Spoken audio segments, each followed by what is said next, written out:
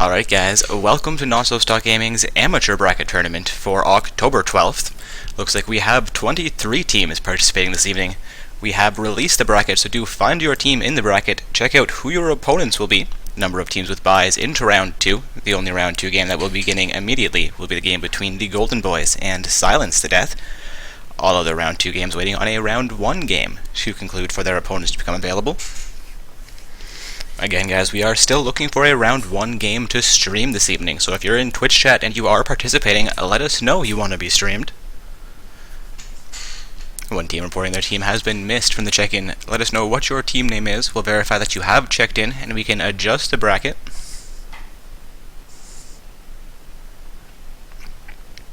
Remembering that teams must check in by 6:45, that is 15 minutes before the tournament begins, on top of their registration. All teams that check in should be on the bracket currently.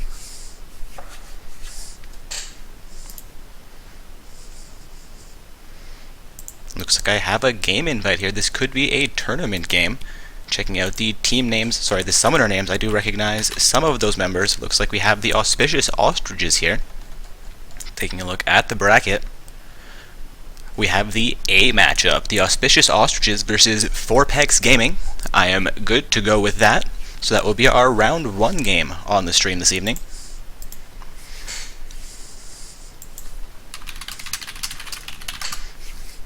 Again guys, this is a Not So Stock Gaming amateur bracket tournament where summoners must be ranked between Bronze 5 and Gold 1 in the solo queue in order to participate tonight. We do have 23 teams in the bracket this evening.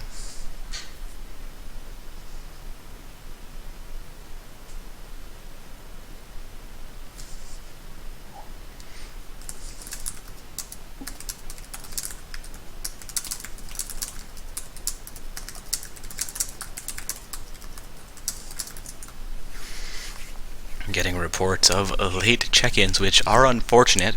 We cannot unfortunately modify the bracket for late check-ins, so if teams do fail to show up, forfeit their round 1 games, we can sub those teams into their positions. Looking like 6 summoners currently in the lobby, with 2 also in spectator with me, meaning we are waiting on only 2 more summoners for our round 1 game. Roughly 4 more minutes until round 1 matches are allowed to start, 15 minutes after that until they must all be started. Again guys, matches are free to start at 7 p.m. Eastern Standard Time and must be started 15 minutes after that point. If your opponents are not available and are still waiting on team members at that point, you are free to report a win against them, saying that they are not ready. It is a no-show technically. Again guys, we do have a secondary bracket tournament tonight as we have over 12 teams participating, meaning that the first 8 teams lose in legitimate combat, meaning they do play their round 1 game, will be added into that secondary bracket, get a second chance to compete this evening. I'll get the bracket link posted back into Twitch chat for you guys as well. There's more information about that secondary bracket on that page as well. Getting questions about the check-ins. Unfortunately, check-ins did close roughly 11 minutes ago.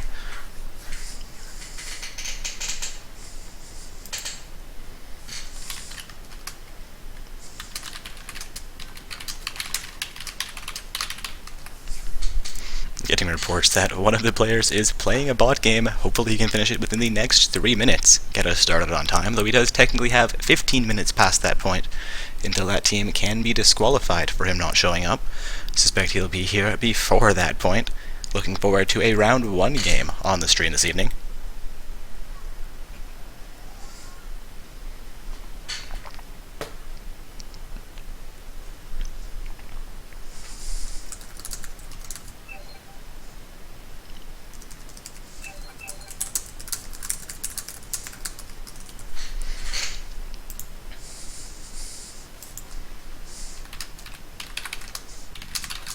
A little bit of hype there from a Wild Gosu, saying that they're going to go all the way to the finals.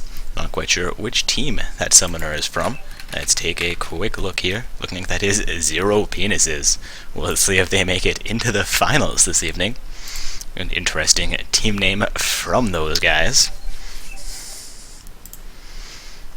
Again, our round 1 game this evening for Not So Stock Gaming's amateur bracket tournament will be the Auspicious Ostriches versus Fourpex Gaming.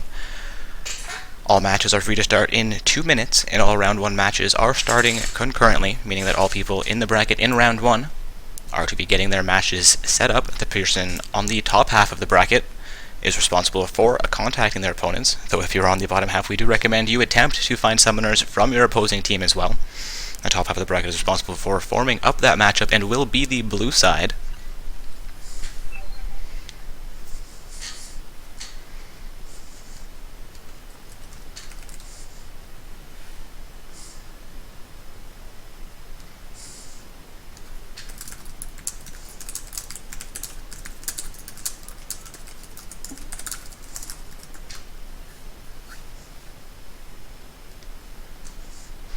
Getting reports that Boku no Piku is unable to play this evening, looking like they are on the top half of the bracket against Zero Penises. So we're going to look for a team to sub into that position. I believe we had a number of late check-ins this evening. The team Dookie Duke, as well as a team that reported their late check-in slightly before that. Going to take a look for that team name if we can find them. Again, waiting on a few more summoners for our round 1 game to get started up this morning. Sorry, this evening. 7 p.m. is not morning here.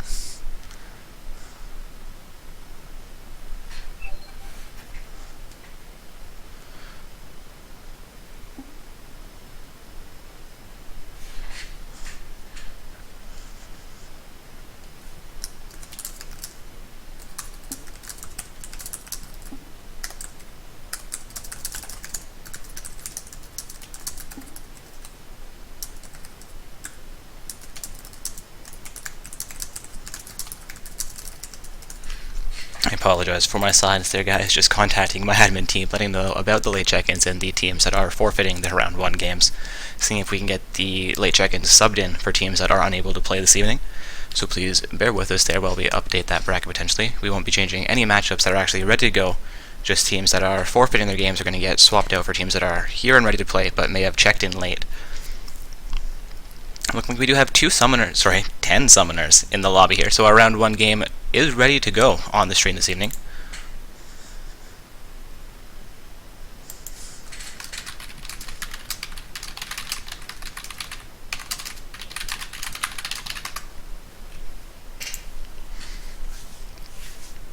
Again, just waiting on all 10 of these summoners to become ready to play.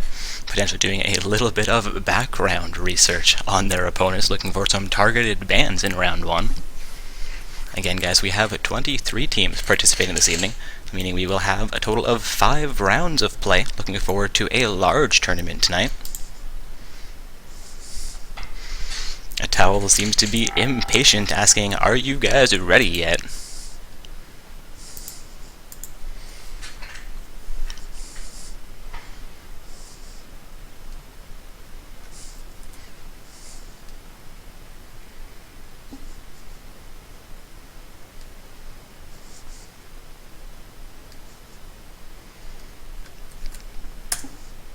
Alright guys, as I could not find the name of the first late check-in there, I do know that Dukeists with the tag of Duke are ready and available to play.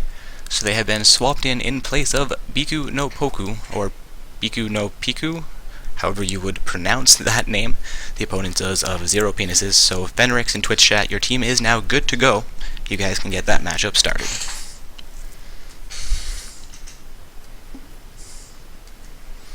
Question in Twitch chat about what is the bronze match. The bronze match is the losers of the semi-finals. The finals are the top 2 teams competing for first and second place, and the bronze match is the bottom 2 of the semi-finalist teams competing for the 3rd and 4th place slots. Of course, the winners of the tournament going home with about 16,000 RP for their team. That is 3,200 RP for each of the final 5 summoners.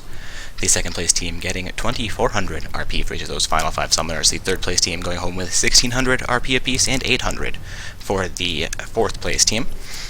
Seeing Tristana banned out by the blue team here, I do believe it is the Auspicious Ostriches on the blue side, with 4pex Gaming on the purple side. Kassadin banned out by 4pex Gaming, followed up by a Yasuo ban from the Auspicious Ostriches.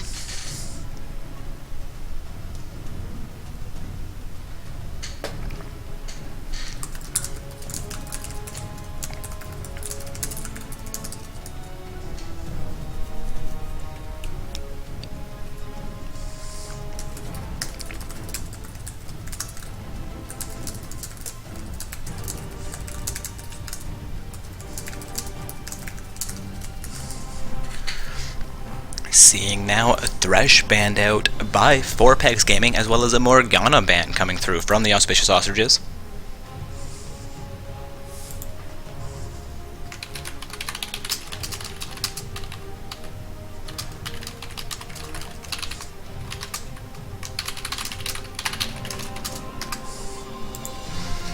Seeing now a Kha'Zix ban as the final ban from 4pex Gaming. And I do apologize for my silence here, guys, just trying to get the tournament started up as smoothly as possible for everybody. With those 6 bans, we do have Tristana, Yasuo, and Morgana banned out by Auspicious Ostriches. Kha'Zix, Thresh, and Kassadin banned out by 4pex Gaming. I apologize, I did that one upside down and confused the hell out of myself. 6 extremely strong bans. Tristana, one of those very feared ADCs in the lower tiers of play, becoming a very strong mid and late game despite being shut down through the early game. Yasuo, an amazing carry, great for synergy with most of the current meta. Morgana, one of those higher tier support champions. Kassadin, of course, one of those godlike assassin mid-laners. Kha'Zix, one of the same, so from the jungle generally, and Thresh, again, a top tier support. Seeing a Towel lock in the champion Braum for Auspicious Ostriches, followed up by a Lucian pick coming out from Devanda on 4pex Gaming, waiting now on Terwindia to pick up a champion.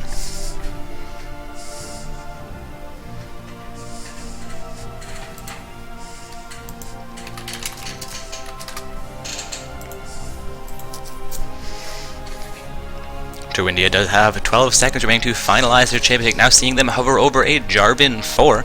Suspect that will be the jungler should that get locked in.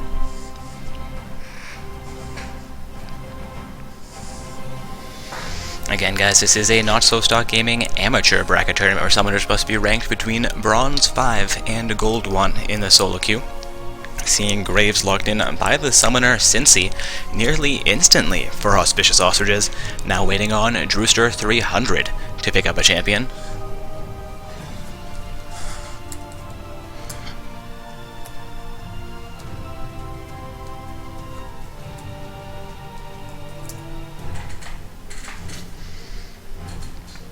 Seconds remaining for Auspicious Ostriches to finalize that third champion. Still nothing being hovered over yet. Again, guys, we are now 6 minutes past the hour, meaning all round 1 games, as well as that 1 round 2 game with both teams in the bracket available, are free to start and must be started within the next 9 minutes, or the team causing the delay may be disqualified.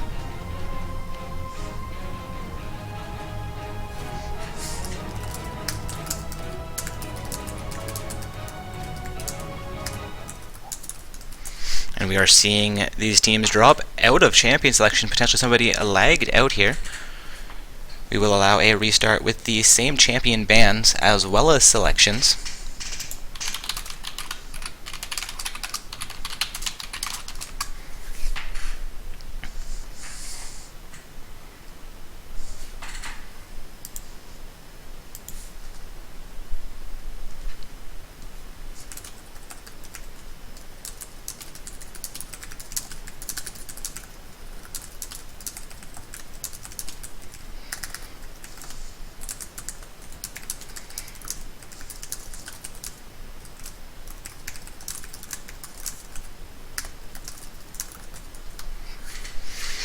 Again, guys, waiting on our round 1 match to get restarted here. I believe we had a Braum as well as Graves locked in for one team. With Lucian locked in for the other, as well as a Jarvan 4 pick.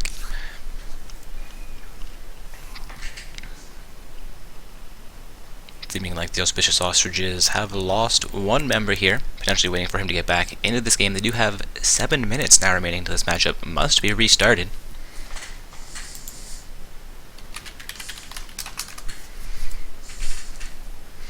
Do apologize for the delay here, guys. Getting reports that the summoner is logging back in, potentially a full client crash there.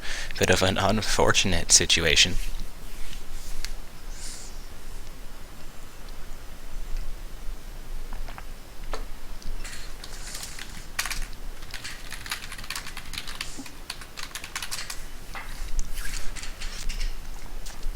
Currently we have a login queue, no notice from Riot however, about any kind of server issues. Believe we are all good here. Seeing Jack Lime back into the lobby, we have now 10 summoners back into this round 1 game. Looks like we'll be getting restarted momentarily.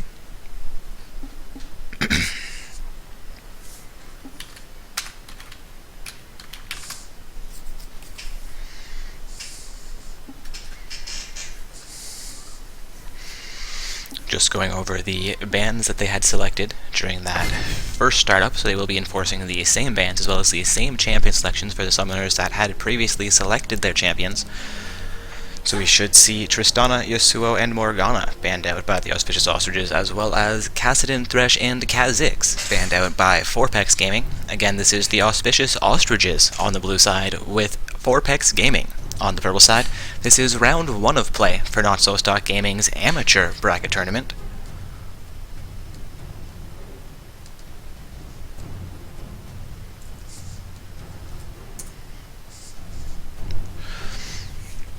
We are seeing the Braum Graves as well as Lucian Jarvan 4 locked in that we saw before champion selection dropped, meaning we are now good to go. Drewster may have locked in a champion at the end there, but due to the game mode being tournament draft, it would have actually picked a champion instead of just dropping champion selection for him, meaning that would have been randomized, and we will allow him to reselect that champion.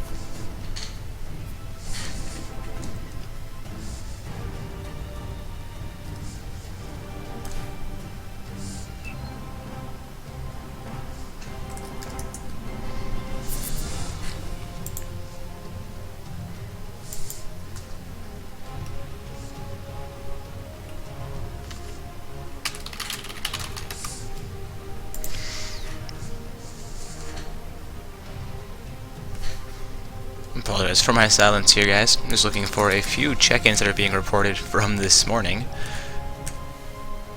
Not seeing the check-ins reported, though.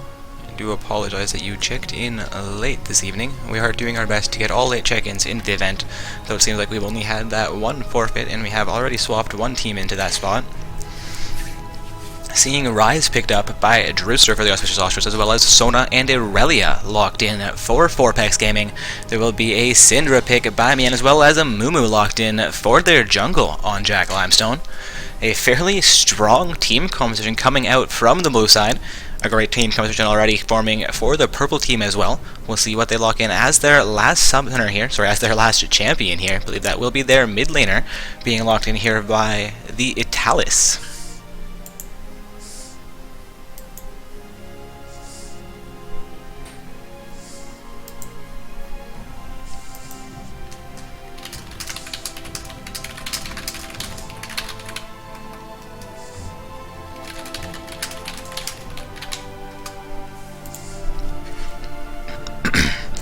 Waiting on the Italis still to select this champion.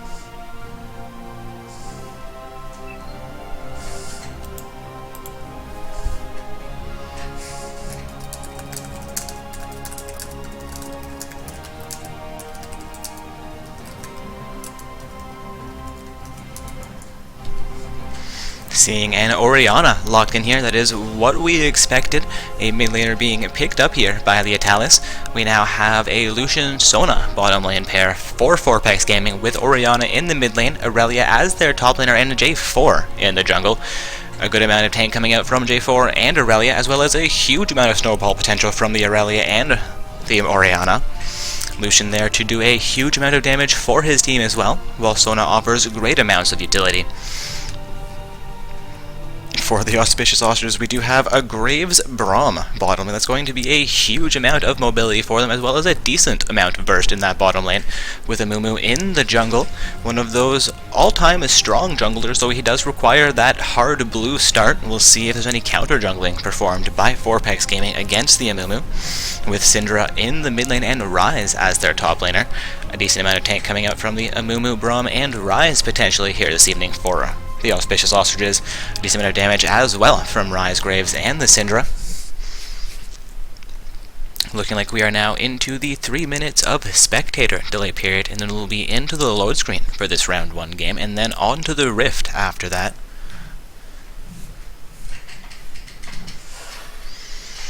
Again, guys, seeing a Graves Braum bottom lane for the Auspicious Ostriches, with Syndra in the mid lane and Ryze as their top laner, Amumu in the jungle.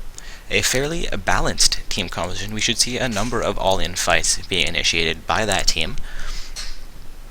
For Fourplex Gaming, we do have a Lucian Sona bottom lane, a huge amount of poke coming out from the pro side in that bottom lane, with Orianna in the mid lane and Aurelia top, as well as J4 in the jungle, suspecting they will be going for a few more picks, and, apologize guys, going for a few more picks and looking for those 1-on-4 fights, looking to catch out as many team members of the enemy team in solo play as well as in the jungle.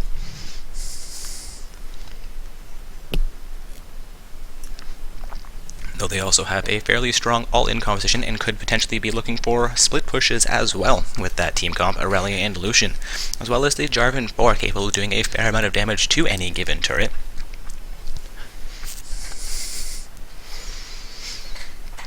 Just a minute and a half of spectator delay remaining here, guys, and we'll be into load screen and onto the Rift for round 1 of play at Not So Stock Gaming's amateur bracket tournament. Again, all summoners must be ranked between Bronze 5 and Gold 1 in the solo queue.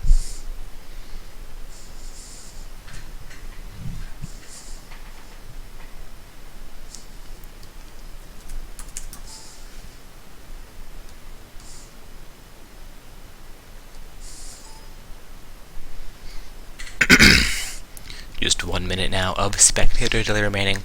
Again, we do have the Graves Braum bottom lane for Auspicious Ostriches, with the Syndra in the mid lane, Ryze as their top laner, and Amumu in the jungle. A fair amount of AP coming out from the jungler top lane and mid laner there, with the only real AD damage coming through from their bottom lane pair. A little bit more balance from the purple side with Aurelia J4 as well as Lucian doing some AD. The Sona and Orianna picking up the AP gap.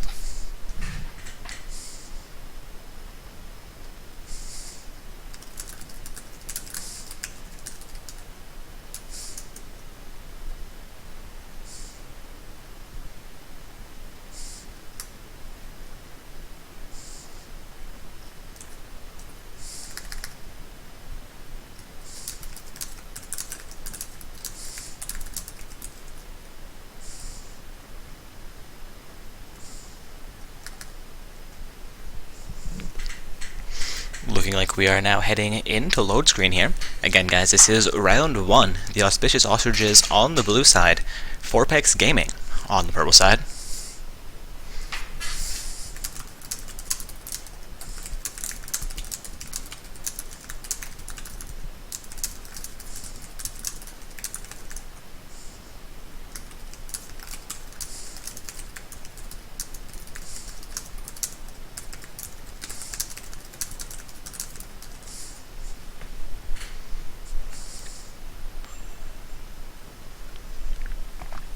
Coming into the load screen here, seeing 3 untrimmed summoners on the blue side, as well as those 2 silver trims, 3 silver trims, as well as 2 gold trims for the purple team. Not quite sure exactly what the current yellow of these summoners are. Can head over to LolNexus momentarily and let you guys that information.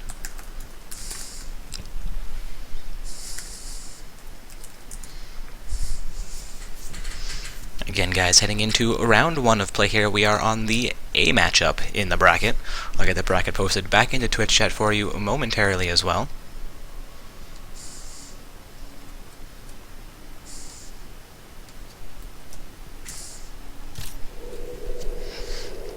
We are officially onto the Rift, seeing purple side as well as the blue side now pick up some items. Sona and Graves, the last summoners here, to make their purchases, just waiting on Graves to get himself out of the base here. Will pick up his item and begin to make his way onto the map. Taking a look over at LolNexus, we do have an all-gold team on the pro side with a mainly gold team, the 1 silver summoner being Graves at silver 1 on the blue team. Again, it is the Auspicious Ostriches on the blue side with Fourplex Gaming on the purple side. With us being now 18 minutes past the hour, all round 1 games are to have officially begun, as well as that 1 round 2 game with both teams showing in the bracket.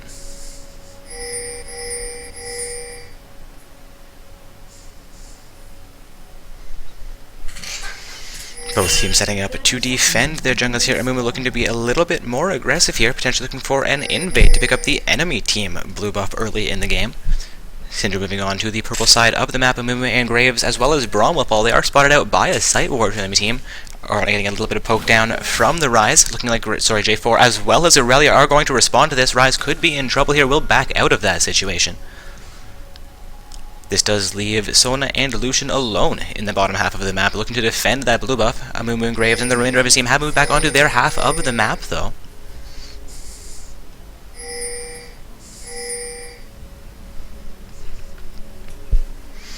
Amumu opting for a red start, maybe a little bit of a hindrance for him, though if he can get his blue buff off without any problems, it will still be a good start. Opting a start in the bottom half of the map is fairly standard at most levels of play, due to having the 2 summoners available to leash for you, and allowing your mid and top lane to get their first farm. We see Graves and Braum leash the red buff, giving it 2 if not 3 hits, and then leaving Amumu alone in his jungle, making the way down to their lane. Both sides, bottom laners, will enter the lane at the same time, meaning there will not be an obvious experience advantage in that lane.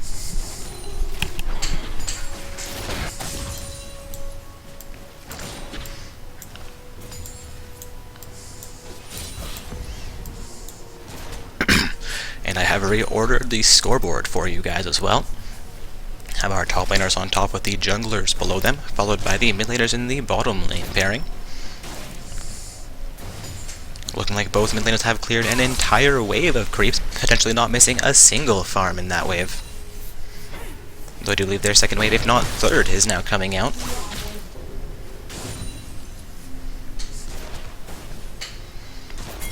Seeing neither team really willing to engage their opposition, looking to pick up as much farm on the minions as possible right now. Of course, as I say that, Ryze putting a bit of damage onto the Aurelia in the top lane. Amumu looking for a gank, potentially as someone pings out the enemy team Tribush. Again, guys, this is the Auspicious Ostriches on the blue side with 4pex Gaming on the purple side. This is round 1 of play for Not So Stock Gaming's Amateur Bracket Tournament. All summoners must be ranked between Bronze 5 and Gold 1 in the solo queue, seeing 2 mainly gold teams come out for this matchup. Amumu making his way back down from the top lane. Apparently the gank was not quite successful. Damage being put onto Orianna from Syndra in the mid lane. A potion will come out from Syndra to keep her healthy. Amumu making his way into the mid lane here as well. Poke comes out from Braum, not able to connect onto Lucian nor Sona though.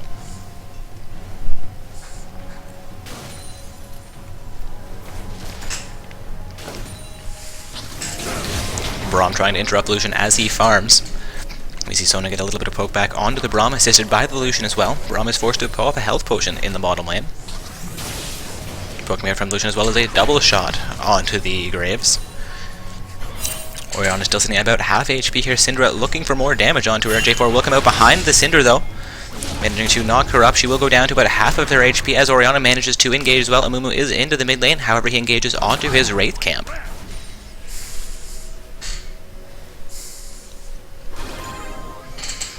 Sona keeping Lucian quite healthy in the bottom lane. Both of those summoners sitting at full HP, nearly full mana as well. Of course, that is a situation for both sides, though the Braum Graves pair is slightly behind as far as mana is concerned. Seeing a fairly even matchup in the bottom lane, though the mid laner Orianna has a slight farm advantage, and Orianna is well above Ryze in the top lane.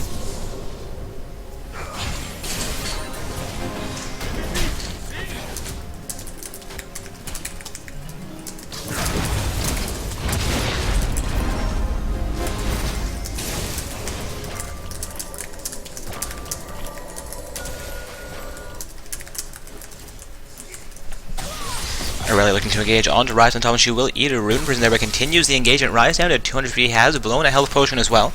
One health potion as well as a mana potion remaining for him. The Aurelia opting to start with the Crystalline Flask. Believe she has no charges remaining on that, however. Amumu recalling from the bottom lane here. At nearing the 6-minute mark, we still have no kills on the map. Both sides looking for first blood here. Syndra engaging onto Orianna in the mid lane. Orianna managing to dodge most of the damage. Syndra managed to dodge a fair amount of damage from the Orianna as well. A health potion will come out from Orianna to keep her healthy.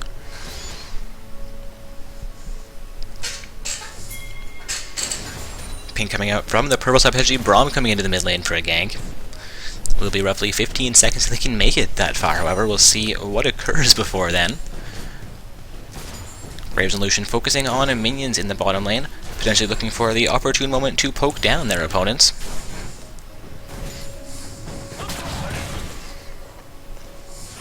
Braum taking down a Siege, maybe will hand that gold to both himself and the Graves.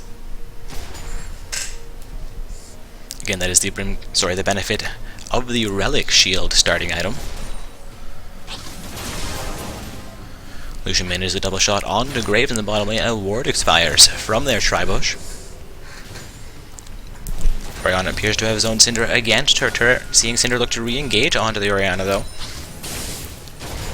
Aurelia still up about 10 farm over Ryze in the top lane as well, seeing a fairly even goal score here, roughly a 300 divergence between these two teams.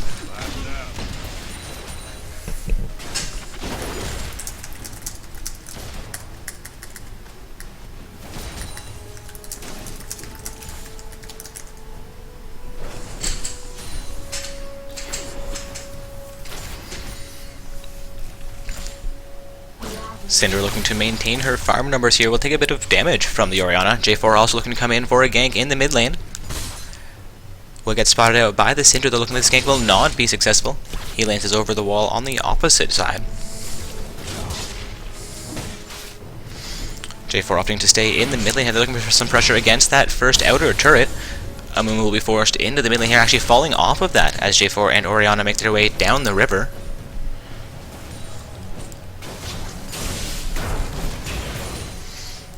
Orianna splitting up there will drop a ward behind the Dragon Pit into a bush. Ping coming out from the blue side into the river. J4 looking for a blue buff here, potentially handing that over to the Orianna if it's on the map. Orianna actually staying in the mid. Looks like J4 will take that second blue buff of the game for himself.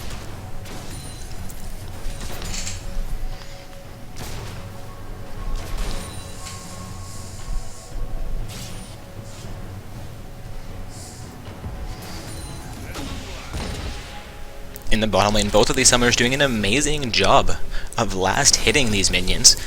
Lucian sitting at 71 CS, Graves at 65, only a 6 CS deficit. We are nearing the 9-minute mark. That is an impressive farm.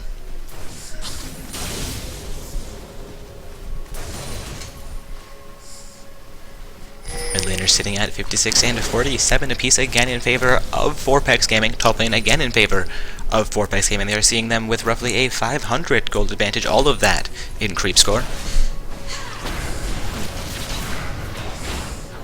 Syndra laying this on onto Orianna. Orianna is poked down to half of her HP. J4 however coming out behind the Syndra.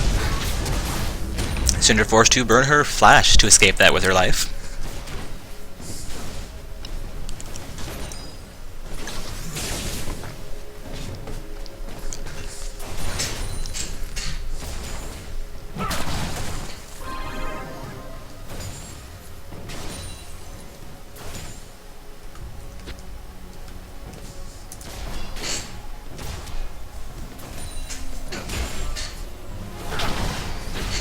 Braum just missing poke onto Syndra and onto Sona, and Syndra engaging onto Orianna in the mid lane. The ultimate comes out from the Syndra, and the guy goes onto Orianna. That will be first blood in the mid lane, a solo kill for the Syndra.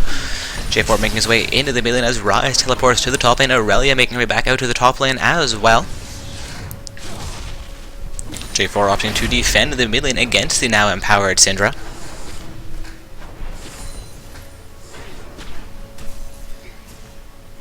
J4 making his way back into the jungle, knowing that Syndra will not be able to get any kind of pressure against that mid lane outer turret. Orianna coming back onto the map now. Will be into the mid lane in roughly 15 seconds. Syndra will be roaming into the bottom lane. Amumu lands a bandage toss onto Lucian. Braum takes a huge amount of pressure though. The culling will come out. Heal coming out from the Sona as well. They're keeping Lucian a little bit more healthy. Poke comes through from Lucian, not able to connect onto the Braum nor the Graves. Amumu still in the bottom lane. J4 also making his way to the bottom lane. Amumu and J4 will spot each other out. Ryze engaging onto the Aurelia, re-engaging onto the Ryze here. Both of them are getting fairly low. We'll see who picks off who here. It's going to be a complete skills matchup as Ryze waits on his cooldowns. Aurelia will go down to the Ryze in the top lane. Now a 2-0 kill score for the Auspicious Ostriches.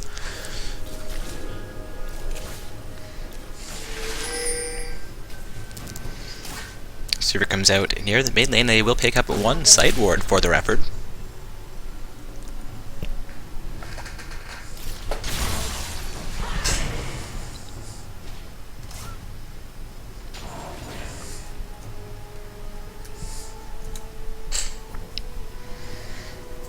Orianna has pushed her wave against Syndra's turret, and both waves will come back out into the mid lane, seeing these summoners look for as much farm as possible right now.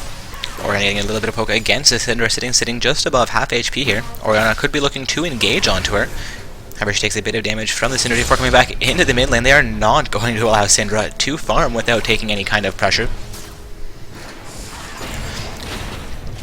Amumu potentially looking to enter into the mid lane. Syndra has re-engaged onto the Orianna. Both of those summoners down below half HP. Lucian recalling from the bottom lane. Amumu has been spotted out by a vision ward placed into the Baron pixel bush. Aurelia has been alone in the top lane. Ryze making his way back out to that lane now. Appears that Aurelia will spot out a vision ward from the enemy team in her tri-bush, but not actually take that down. Amumu looking to counter jungle here. Aurelia has placed a sight ward onto their red buff, keeping that safe. Again, Aurelia walks through that tri-bush, ignoring the vision ward placed by the enemy team. Poke comes out from the Braum, not able to connect onto the purple side Sona. Again, guys, it is the Auspicious Ostriches on the blue side, 4PEX Gaming on the purple side. We are seeing the Auspicious Ostriches with roughly a 600 gold advantage at the 12.5 minute mark of the game, setting up 2 kills to 0 right now.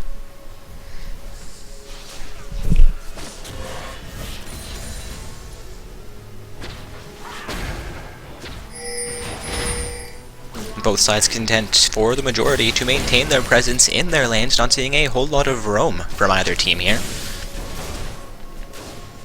J4 also focusing his attention on the mid lane, while Amumu seems to be focusing on the bottom lane. Braum engaging onto the Sona Lucian pairing. The ultimate will come out from Braum. Amumu looking to make his way in, will flash, getting the flash out from the Lucian as well. Apologies, that was a flash from the Sona. Lucian actually doing a fair amount of damage to the Graves. They're looking to retreat from this fight in a 2 versus 3. Braum taking more poke from that pairing. Might go down here. Poke comes out from the Lucian. Not quite efficient. However, Orianna is into the bottom lane. Ultimate comes out from the Amumu, and Sona will go down. Orianna could be in over ready, but J4 will come in from behind with the Cataclysm, taking Braum down. Looking like Amumu will go down as well. Graves will escape that with his life. However, now a 3-2 kill score. 4PEX Gaming turning that fight in the bottom lane completely around. That has actually evened out the gold score, sitting now at 18k to 18,000 gold. A little bit of hype from MM034 in the Twitch chat for Team Gems. Team Gems, one of the higher level teams that competes in Nonstop Gaming tournaments, not eligible for our amateur events. Seeing Ryze pressure Aurelia out of the top lane here, looking to get some pressure against that top lane outer turret. As we approach the 15-minute mark, no turrets have been removed from the map. Syndra clearing out a vision ward from the enemy team on their side of the map. Orianna looking for a blue buff for herself here.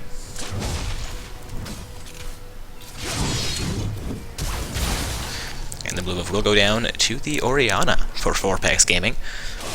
Well leashed by the J4. J4 initiating back onto his wolves. Orianna returns to the mid lane. Appears that Amumu has handed a blue buff over to Syndra as well for his team.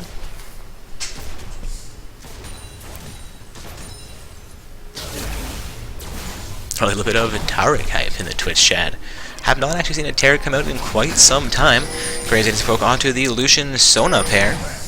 Poke coming up from the Braum, not able to connect onto Lucian ever. Orianna and Syndra duking it out in the mid lane here still. Ryze making his way back out to the top lane while Aurelia does her best to get pressure onto that turret. Currently sitting up about 20 farm over the Ryze. Ryze is up 1 kill on Aurelia, however. They should be fairly even in their gold scores. Looking like only a 10 gold difference between those two summoners. Amumu engaging onto the Aurelia. J4 also into the top lane. That blue side vision ward is still in that tri-bush. J4 and Aurelia now opting to finally take that down. Syndra engaging onto Orianna in the mid lane. Orianna down to about 600 HP. Getting reports from the Twitch chat that J4 has flashed.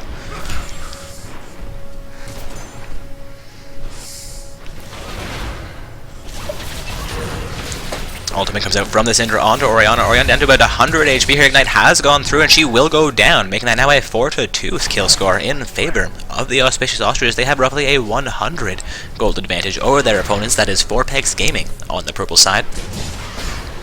Syndra looking to pressure down the J4 in the mid lane as well. Not able to get any kind of pressure onto that outer turret though.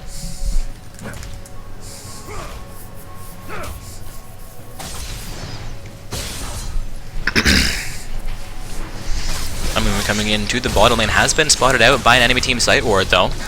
The Lucian Sona pair will back up onto their turret. Action in the top lane as Aurelia comes in onto the rise. Both summoners down to about half HP. I believe Aurelia has popped a health potion here. Syndra looking for pressure against that mid lane outer turret. It has lost about a quarter of its HP.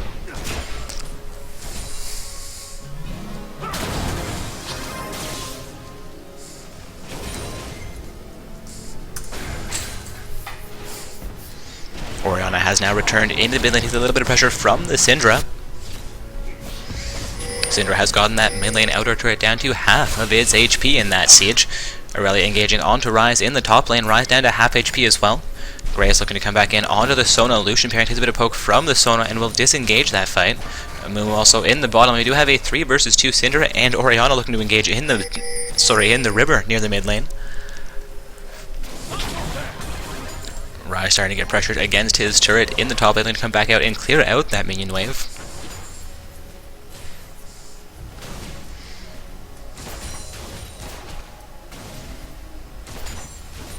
Syndra the only mid laner right now with the blue buff, Orianna having been killed after taking blue buff for her team.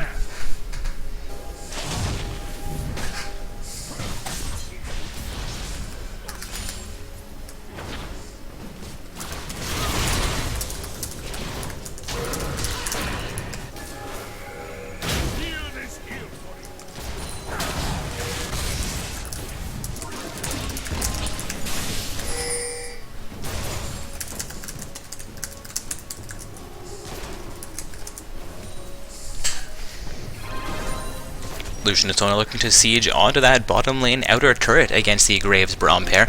Sona actually looking to clear out the Vision Ward, trying to J4 actually making his way into the bottom lane as well. Believe he has been spotted out by that Vision Ward though. Braum going full ham here.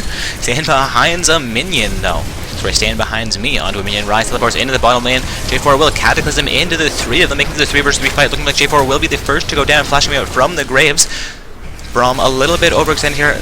Aurelia coming into the bottom lane goes full ham under that turret down to 200 here. Comes out of that turret, but the one more turret will follow her through, and Ryze picks up a kill for it. Ryze, however, going down to the Lucian as he gets a nicely placed rune person onto him. Braum looking for some more poke onto the Lucian. However, Amumu comes in from behind. Flash comes out from the Lucian a little bit early, but the Vayner will miss. Flash coming out from the Amumu for him to ultimate and finish off Lucian. That is 3 kills for 2 in the bottom lane. Teleport coming in from both teams' top laners.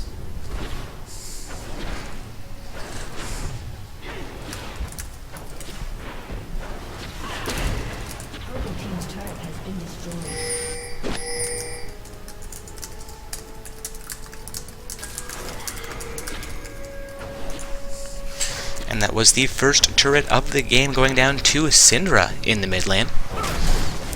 Auspicious Ostriches looking for the first dragon of the game as well as we approach the 20-minute mark here. This is an extremely late dragon going down. However, it will go down uncontested as the Amumu lands his smite.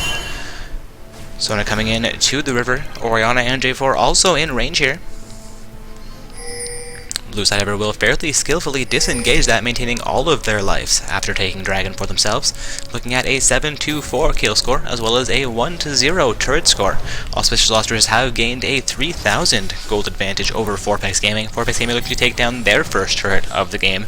Also in the mid lane, Orianna and Aurelia pressuring that down. It will indeed go down, closing that gold gap to just below 2,000. Ryze ever looking to trade another turret for his team, making it now 2-1 as he finishes off the top lane outer turret on the purple half of the map. Blue buff going over onto the Orianna at this point. Lucian popping the culling onto Graves, managing mainly to clear a minion wave, however. Braum also making his way out into the bottom lane. Syndra engaging onto the Orianna. Aurelia and J4 are there to assist her. Amumu not going to be able to get there and do enough damage to do anything to save the Syndra there, so he will back out, allowing Syndra to die. Graves engaging onto the Sona will be successful. Sona does go down in the bottom lane. Braum also stunning out Lucian. Lucian looking like he will go down, so that is a double kill for the Graves. Auspicious Ostriches is picking up a 9-5 kill lead here. However, their mid lane inner turret is being sieged upon by 3 members of Vorpex Gaming.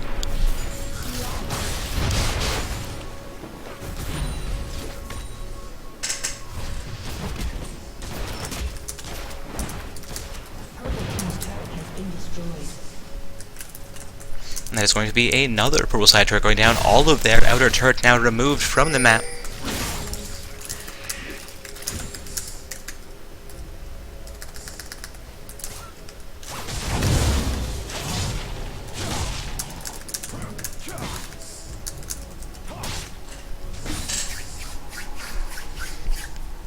Z and J4 pick up a blue buff there, I do believe.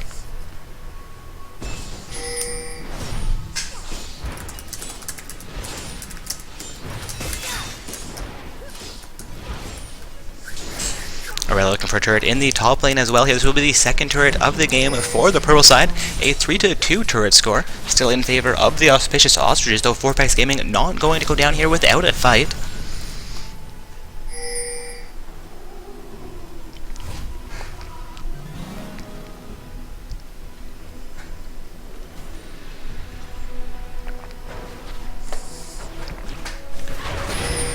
Cinder looking for some damage onto the Orianna in the mid lane.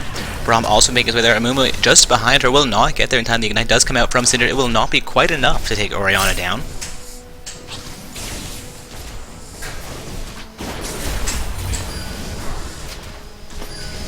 Graves engaging on Lucian, looking that will be a kill for Graves in the bottom lane. Now a 10-5 kill score for the Auspicious Ostriches.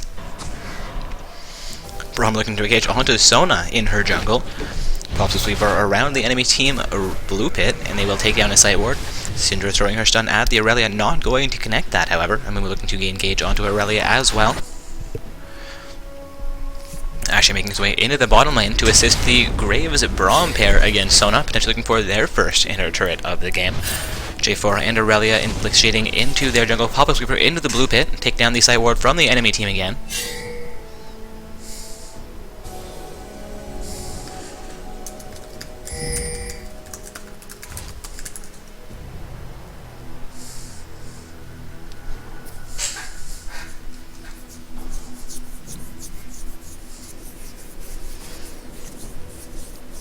Purple side looking to make a play in the bottom, and they do have all 5 of their summoners in the bottom half of the map.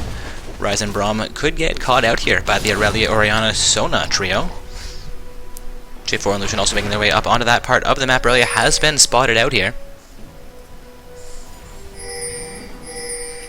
Amumu and Graves now looking to join the fight. It will be 5 versus 5 as these teams look to engage.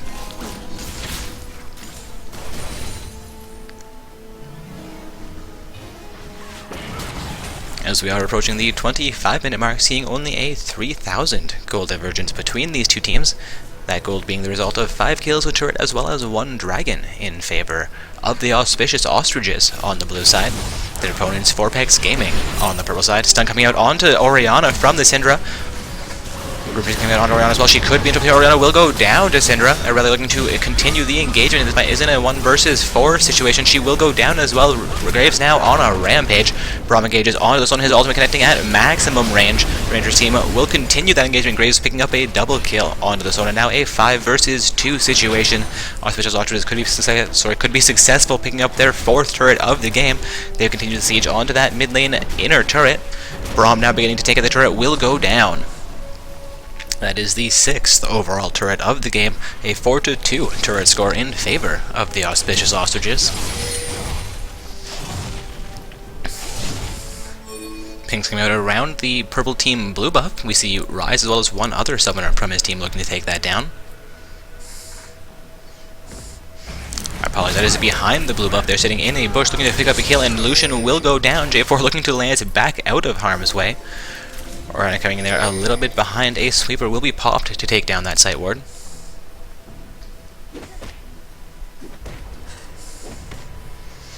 Getting a question in Twitch that are there substitutes? We do allow teams to register up to 9 summoners to participate in the evening, though only the 5 participating in the finals matchup, should you make it that far, will be receiving prizing for the night.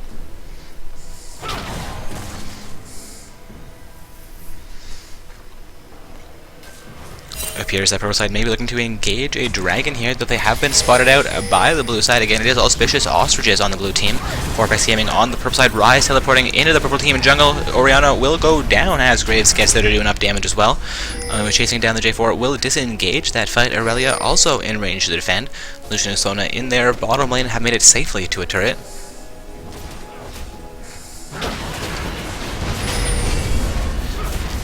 Auspicious Ostriches having taken down that one summoner from Vorpax Gaming initiate on the dragon. It will go down uncontested. J4 making his way out, but it will be too little too late for his team to try and take that.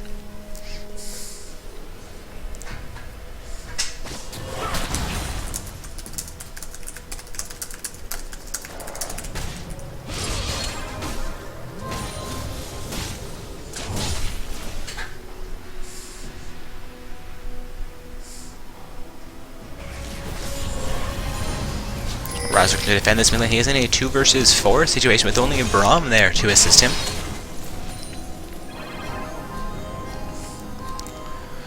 Seeing 5 members of Vorpax Gaming to siege down into the mid lane.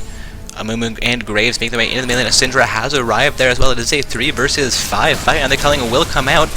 Majority of that being blocked by the unbreakable wall coming through from Braum.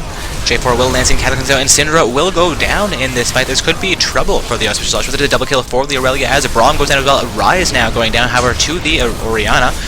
The majority of Vorpax Gaming extremely low. Here's the comes out from the Amumu. Amumu looking like he is going to go down here. All members of Vorpax Gaming still alive there, and then 3 of them go down almost instantly as Graves picks up a triple kill. 4 members of Vorpax Gaming have gone down. Is now 1 member from each team remaining.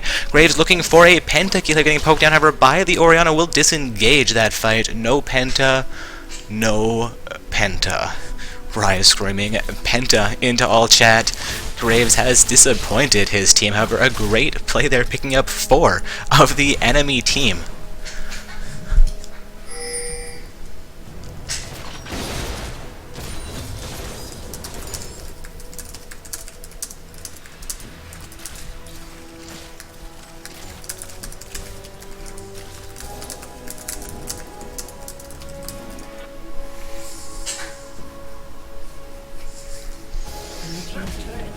The map getting reset here. Minion pressure will take down that bottom lane outer turret from the Auspicious Ostriches. All outer turrets for both teams now off of the map. Orianna picking up a blue buff from her half of the map. It appears that all buffs have been removed here, with Lucian taking the last one as I say that.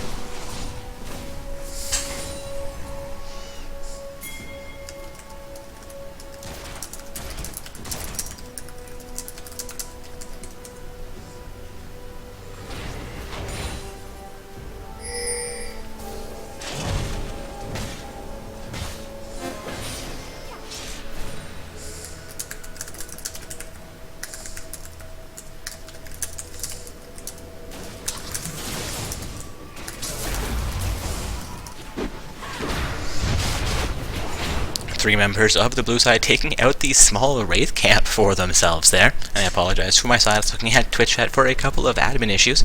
A little bit of late substitutions needing to be registered here.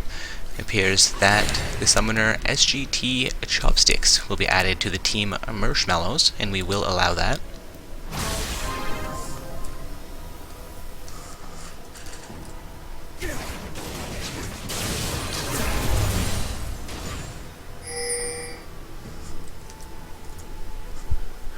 And that roster change has been effected, guys. If you refresh your tournament page, you should see the new summoner name added to Team Marshmallows.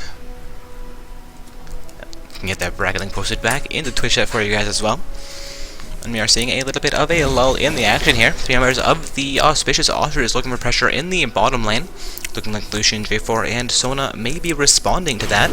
Orianna looking to back from the mid lane. Looking that lane should be locked up as both minion waves approach the mid portion of the mid lane.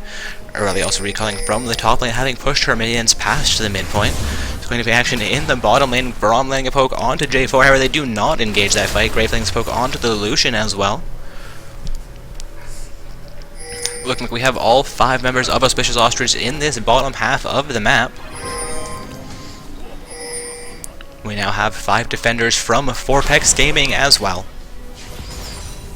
Auspicious Ostrich looking for their second inner turret of the game. Fourpex Gaming looking to not hand this over. Sona will engage onto the enemy team, however she will take a huge amount of punishment for it, and ultimate coming up from Amumu under that turret. Sona does go down. She is the first kill in this fight. Ultimate comes out from Braum here as well. It's going to be a kill for Graves.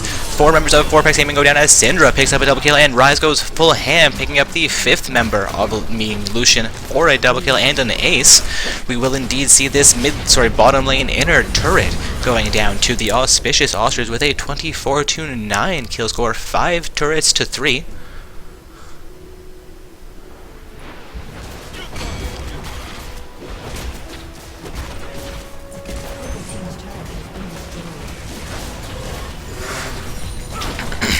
Seeing that inhibitor turret as well as the inhibitor be taken down by Auspicious Ostrich. Also, we have a few win reports trickling in here.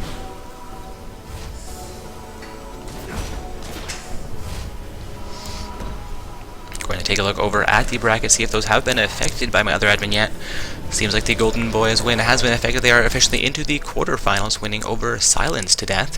That seems to be the only game we have actually affected onto the bracket. So we have a win for a number of teams coming here. I will get those done momentarily. I do apologize for that, guys. Fourpex Gaming looking for a Baron play here, potentially having just lost their bottom lane inhibitor. Sona will initiate on the Baron. J4 comes in a little bit behind. Orianna as well as Aurelia are there. Blue side looking to counter this Baron. Lucian comes in as well. It's going to be a 5 versus 5 fight in the Baron pit.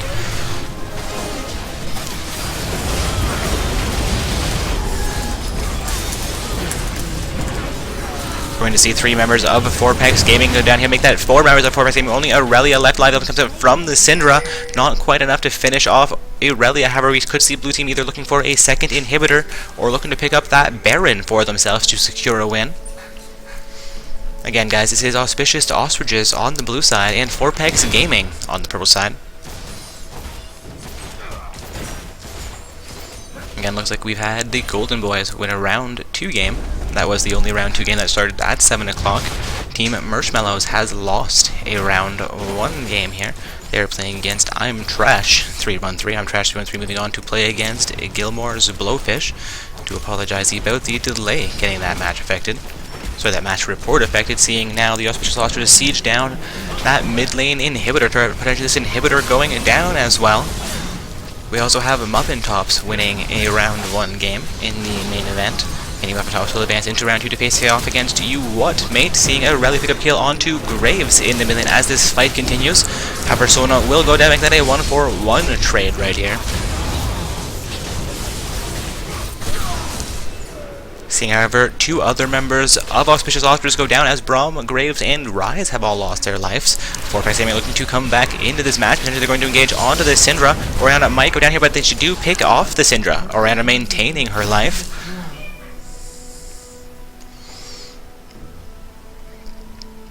Again, guys, just getting a few match reports affected here. Forgot that my other admin did need to go for dinner. So we'll be back in about 10-15 minutes, so I'm in charge of match reporting currently. If you report your wins and they don't get affected on the bracket, please let us know. We'll look into that. Seeing a win reported for Team Dukists as well. Fourpex Gaming looking to siege down the inner turret in the mid lane. Indeed, Dukists won over O-Penises. O-Penis will be moving on into the secondary tournament. Again, guys, all teams, well, the first 8 teams to lose in the main event, lose those legitimate matches, meaning you cannot forfeit your round 1 game, must actually play it. The first 8 teams to lose those matches will be going on into the secondary event for a second chance to play this evening. Seeing a win reported for Team Failstar as well. Team Failstar being victorious over No Reason Boners. An interesting team name from the loser side. Again, they're moving on into the secondary bracket tournament. Looking like we have 5 teams there qualified in. With the remainder of these match reports, we will be starting the secondary bracket tournament fairly shortly. Blackman Will Rise has also won a round 1 game, facing off against Team Phage Clan.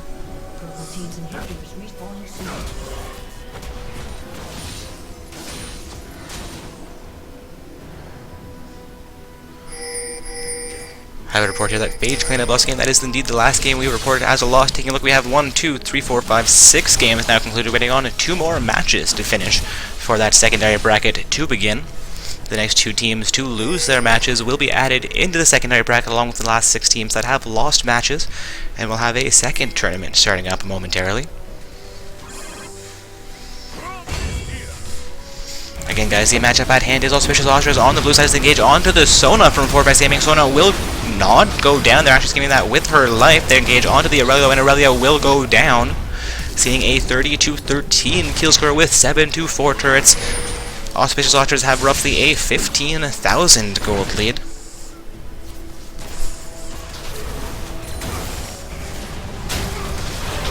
Seeing Auspicious Ostriches siege down this bottom lane inhibitor. Once again, the middle inhibitor has already been removed.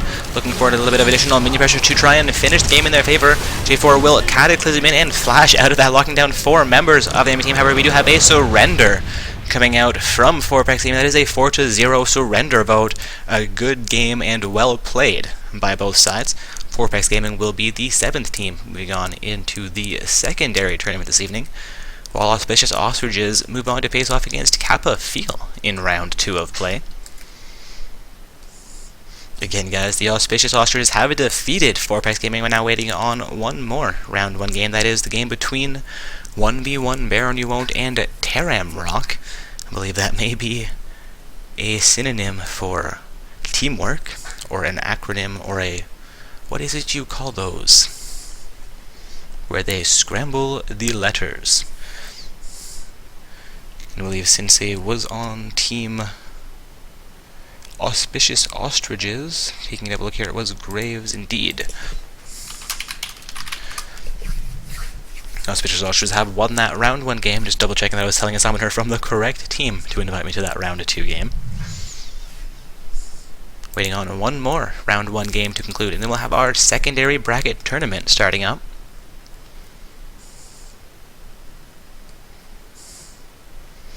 Okay, guys, the teams currently qualified into the secondary bracket are the Purpose Gamers, Team Marshmallows, No Reason Boners, Oh Penises, Phage Clan, 4Pax Gaming, and Silence to Death, waiting on the 8th team to qualify, and it will either be 1v1 Baron You Won't or Taram Rock, depending on which team wins and which team loses that matchup.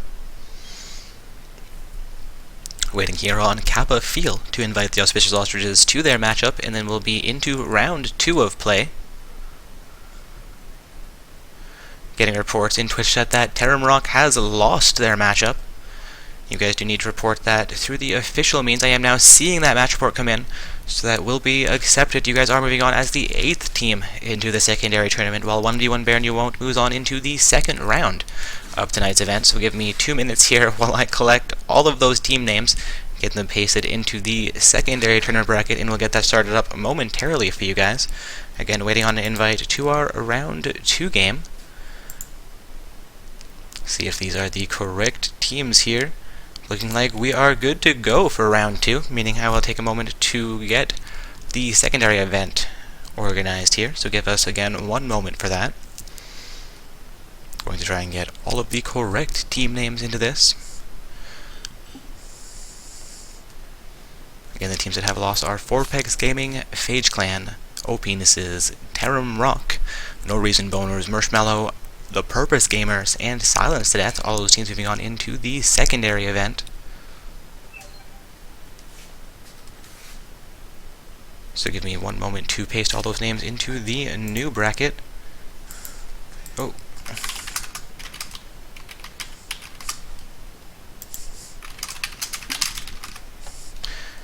And I almost forgot, we do have Ziani joining me for round 2 of play to cast this evening.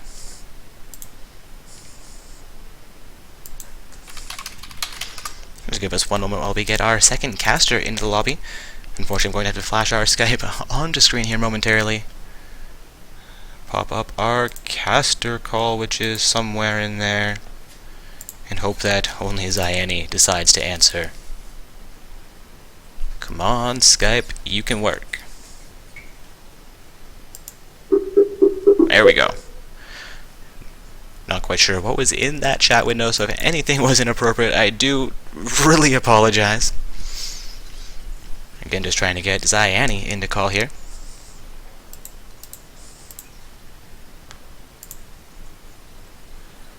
looking to make sure my sound is correct. Actually, I did hear that ringing, so it should be good. Hello. And there's Ziani. How are you guys doing today? Was an interesting first matchup. Auspicious Ostriches did extremely well against 4PAX Gaming. Just looking to get the secondary tournament started up here.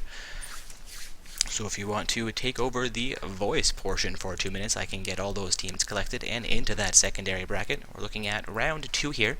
The team Kappa Feel on the blue side and the Auspicious Ostriches on the purple side.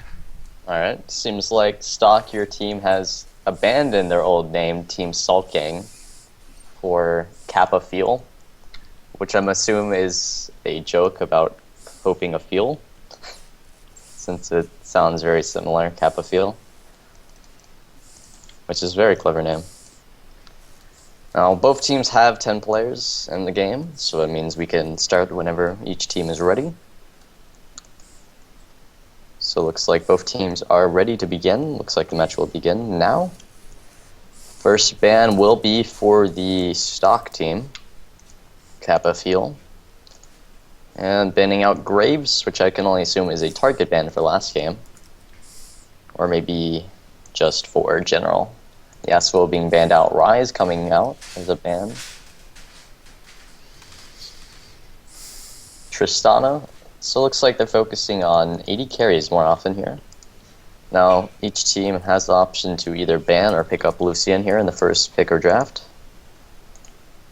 which would be very strong against any remaining 80 carries after the bans issued currently.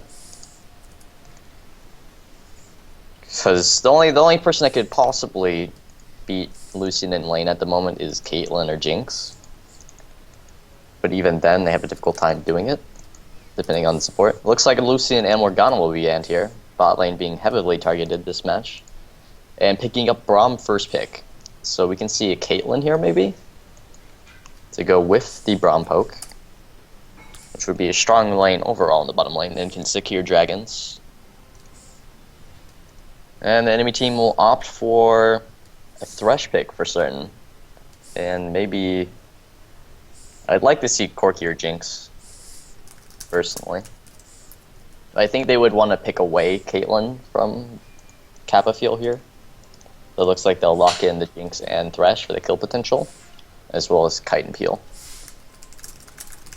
So now that the bot lane has locked in, looks like blue team will lock in the Corki and Amumu.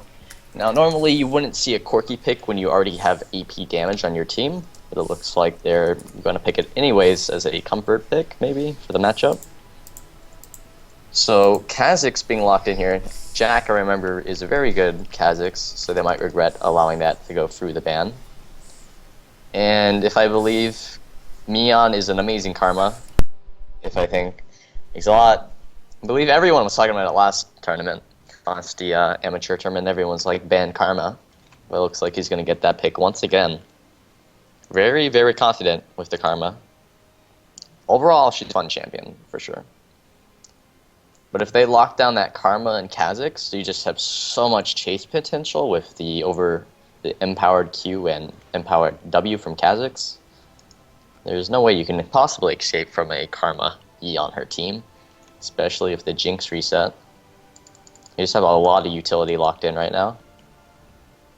Looks like they will lock those two in. Now looking at the blue team, they have the option for a Gnar pick. Gnar is very strong in this matchup, but I believe it is Karma top, so they'll have to gauge it correctly, maybe. Orianna and Nidalee being hovered here. Ignite on Orianna and Nidalee currently. Top lane should be more damage based rather than tank. However, Maokai is available if they wish to take that. Aurelia and Gnar would both be good picks. Mid lane looks like they're running an assassin, maybe. Interesting to see Talon swapped in and locked there. I mean, it makes sense because they've set themselves up to have two APs already with the Amumu and the Corki, which means they have the leeway to pick up Talon if they want, because they already have the AP damage for their team, so they can pick 80 mids if they want. So it looks like they were hoping for the enemy team to pick up maybe something counterable by Ori, like Zed. So they could have picked Zed into Ori, Talon. Either one works in this matchup. However, Talon has been nerfed, I believe, so his E no longer silences. So this should be an okay matchup for what used to be a hard matchup. And Zed looks like, yeah, she will hover over a few other stuff, but looks like she will lock in that Orianna. Nidalee has been picked up for the top lane for the enemy team. Not seeing a whole lot of solid tank for the Auspicious Ostriches in this matchup, only really Thresh to absorb that damage. Well, the thing is, they don't really need a tank. They just have so much utility and like kill potential. Any one of their members can 1v1 and just obliterate someone on the enemy team. However, if Amumu can pick up the pace and maybe get farmed early game, he can be a huge threat to them if he goes tank. Otherwise, I'd love to see an AP Amumu in this tournament. This is so much fun to see and watch. Will AP and Mumu just go in there and blow things up? Yeah, you go DFG, bandage toss someone, and they lose half their HP. It's great. That would be ridiculous to see. Yeah. And against their team, it could work. They have no tank.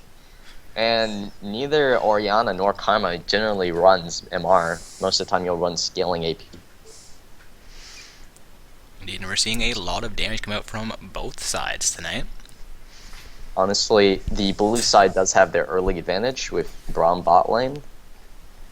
Now, the only thing that differentiates is blue team has a strong AD carry and bot lane presence, like a lots of kill potential and just trade potential.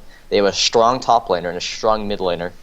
However, their jungler requires protection and farm, so they've set it up to where they can defend their jungle, allow him to farm while dominating their lane.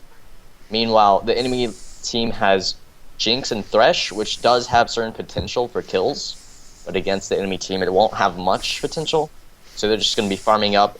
Top lane, Karma doesn't really hit power spike until she's like 4 or 6, and Orianna just does not have the potential to cover up her jungler in a situation where they 2v2. But with Kha'Zix as the jungler with Orianna, we'll see him coming in a little bit earlier than the Amumu as well. Yes. Which means they've traded jungle pressure on the blue side for early lane pressure, and they've traded late game jungle. Well, actually, Kha'Zix wrecks any stage of the game, so that's not true. Kha'Zix just kicks in much earlier than Amumu, while the lanes aren't as strong. Yeah, blue side with more of a utility and slow start jungler, where Kha'Zix is that huge assassin throughout the game. As long as he plays it correctly, I don't think Talon or Nidalee will be able to burst him. However, Amumu is so good for shutting down Kha'Zix. You just have a huge AoE stun that could catch you even if you go invis, and then you follow it up with a bandage toss, and their team can just obliterate the Kha'Zix whenever they want. But if he picks up an early Hex Drinker, I think they should be fine. And we did see Amumu played in round 1, doing extremely well, catching 3 and 4 members of the enemy team in his stuns. Of course, that was a different Amumu, so we'll see how Stalk Your Grandpa handles things. So, looking at the summoners here, top lane is running Ignite rather than Teleport, which I think is really good because they have the Kha'Zix pressure. They can camp top all they want, and they can snowball with that Ignite. But unfortunately, the blue side will have Dragon pressure because of the Teleport. So either way, both teams can grab control of the map by playing along their strengths. So if Team Kappa Field decides they want to kick it up a notch, they can get early dragons while sacrificing pressure in the top lane and get completely destroyed by the Karma Ignite and Kha'Zix. Or they can allow top lane to get camped and not do anything about it. Yeah, seeing no teleport on the purple side is going to be an interesting choice for them. We'll see how they manage to handle that, losing a little bit of mobility for that choice. Honestly, I think the Mumu pick will be very good late game and mid game. Just depends on how well he farms. The key thing to look out for here is if Kha'Zix gets a successful invade, be it level 1 or level 2, he can completely shut down a Mumu if he plays it correctly. This is the key thing to look out for. If Kha'Zix can get into the jungle without being spotted and kill him at his second buff, Amumu will be completely screwed. Like, he'll just get walked over by every single person. Indeed, Amumu does need that strong start in order to scale well into the mid and late games. Seeing a number of cool skins coming out here with the Guardian Sands Kha'Zix as well as Order of the Lotus Karma. A little bit of synergy between those choices. Well, none of them are Shurima characters except for Kha'Zix. Wait, is Karma like Shurima? Or... I'm not sure if it's Surima, but Lotus and Sands seem to go together with the desert-themed skins. Well, it's the sand place is called Shurima, so I just... That's true. Though I'm not sure where Karma is based from. Maybe somebody in the Twitch chat could let us know. I think it's Ionia. No, wait. That doesn't make sense. I don't even know anymore.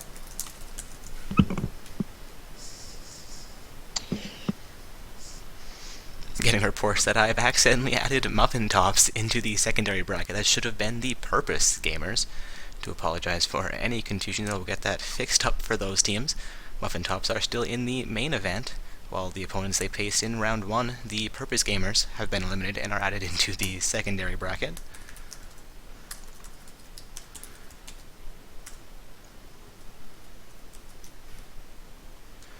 Alright. Looks like we are close to loading into the match currently. So just one more second and then we will be on to the Rift and into the game. So hold tight, guys. Indeed, loading into this game, seeing only silver trims as well as non-trimmed summoners coming to this matchup. Now, I know that the stock team has a few upper ranks. A few of them competed in the semi-pro yesterday. Indeed, they have, I believe, 3 other summoners for their team that aren't participating in tonight's event due to the ranking requirements. Yeah. So they've got a little sister-brother team going on. Always nice to have somebody slightly above your ELO to help you get through the tough times. Yeah. That's for sure. There's nothing It's always like nice to have. advice. Yeah, having a father figure in League of Legends is nothing you can talk about inappropriately. Seeing all summoners now purchase their items and make their way out of the base here. Fairly It's quick like start for both teams.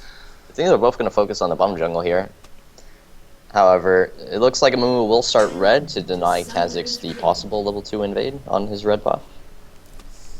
I think Kha'Zix should just start red and then maybe go for the blue on the blue side. Looks like they're going to invade here. Now okay. So it is 5v4 right now. If they can get the hook, this might actually be a kill. So they're going to enter the bush. They will spot out the team. They will land a hook on the Amumu. He might have to flash here, but it looks like he's going to take the death rather than use this flash and get wrecked in the jungle later. So good call on his part, because if he had used that flash and still died, his jungle game would have been over. So It is even an though... unfortunate situation for the Amumu right there, though I think he will respawn in time to get back out to that buff. Yes. Yes. So Amumu has already been put behind quite considerably. However, he has managed to keep his summoners available. Ignite has been used by Karma and nothing else by the... Sorry, what was the purple team's name? On the purple side is the Auspicious Ostriches, and we have Kappa Feel on the blue side. Ostriches is a great name. I know, They right? Auspicious Ostriches. They should have went like peacocks, though. Oh, the Ostrich Peacocks. Or the Auspicious Peacocks? Peacocks are auspicious without the part in the name. Auspicious just reminds me of like Dota 2 items. They had the Auspicious event, and all the items have auspicious titles. Nice. We are seeing buffs come up onto the map here, being a little bit of leash for the red side as well as the purple side. Blue side as well as the purple side. I think they should have had Amumu start blue, and had their bot lane push in early for an early level 2 just to keep lane control. We've seen actually both Amumus opt to start with their red buff having started on the blue side of the map. Seeing most teams opt to start with their junglers in the bottom half for that duo leash. The thing is, you can opt to not leash. You can have your top lane or middle laner leash, and you can put your bot lane ahead considerably, and they can maintain control of the lane. So if they want to get an early lead with such a strong composition bot lane, I think that's what they should have done. However, it is okay to do that because now they secure that Amumu will not lose his second buff, but he's already been put considerably down in terms of morale after dying first blood. Now Talon is doing a great job of poking a Tau in the mid lane, has not received any trade from Orianna here, and he has opted for a Crystalline Flask, so even if she did wish to trade, she would just get out sustained. So it looks like she's going to struggle to farm here until Talon hits level 6 and maybe kills her 1v1. Kha'Zix heading into the middle lane for an early level 3 gank. He will use his... Oh my god, Talon! That was a nice juke from the Talon. Timed perfectly. He E'd the frickin' leap. You gotta be like... Damn, that was nice. He was right on top of that one. Kha'Zix looking to come back around for a second gank. Potentially actually falls off onto his Wraith camp, though. The hook barely missing the Corki there. Looks like we'll be looking at the top lane here. And back to the bottom lane. Looks like they're still farming. Corki has a bit of a lead currently. Jinx struggling to get as much CS with the lack of pressure that a Thresh can have against the bot. Looks like Amumu will be top lane. Looks like they will be ganking here. However, my camera is on the bottom lane, so I'm not really seeing anything. I hate when that happens. It's like action and then camera shift. Seeing Kha'Zix come back into the mid lane here. Talon taking a little bit of pressure. They're down to about half HP, down to 200 HP as the ball comes in from the Orianna. He will escape that with his life, though. Talon is on top of his game, man. He's just rendering Kha'Zix useless. He still lost quite a bit of HP, but he has so much sustain. He has 2 pots. He has 3 pots and a Crystalline Flask that's been used. There's no way to win in a sustained game against a Crystalline Flask Talon. They're just not doing anything worth. However, it looks like he has more mana than Orianna here. He can possibly go for a kill. He has Ignite available. Teleport for both teams. Actually, just for Stalker team, as their Karma is still running Ignite. Nidalee opting to go in on the Karma. Kha'Zix also heading up into the top lane. Nidalee could be overextended here, looking for a second kill. For Auspicious Ulcers, Nidalee will go down to the Kha'Zix. Now, I'd like to mention that there is a ward in the river. So he just played too aggressively right there, and he could not back up in time. Yeah, Nidalee chose a terrible time to go in with Kha'Zix coming up. She would have spotted him out if she was looking at that spot, but not able to get out at all. I think in general, it's just not safe to try and 1v1 someone that has Ignite advantage on you. Especially when you're fighting in her minion wave. You're taking unnecessary damage, and then she still has more damage than you with Ignite available. Looks like Talon will pick up the kill here. She is certainly dead, unless she has mana for E. The Ignite goes on to Talon as well. He takes 2 turrets. Looking like there's going to be a trade in the mid lane potentially, but Talon actually out-sustains that, maintaining his life. I think he had like 1 or 5 HP. He didn't even have to flash. The Ignite would have killed her. Kha'Zix can actually pick him up in the mid lane. Will cancel that recall. Looks like Grandma. Oh my. So they got the concussive blow, but the Q and the Banish Toss did not come out fast enough to stun her. So she's gonna get away here with a sliver of her life. However, after that fight with about 150 HP, has popped a health potion. Is going to come back in. The ganks are just not going well for Grandpa today. Isaac's doing a good job himself. Looks like Corki will put down some damage on the Cincy, blowing the flash. He's gonna get exhausted, but she's not gonna get the kill. However, he will flash for that kill. The concussive blows and exhaust going down. Looks like they will pick up the kill on Thresh. However, he will flash out. Very nice play from the Kappa field team. Indeed, Corki managed to pick up Jinx despite being exhausted and her heal coming out. A great play by the bottom lane for Kappa field. Unfortunately, not quite able to pick up the Thresh from the Auspicious Ulcers. They have evened out the kill score. And it looks like Orianna will take a bit of chunk from Talon here. I think he may have gone for the kill if he just had gone up for the auto attacker too. Because I'm not sure many people know, but his passive does more damage to slowed targets, which honestly I think is pretty bad, but in that situation I think it would have been enough damage to maybe finish off Orianna. Nidalee taking the pressure from Karma in the top lane as well. Karma looking to get her minion wave pushed directly against Nidalee's turret. She's got 3 health pots. I'm not sure why, but she has so much sustain if Nidalee wishes to trade. Now, if you notice here, Nidalee's going for AD build rather than AP this game, so looks like they're banking on the Corki and Amumu AP damage this game. Also, top and mid have reached level 6. Bottom at level 5, still no ultimates available in the bottom lane. Appears that junglers are also reaching level 6 here. Actually, Kha'Zix a level above the Amumu. Amumu sitting at level 5 still in his jungle. And Kha'Zix does have vision on Grandpa and will go for a kill here. Flash will be used once again. That. I think Jack actually has this kill if he can get the isolation Q, but however the minion... Oh! Amumu does nice. go down to the poke from Kha'Zix with one more attack there. Talon not quite able to get in range. Actually forced to recall from the mid lane as well, potentially. Kha'Zix could have picked up a double kill had he waited a few more seconds. I think he's just gonna go... They could do Dragon right here. They finished off the jungle, they have full HP Kha'Zix, and they pushed back their middle laner. It's a perfect time to do Dragon here, but I think they don't just have any knowledge about Talon backing here. Kha'Zix opting to clear a vision ward from the enemy team Tribush in the bottom lane. It appears they will actually initiate onto that dragon here. No, like Kha'Zix running right past it. Oh. A bit of gold passed up for the purple team. Again, guys, Kappa Field. Sorry, go ahead. That's okay. Sorry, Kappa Field on the blue side, the Auspicious Ostriches on the purple side. So, if they had done Dragon right there, the TP on Nidalee would have been useless. They would have had no control because the TP would not come out for Dragon because it's already dead. They will have nothing for bottom to really get from the TP. They could have just gained complete control of the map right there. Because Nidalee would have held on TP for quite a while after the Dragon goes down because there's nothing to use it on. Talon up into the top lane onto Karma here, getting a decent amount of burst onto her. And looks like the Flash from Karma will come out and Ignite for some reason. Maybe overestimating her damage a little bit too much. However, Jack Limestone will be coming in from the side. And looks like Homie will maybe go down here. However, he does miss his W on the Talon and will still get the kill with the Q here. And looks like he's doing a great job of isolating as well as staying invisible to dodge most of the damage. Nice job from Jack Limestone coming out to pick up a double kill for his team. Yeah, that is 2 kills for 0 in the top lane as Orianna roams into top with their jungler. Now that Ignite is doing not as much work as I imagined it to be, but it's still quite a bit of lane potential, especially with the teleport being used so frivolously. So Dragon needs to be taken by Kappa Field team. They have, okay, they don't have teleport advantage anymore, but they did. They just teleport back into that top lane.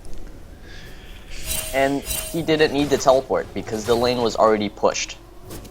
He could have walked the lane, and all he's doing right now is farming a ward. That's all he did with that teleport. He could have walked back the lane and he could still had teleport for that dragon. Potentially a bit of a misplay for the Nidalee. We'll see how that costs their team. And looks like Grandpa will get a bandage on here. This is definitely a kill. This has to be. Fantastic CC layering from both of them, actually. The Orianna does go down there, putting Kappa Field a little bit farther ahead in the game, though they are still behind their opponents. Again, Kappa Field on the blue side, Auspicious Ostriches on the purple side, seeing a 5-3 kill score in favor of Auspicious Ostriches. They have a 1,000 gold advantage. Not as many words being picked up that I would expect from both teams. They are seeing the majority of vision control around the mid lane and especially in the river. One ward from the purple team in that top lane river bush, as well as the mid lane bottom half of that river bush. 2 wards from blue side around the mid lane. They're buying so many consumables and no vision. Look at the Kappa Field side. They have pots on every single member of their team. Opting for as much sustain as possible here, potentially. We'll see how those health potions play for them. Only one summoner, the Kha'Zix, with a sight ward right now. Moving out, opting for a sight ward. You're going to have to fight in the bottom lane. Braum forced to burn his flash. The death sentence does come out, but not able to connect.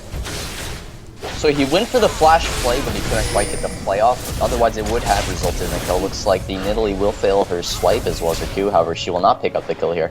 Mine will, and she should back up here, but it looks like she's going to go for a snipe on the Nidalee in the Tribush, maybe? And it looks like Jack Limestone will take this opportunity to take a dragon because they did send 2 people top lane. After everyone was spotted bottom, they did not get anything, but they lost a dragon. So regardless, uncontested dragon. So they may have failed the gank, they may have used flash and missed the double in the bottom lane, but they still got dragon because there was no pressure in the mid lane coming out from Talon. So they lost a free dragon after a failed attempt at a bottom gank, and they got dragon out of it. In return, they got nothing top lane. Indeed, seeing the gold score lead grow for the Auspicious Ostriches here. They now have roughly a 2,000 gold lead after that dragon. Amumu coming into the bottom lane here. We'll see if Jinx will get caught out. She is slowed down by the Braum. That was a great winner's blow. My god. It went right through the minions and hit her. That was the only reason Jinx had to flash. If that winner's bite had not landed, they would have just walked out of that. Looks like Homie will steal the... No, he's not going to get the blue. The smite will come down. And looks like the hook will come in from the Thresh, and the Amumu does not have ult for another 2 seconds, and he will get it immediately and will use it. Exhausting coming up. Kha'Zix will back up here. However, the Jinx will have to back up here as well, and the Corki will come in with the explosion shots from his ult. And Talon will finish off the Orianna, and in the bottom side, looks like Corki has ult available now. One more will finish the kill. However, winner's bite will pick up that kill for the Kappa field team. Nice team fight coming up from them. Even though Amumu did not have ult during that fight until the middle of it, they still pulled that off. We saw Corki pick up that kill onto Thresh, followed by a kill, I believe, for Talon onto Orianna, as well as Braum securing the kill onto Jinx. Some action in the top lane as Nidalee looks to pick up a kill onto Karma here. However, she is down about half HP. Karma sitting fairly healthy here. Potentially another overextension from the Nidalee, not taking quite as much damage from Karma's leash though. Has popped a health potion in the top lane to stay healthy. And I'd like to mention that Nidalee E is still bugged. Every time you pounce and swipe, it will go backwards. So she's missed 3 swipes in lane because of it. Not quite getting as much damage as she would maybe hope in a trade because of that ordeal. But however, looks like the purple team will expand their ward control into the enemy jungle and pressure the mid lane here. Both Kha'Zix and Thresh in the mid lane to assist the Orianna, opting to back out of that, however. They're doing a fantastic job this game for the auspicious ostriches. We've actually seen Kappa Field now catch up in the gold score. After that team fight, yeah, but I think Ostrich just have a better chance of winning this game because they just have so much more control over the map right now. Caught heavy, but he does Valkyrie to safety. And looks like Stalk Your Homie will be deterred by the ball. However, vision control and objective control has been majorly on the auspicious Ostrich's side, so I believe they'll maybe clutch this game more often. Now the Kha'Zix is trying to pick up this ward in the bush, however, Grandpa will back up here. And Homie waiting in the bush, and he is spotted by the ward. This could maybe mean his life, however, he will back up after seeing the Kha'Zix bush. And wow! Missing Talon. Jeez, Jinx just took half her HP from that single Corki Q. The damage is real. Like, the Triforce has been completed, and he's up 30 CS on Jinx right now. He just does so much damage. Looks like the Q from Talon will not come out due to the invisible. And Ori Bomb will go down for some damage. However, top lane will be going down soon.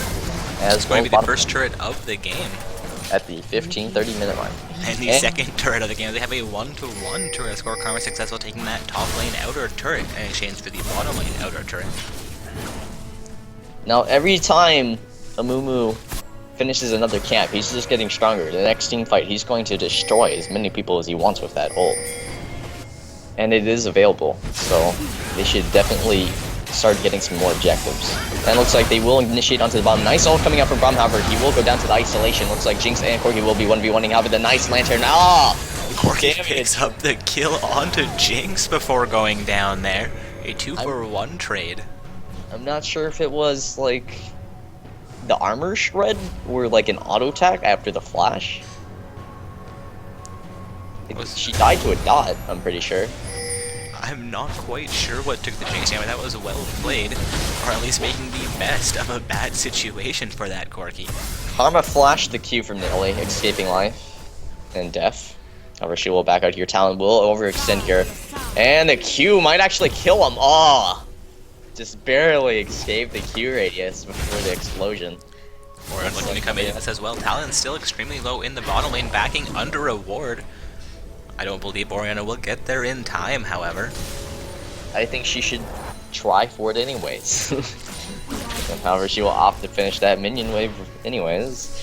So it looks like the bottom lane will try to farm out as much as they can. However, Corki has a huge lead on Jinx, a completed Triforce rather than a near-finished BT. Excuse me. Looks like Corki does have a level lead on her currently. And Karma has an even level with Nidalee right now. However, Talon has a 2-level lead in the middle lane. Indeed, Talon sitting up 11-9 over the Orianna, doing extremely well for himself, sitting 3-1 to Orianna's 0-3, also with a 30 CS advantage. A collapse coming out here from the Kappa Fuel team. However, the winner's bite will go down. Maybe they'll go in on it, but no, they're going to back up here. And the quirky damage will be coming out. Maybe he'll go haunting guys next time for fun. Honestly, I think that would be a viable option with the fact that they have almost no AP rather than the base AP damages they have on their team currently. We could see a 5 versus 5 fight right here, but Corki is recalling Destiny out from the Thresh, so Corki has left this fight. It's not going to be a 4 versus 5. Should Auspicious Ostriches choose to engage it? They have to fight this. The dragon is up. They can get so much from this. Like, their team is raring to go right now. Moves down to Havage here, healed up by the Nidalee, though. If Auspicious Ostriches can initiate here, I think they can just clean out the game right here. Corki's made his way back into this fight. It's going to be 5 versus 5 now. He'll choose to initiation onto the carries. Nice Oriano. Oh my god, the Brahmo. Oh my god, what is happening here? Oh my god, Kha'Zix go down for the Brahmin. Talon also going down there. Shut down for the Jinx as she gets excited. Braum going down here as well. It's a 3-for-1 trade in favor of the Auspicious Ostriches. They will be able to engage onto Dragon here. Amumu with about 100 HP, Corki with 300 HP. Both of those looking to contest the Dragon will likely go down in any attempt. Still alive. Off. Corki looking to back here. Amumu being chased down. Still alive. Jumps in there, goes down instantly to the Thresh. He bandaged tossed into the heart. Oh, that must have hurt. Auspicious Ostriches got an amazing team fight there and cleaned up perfectly. Now they have complete control of the bottom side of the map. We have gone from an even game to a 3,003 kill advantage for the Auspicious Ostriches as they pick up a second dragon for themselves right there. And looks like Homie will clean up the mid lane here after that team fight, losing his life for nothing. And then looks like Stocky Geezer will be clearing out some wards. There's 3 pinks on the map right now on the bottom side, 4 pink wards actually, and another one will go down here. CB spots out that last vision ward directly in the Dragon Pit. Looking like he will run past it. They will pick up a tower. The second turret of the game for his team. Oh, again, Kha'Zix. dodging the Kha'Zix. Talon is doing such an amazing job at just deterring any ganks in the middle lane. Honestly, like, had he not E'd 3 or 4 of those leaks, he might have died 1 or 2 times. But he has escaped perfectly, and it looks like he will try and pick up this Orianna here, maybe with the Nidalee. Clears out that wave in just one burst, or taking a huge amount of pressure here as well. Nidalee coming in from the side, Kha'Zix to defend the Orianna, but she does go down. Gonna have 5 members from Kappa Feel here. Good ult from Jinx though, she hit 3 people. Still fairly ineffective from the Jinx, unfortunately.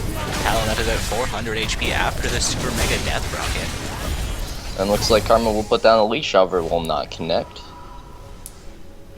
And it looks like both teams will opt to back up here and maybe pick up some items. And the Corki damage is astounding, and Hulk barely missing onto the bomb. Just misses that. That was like a centimeter, man. The game of inches. I know, the number of max range death sentences and Dark Binding, you see coming out like, how did that not touch him? And we're more so, how did that touch him? Yeah, those ones are even better.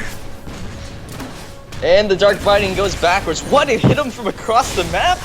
The L-shaped Dark Binding, it's like a Vel'Koz Morgana hybrid. It's the knight in chess, man. It just did a L job. Can move in straight lines, diagonally, or in L and zigzags. Leash coming up from the Karma onto Nidalee. Nidalee will jump out of range, however. Nidalee is getting closer to keeping up with farm.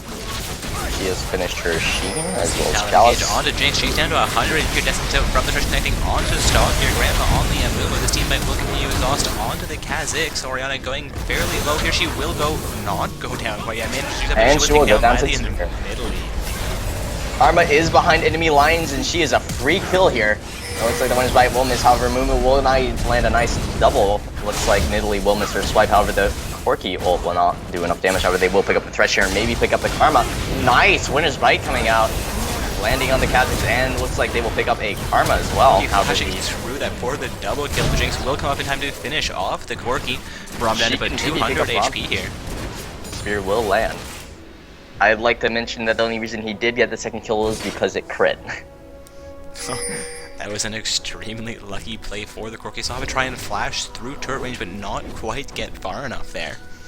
And it looks like the Rabadon from Karma will be coming out soon, so maybe that power spike will push them into a higher level for the next team fight.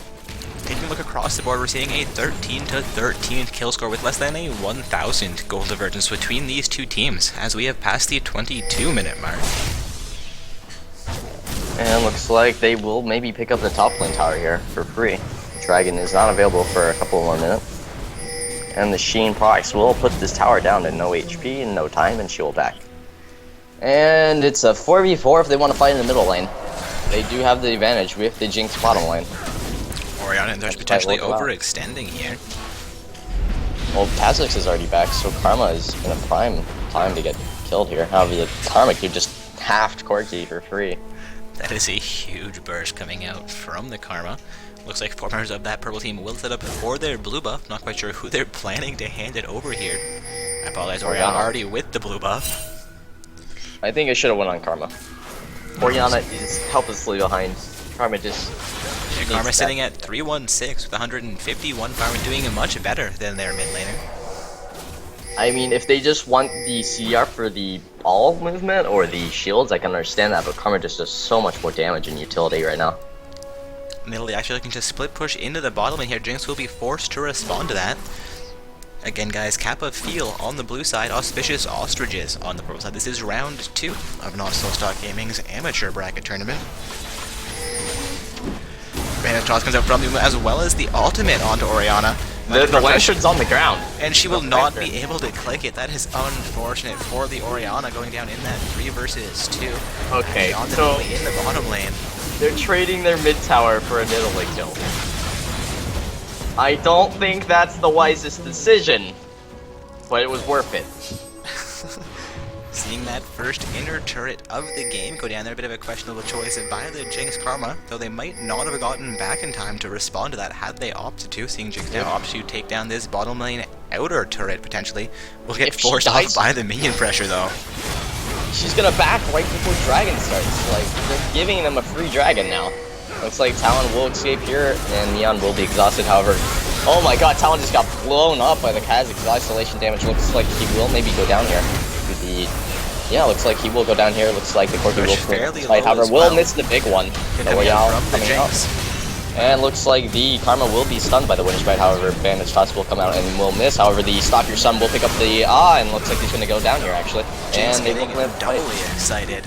Make that triply excited. Ostriches can pick up a free mid tower and a dragon here for free. And it looks like they will opt for the mid tower here and maybe back up to that dragon. And Nidalee Spear barely connected. Did that connect? It did not. There's no hunter's mark over anybody. It was very... I think it hit them. It looked close, but it was like... Whew. If you can see the mark on someone, yeah, it hit. But otherwise, it did not. Seeing as Josh is now set up for the dragon play, Talon and Nidalee actually looking to contest this dragon down to about half his HP in the 4-second engagement and quarter HP. A spear could steal this. There is no jungler for either. Oh my god, he's got flash over the wall. And it looks like he will pick up the dragon here. Maybe he can pick up a second kill. However, he will go down before picking up a kill. The reset on Jinx may actually result in a kill. However, they will back up here and get a free dragon. Oh, they'll get a free dragon for 1 death. Well played. 1,000 gold for a 300 gold to the opponent. A great play by the Talon in this fight, costing him his life. I think maybe he could have picked up the 2 kills and had Nidalee secure the dragon.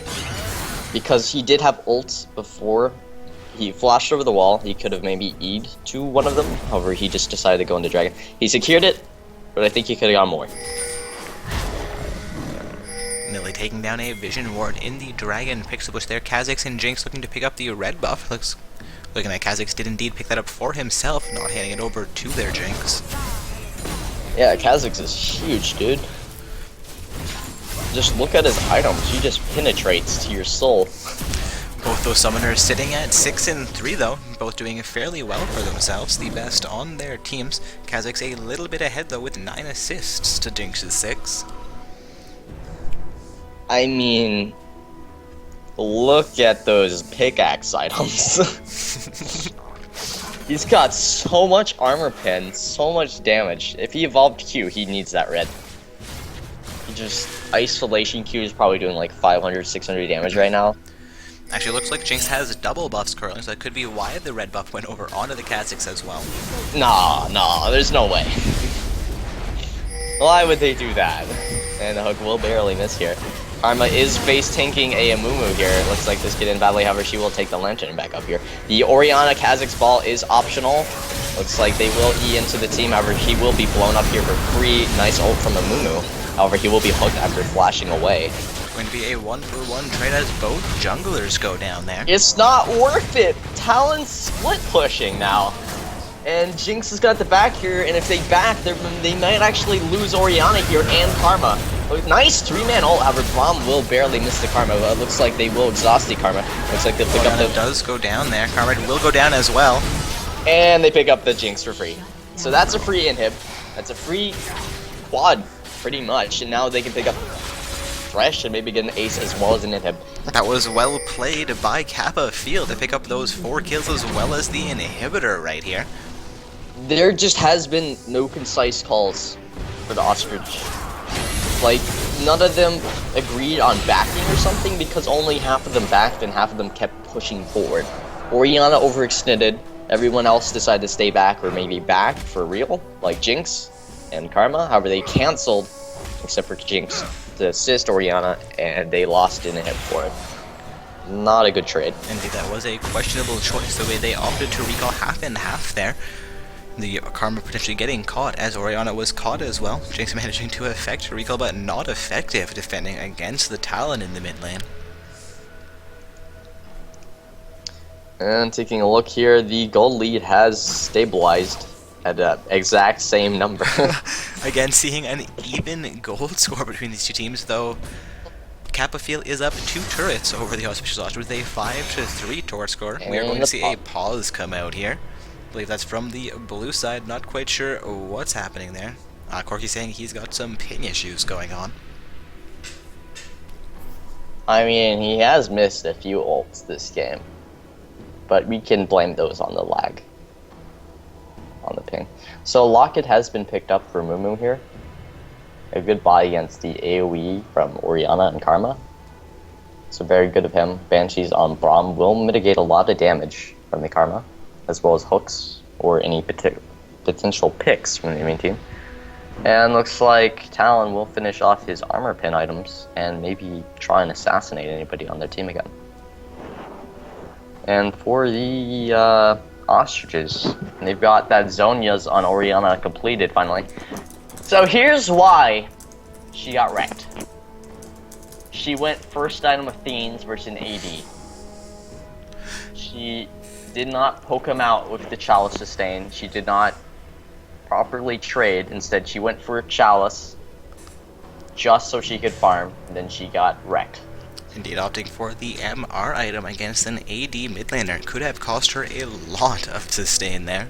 Anything could have. She could have gone Seekers, and then maybe finished off the Morellos, or maybe the Fiends, or she could have gone Tyr into Morello. But instead, she opted for an MR item when she was losing lane already, and it further compounded the fact that she would get destroyed. And now Talon's doing almost true damage to her because he just has so much armor pen on her non-existent armor. But she has completed the Zhonya's, which means she will no longer die for no reason. So that they've got that going for them, but it's almost too late. Indeed, we'll see if these Zhonya's can change the game for Orianna, sitting at 179, not doing so well this matchup. And looks like the game is unpaused here, according to chat. I'm seeing the game still paused, though if chat's saying it's unpaused, it will be up to a 3-minute delay due to that spectator delay.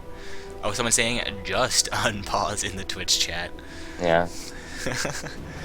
Unfortunately, the pause is under the control of the players, knowing what is best for their teams. We do allow both teams up to 15 minutes of pause time during any given matchup. Again, we are in round 2 of Not So Stock Gaming's amateur bracket turns, where summoners must be ranked between Bronze 5 and Gold 1 in a solo queue. 2 mainly gold teams on the Rift this evening. You know, this game is super close. I think either team can win it. At the 30-minute mark with a 400 gold difference, it is extremely close so far. A kill advantage for the Auspicious Ostriches, though a turret advantage for Kappa Field. We've seen a huge back and forth tonight. I think if Ostriches can get one more good team fight, they can maybe close out the game.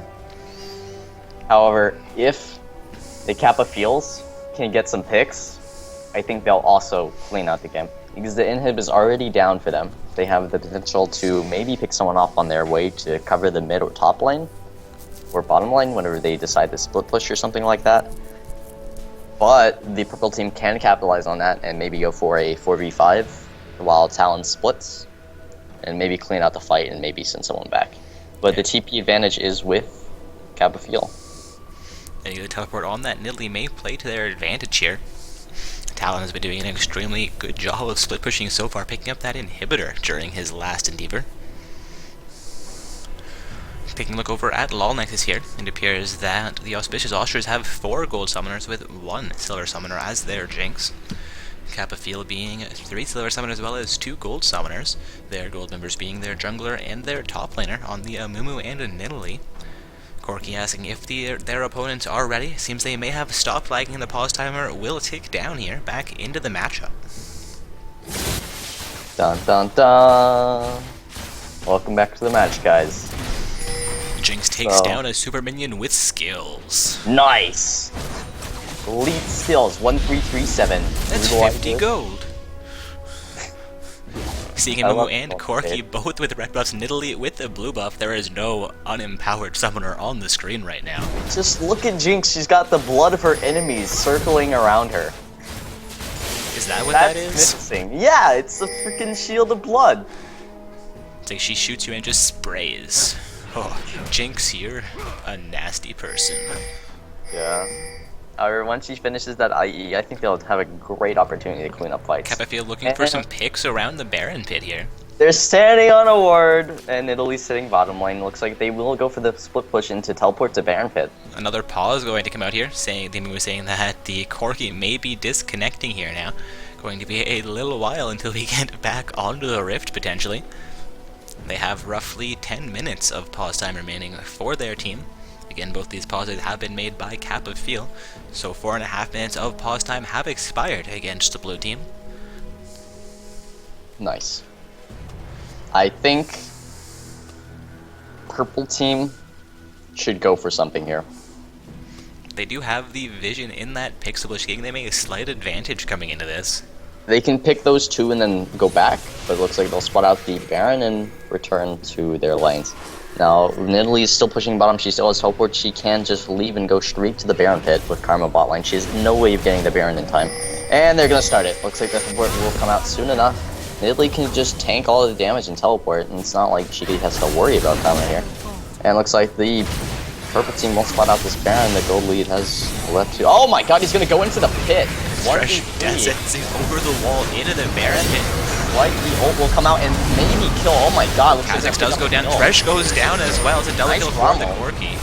And they will get the concussive blows and they will finish off the Jinx. Looks like really they do pick up the Amumu though. A 3-for-1 trade. And it does stop the Baron though. Here's are going to go directly into the enemy team base and try to finish this game. Oh my god, they teleported. They're gonna go for the win. And the Sheen is doing so much damage. I don't First Nexus turret goes down. Orianna just got ham on Orianna. She does get deleted. And looks like Nidalee's dying to tower, but they just have so many Sheens on their team. They could probably end the game right now. The exhaust is coming out. They can end it. There's 10 seconds left on most of the enemies. I think they can just end the game if they focus it. Looks like they'll pick up the Karma and just go back to the Nexus. And they kill Talon. GG, what play. Good game from both teams. A victory for the blue team, being Kappa Feel over the Auspicious Ostriches. We're moving into round of 3, which will be Kappa Feel against the Golden Boys.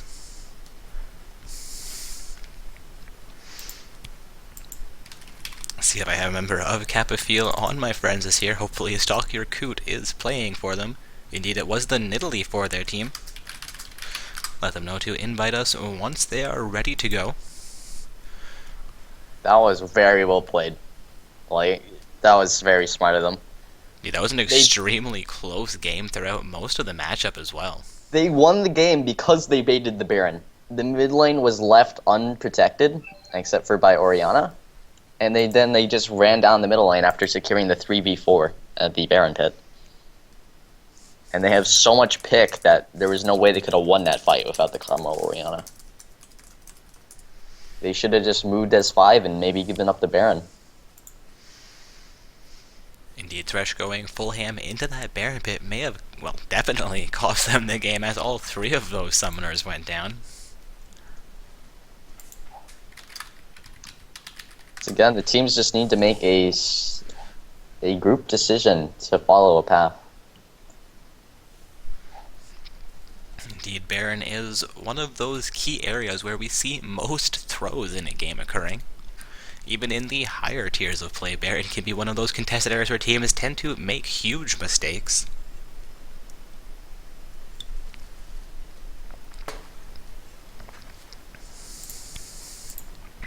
And looks like we will be invited to the next game here.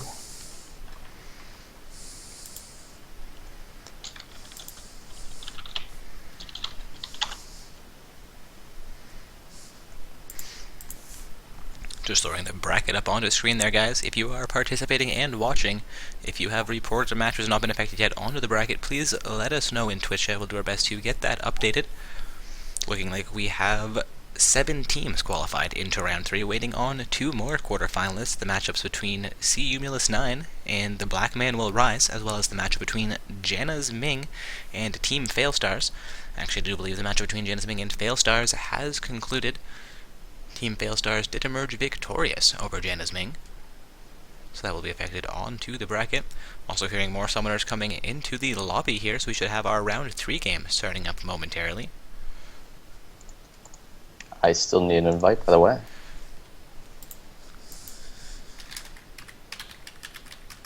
Letting them know to invite you once again. We should be getting you into the lobby before we get things started, without any kind of problems, hopefully. I mean, if you want a solo cast, that's up to you, Dark. Hey, if they want me to solo cast, they can invite you. Yeah. I mean, what? I mean, what? I don't think that works that way.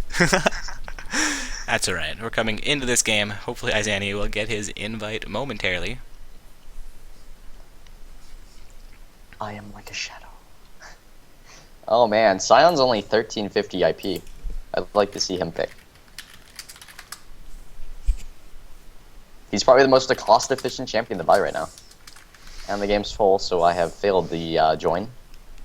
Oh no, move someone down to spec.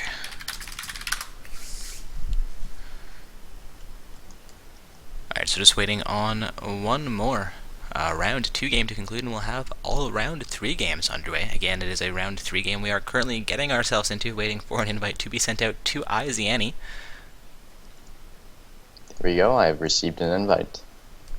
And now I will receive a spectator position. Hello, friends.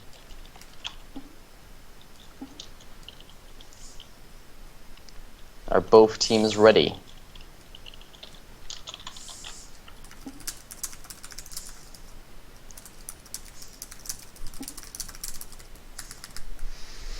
Looking like both teams...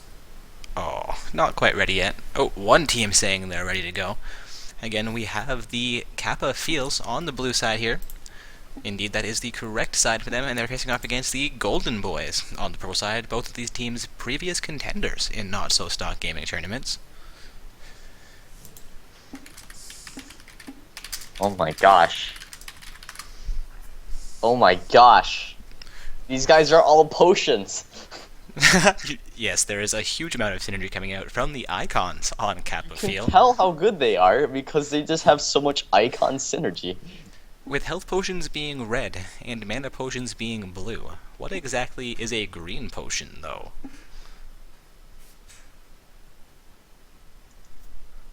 Green potion? I think it's like... No, didn't they have green elixirs in the past? I don't recall any green elixirs. Maybe it's one of those negative things. They removed it from they're camp. so strong that they can drink green elixirs, which remove both their health and their mana, and still They emerge removed it from the victorious. game. Links or it didn't happen. It was... Okay, here. It's called the Elixir of Energy. The elixir of energy was our green potion, apparently. Grants attack speed and critical strike. That is an Get wrecked. interesting choice for them. When did we have this? Like 2 seasons ago. Available for the Summoner's Rift tier consumable. On use grants 12 to 22% attack speed based on attack level. Where are my notes? When was it removed? Trivia. The piece of green candy was a seasonal item. We're not looking at green candy nor the green tea kettle.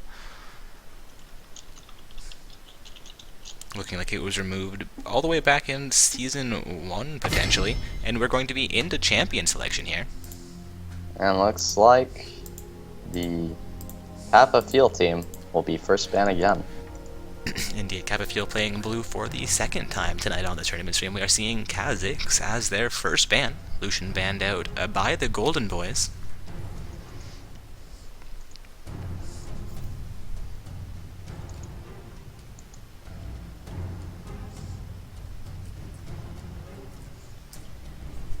And looks like the first bans will be the Kha'Zix and Lucian. It looks like they could not stand the Kha'Zix from last game, so they just banned it. Kha'Zix did extremely well last game. I believe that was played out by the Auspicious Ostriches. The Auspicious Ostriches being defeated in that last round. Seeing Talon now banned out by the Golden Boys. We saw Talon played by Kappa Field in the last round of play. Kappa Field opting to ban out Lee Sin as well as Rise here. And it looks like they cannot stand the Kha'Zix nor the Rise once again. Just on it being banned out, looks like the AD carry position will once again use some niche picks, or comfort picks. I'm still hoping to see a Varus here. Or Kog'Maw. Varus, one of those semi-rare champions, but extremely strong, a great poke ability on him. It looks like they're just going to run Braum Corki again. Seeing if Purple Team can pick Corki away from the Kappa Field. See if they're paying that much attention during the last matchup here. Urgot now being hovered over instead of Braum by Stalker Geezer. If they pick Corki, I will get a Stalker Geezer name change. I was hoping for Urgot for ADC, but we are seeing Braum locked in here. PvP are hovering over a Draven. And looks like honestly, Draven pick would get destroyed by Braum. But it's the League of Draven. The League of Draven doesn't account for Braum's manliness, does it? I don't think so. I mean, they've both got epic mustaches. I suspect that Braum has a weak spot for Draven players. He probably does. The hidden passive of Braum cannot compete with a Draven. Seeing J4 also locked in here for the Golden Boys.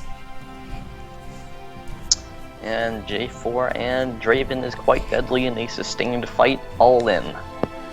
However, so is Braum. Teemo! Teemo, please be picked. The devil himself coming out to play this evening. A Vi hovered over as well. Swapped out for a Sion Ezreal though. We'll see if Vi makes it into the game once again being hovered over here. Oh my god, another Urgot. Urgot for ADC. Ezreal going into the mid lane. It looks like Ezreal will be locked in once more. Seeing the J4 as well as Draven picked up by the Golden Boys and Yasuo not banned out this evening. There is a huge amount of synergy there if they should go for an AD mid pickup. Well, if they wanted to run Yasuo, they'd just get Maokai. You don't need Vi for Yasuo comp. Talking about the purple team with the CC from both their jungle and ADC as well as their top laner now. Oh my god, they need to pick this away from purple team. We could see Bluebelt Panda opting for Yasuo in the mid lane. I really hope that's where they're going with this composition. A huge amount of utility on all four other champions. I mean, they've got 2 knockups and they've got 2 knockups. Either team can run Yasuo right now. It's up to both of them. They can do whatever they want. It's just, can they deal with the nerf Yasuo? Probably. It just will be strong very late game. Stalker Cute hovering over Singed here. I think Singed does very well for Maokai. But that's personal preference. And they'll lock it in. Waiting now just on Stalk Your Homie to finalize his mid pick. Both teams last picking their mid laners here. Seeing Fizz hovered over. Fizz... is very strong. Oh, Yasuo yes, being covered oh, over, then the Zillion. I don't think they need Zillion. All their players are hugely hard to kill. But I guess that could deter any assassin that does come out from the enemy team. However, they will hover once again over Fizz. What will they click? And looks like the Fizz might be locked in here. There's just Maybe 2 a seconds remaining. Zed. For a Zed, though, they do indeed go with an AD mid pick. That's very interesting. Only Singed as well as Ezreal, I suppose, do a bit of AP damage for them. Bluebell Panda now hovering over the Fizz pick against a Zed.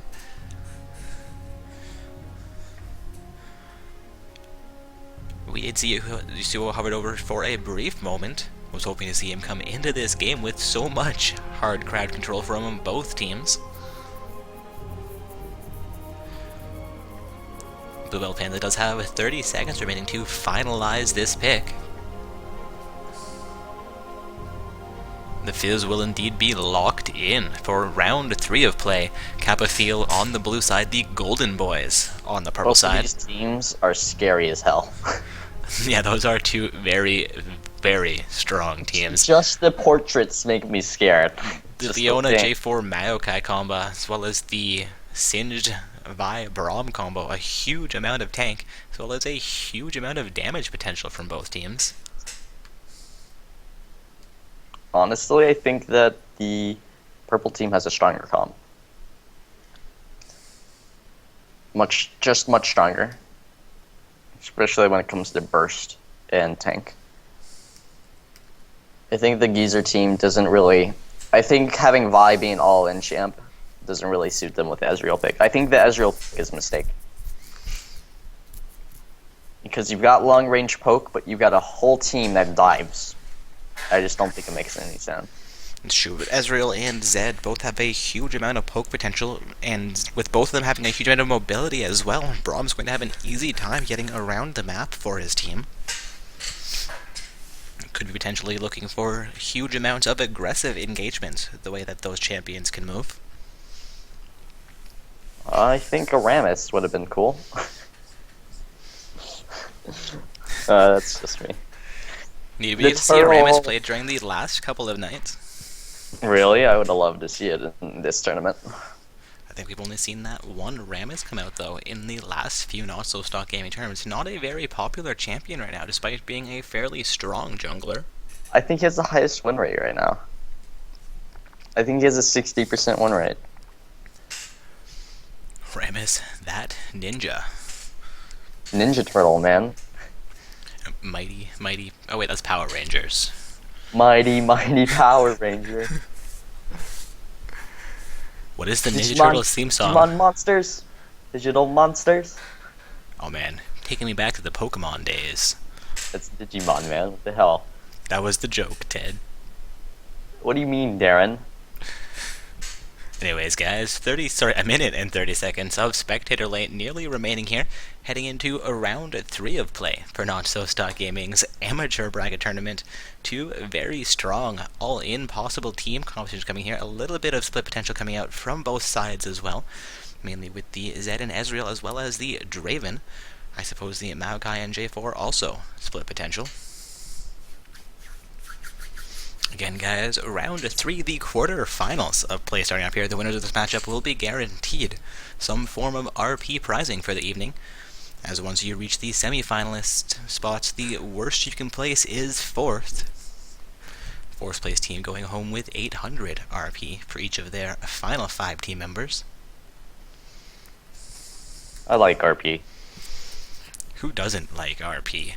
Of course, the Free winning RP. team also getting a triumphant Rise skin for each of their final 5. Still don't have one, man. I know, I think we're the only people without triumphant Rise skins. All I want is a triumphant Rise skin. I just can't. You've been trying so hard. I get to finals and then we just suck. That's all there is to it. For anybody not aware, Izani is a community member who we've had coming to guest shoutcast for us occasionally. He's been participating fairly regularly in our past events. I'm actually the only person I think who can't compete in our events. Sad, sad Dark Corpse. Come on, man. You can compete with me anytime. Oh, Riot would throw us a fit. You can shoutcast your own game while you play. That's it. No 3-minute delay. We're going in as Dark Orbs. Let's do this. I'm going to You sub can do in for first every person. team from now on. Yeah. Finally hitting into the load screen here, though. And looks like, oh, I guess I have to wait for the game to start before I can reconnect as my game has crashed. Oh no. Izani crashing his game. GG, man, GG. Once again, getting to see a gold trim. How to make that a pair of gold trims on both the Leona and Maokai. Phantom Renegade and Drunken Saiyan maintaining their ranking from last season.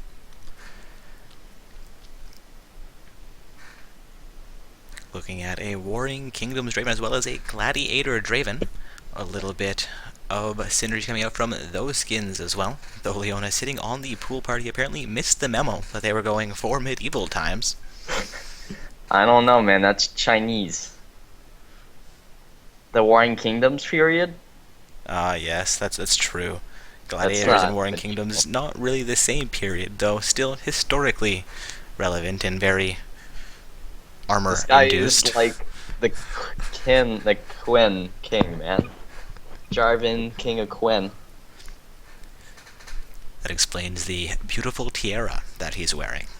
That's not tiara, man. That's a glorious crown. I don't know, I think Draven with his handlebar mustache opted for the tiara. Tiara, no. You know what that is? It's That's his hairdo helmet. maybe it's protection from the aliens. If you like, it holds his hair up, man. It's like, otherwise he would have a mullet. Indeed, the medieval hairband invented by Draven. That's why he is Wait. always so happy. Wait, no, this can't be Warring. This can't even be medieval. Gladiators were like Rome. That's not even what. Nobody questioned the history lessons from Dark Corps. Is Pool Party Leona modern, or is that like medieval too? I'd call her, mid 12th or 13th century. Look at that shield. And the umbrella. Everyone knows umbrellas were invented at 15 AD. That Fizz is totally medieval. Look at that trident. Now he's a time traveler. Oh, he's Doctor Who. Aha, Doctor Who. Or would that Transformed be Malachi? his sonic screwdriver into a trident. It's a good disguise, Fizz, but you're not fooling anybody. Not us. Your Sea Stone Trident that does 1% of our maximum HP. Missing HP. Seeing all 5 members of the purple side set up into the bottom half of the map. Actually, Maokai making his way across the mid lane into the upper portion of his jungle. Again, guys, it is Kappa Feel on the blue side, the Golden Boys on the purple side.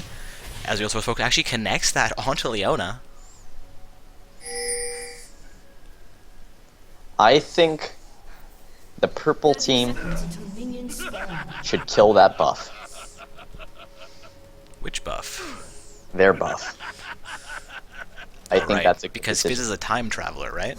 Yes, because if he gets that buff and he time travels 5 minutes into the future, he'll have another buff, and they'll have a lead of 2 buffs. Fizz is going to level 1 solo into the 10-minute mark and grab the 3rd buff of the game, come back and wreck in this level 1 fight. He'll come back with a Sheen and one shot the Zed. Honestly, so imagine 2 people are level 1, but one had a Sheen. Do you think they could one-shot someone? I don't know, I don't think Sheen does that much extra damage with at least one other item. Okay, so Sheen description, what does it do? Doesn't it do double your base AD? Yeah, so let's imagine that you had, what's it called, damage. You had, say, 180 flat. You do 200 damage, and you have like 400 HP at level 1. Seeing as I here with about 700, take a good 3 hits still, I'd say. Yeah, like, Ezreal would probably kill someone in 2 hits with a Q. Fizz actually taking the pressure fairly early from the Zed, not completely unexpected though. And it looks like Draven is just gonna stack some of his adoration, so he can maybe get some mad cash later, when he gets his first kill of the game. Draven fans just love him. It is the League of Draven. Draven. No, it's not Draven, it's Draven. Also a question in looks Twitch like chat about Zed. which teams are playing currently. It is Kappa Feel on the blue side versus the Golden Boys on the purple side. This is round 3, the quarterfinals of play. He's coming out from Leona, not quite able to connect onto the Braum though. Sapin coming out from Maokai will connect onto Singe, doing a little bit of damage there.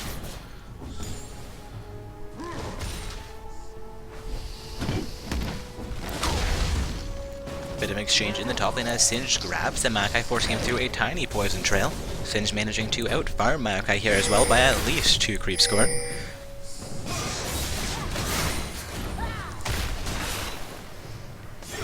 And it looks like Zed will actually maybe... Oh my god, Ignite! The level 1 first blood coming out from Zed. Oh my god, the minions! The minions!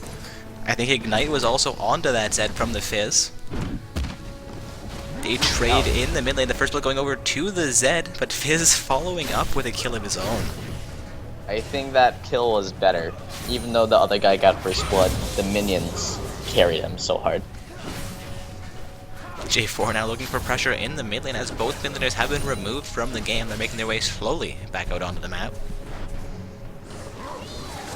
Dun dun dun. Looks like Vi will be going down maybe here. Oh, the flash coming out. How about the E?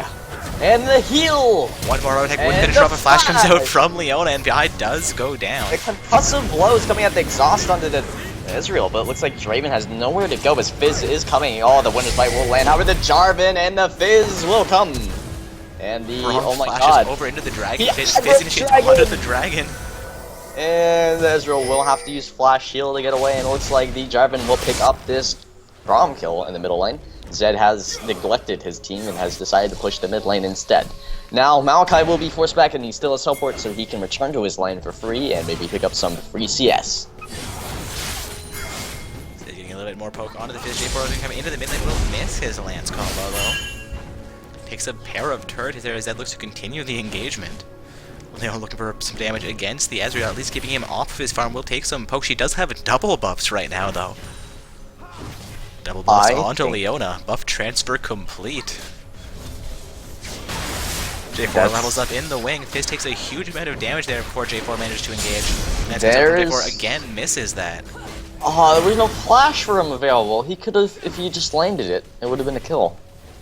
But that minion wave is stacking up, and Draven will be getting quite a bit of stacks. The stacks of Draven. Adoration for his fans. Draven coming to a movie theater near you.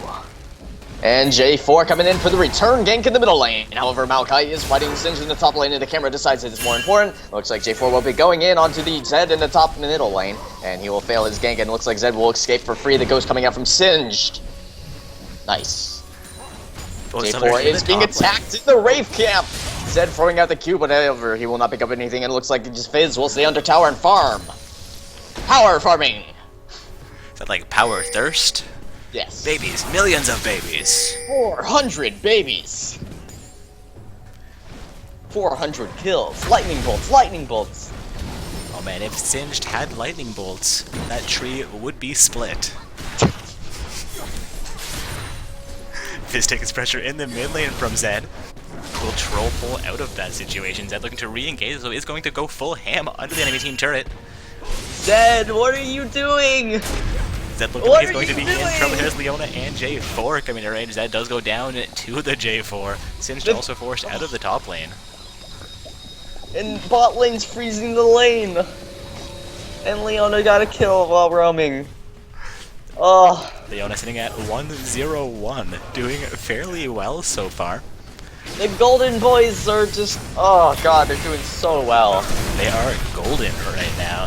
Braum taking a huge amount of pressure there, but Leona and Draven will be forced off of that engagement. Draven doing some mad deeps with his spinning axes of destruction that have rained destruction over any Roman who decides to fight him in the Gladiators arena that has come down from the heavens to be fought in the arena. And it looks like the spinning axe will pick up another CS here, and a minion will go down for Draven. Maokai will get 2 CS. Draven has caught another spinning axe and will receive another stack. Looks like Zed will be going in here, and looks like the Seastone Trident will be proc. However, it looks like Zed will be destroyed. Oh my god, he ulted too soon. Looks like they... Oh my god, the Fizz just wrecked him. Fizz actually... does go down as well. Another trade in the mid lane. The minions! Oh god. Jesus Christ, mid lane, please. Stop. That's These alright. I minions are finally killing figured it. out how Maokai fits into this ancient team mix. He's an old tree. Okay. Yeah, I know. It was terrible. What are you doing, man? Well, looks like they'll be engaging in the bottom lane. Looks like the double spinning axis of destruction will be used to farm that siege minion. That siege minion will not be taken just yet, however the minions behind it will, and looks like Drunk Saiyan will be using his Maokai tree split destruction move to farm the wave. Looks like he'll Q the ground, looks like he'll WN, looks like the E and ult will be coming out. Looks like he'll be flung into him. Looks like he will Q the Singed again once again. Looks like the ult will be procced by the Singed, and looks like Maokai will back up here. However, he will continue again once more once he continues to get more HP and mana. Looks like Zed will throw down a Shuriken in the middle lane. Looks like Zed will be farming some minions with his Sea Stone. However, the Vi will be coming into the middle lane. Looks like he will be going onto the Fizz. Looks like Zed will be often incapable of getting onto that Fizz. Yes, an unsuccessful gang in the mid lane there. Fizz doing And a great the job of saying Sharpen. that. And Oh, the the ult. Cataclysm comes out. Singed will be going down here. And it looks like that Ghost will not allow him to flash over that wall and escape the save. J4 sitting at 3-0 now, opting not to hand any of those kills onto his carries. Notable, the Vi and Zed are about to tower dive both of these fools, and I hope they both die. This aggressive play works out well. Leon engaging in the bottom lane as well here.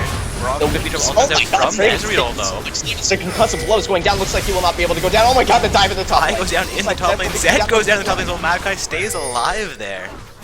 They just crushed that dive, and they only lost. No. That was a horrible misplay by Capo Steel. My god. Again, Jarvan's guys, Capo five. Steel on the blue side.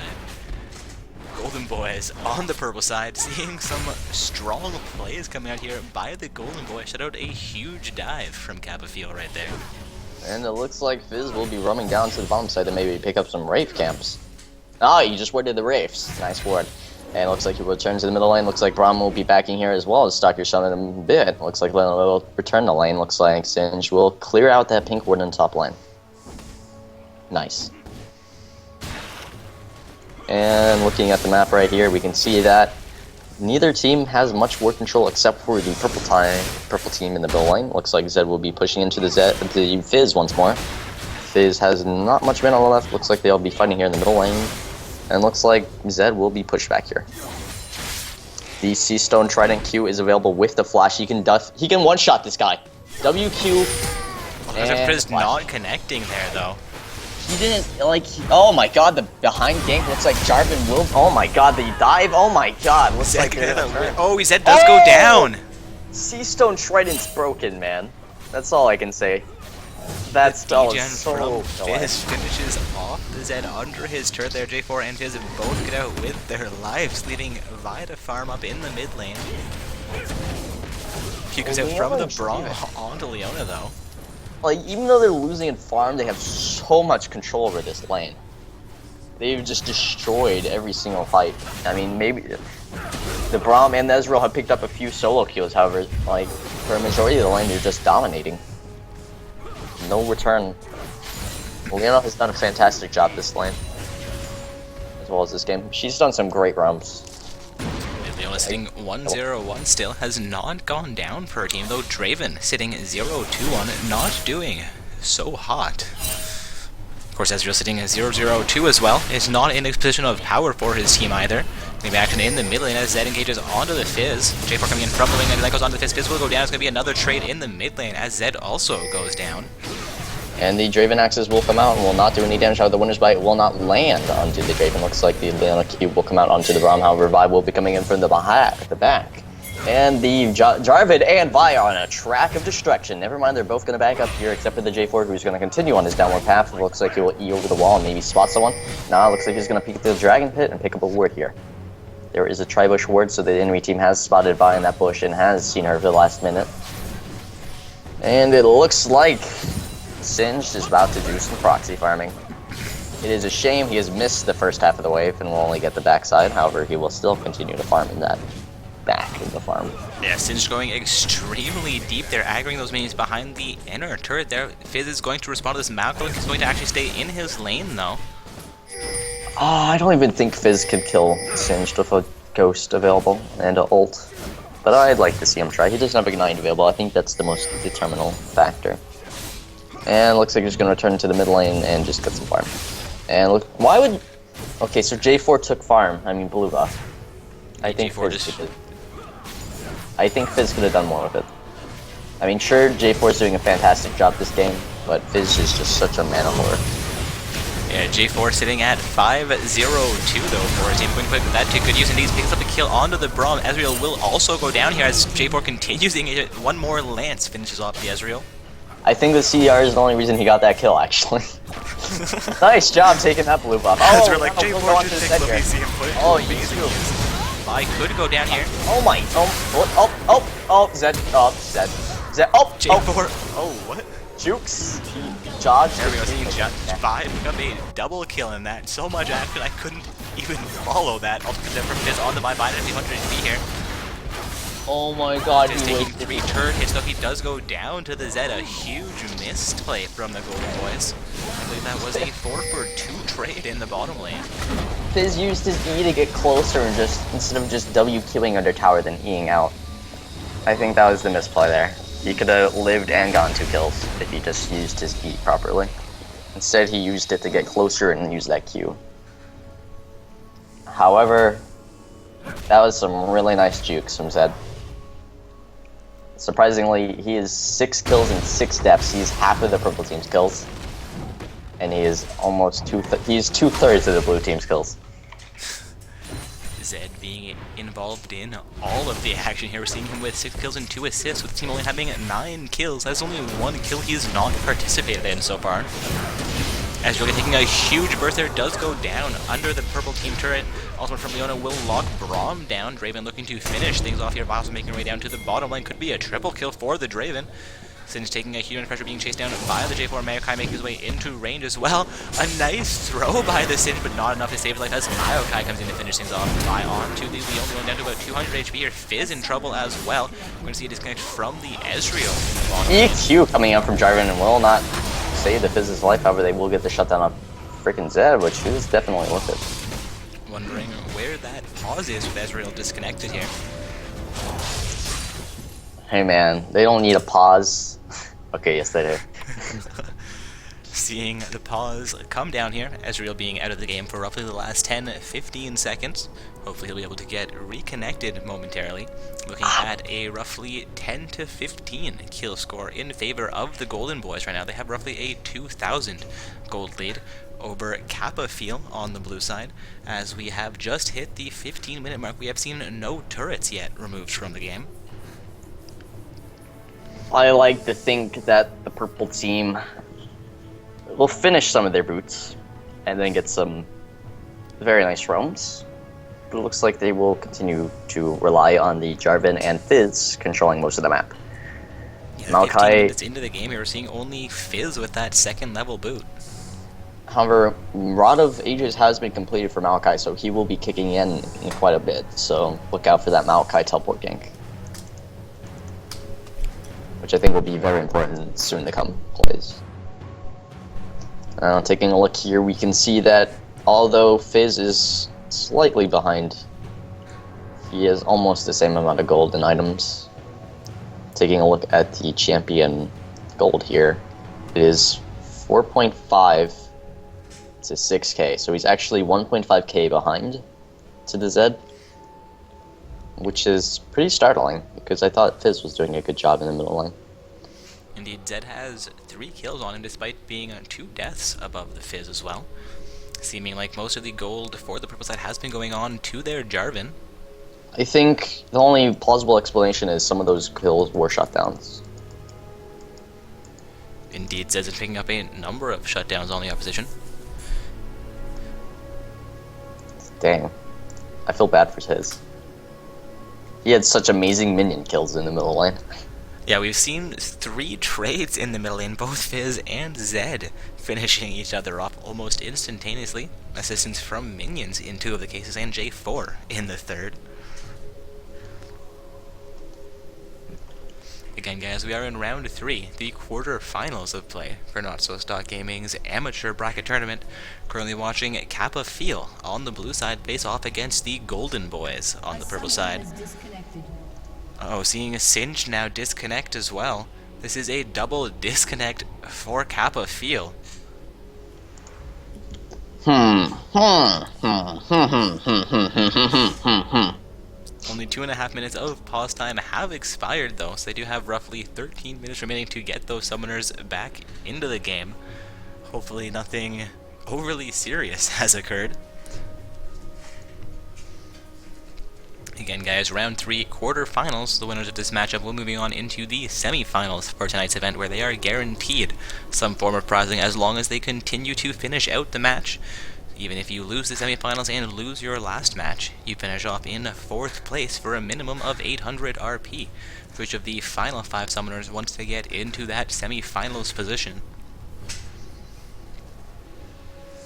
Taking a look here, they still need to swap out quite a bit of trinkets for red sweepers on the Kappa Fuel side.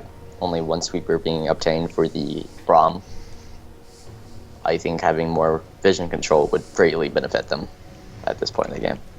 Speaking of vision control, we're not seeing a whole lot of wards placed throughout either side's jungle. The majority of the ward placement based around the bottom half of the map, with a little bit of control around the dragon pit.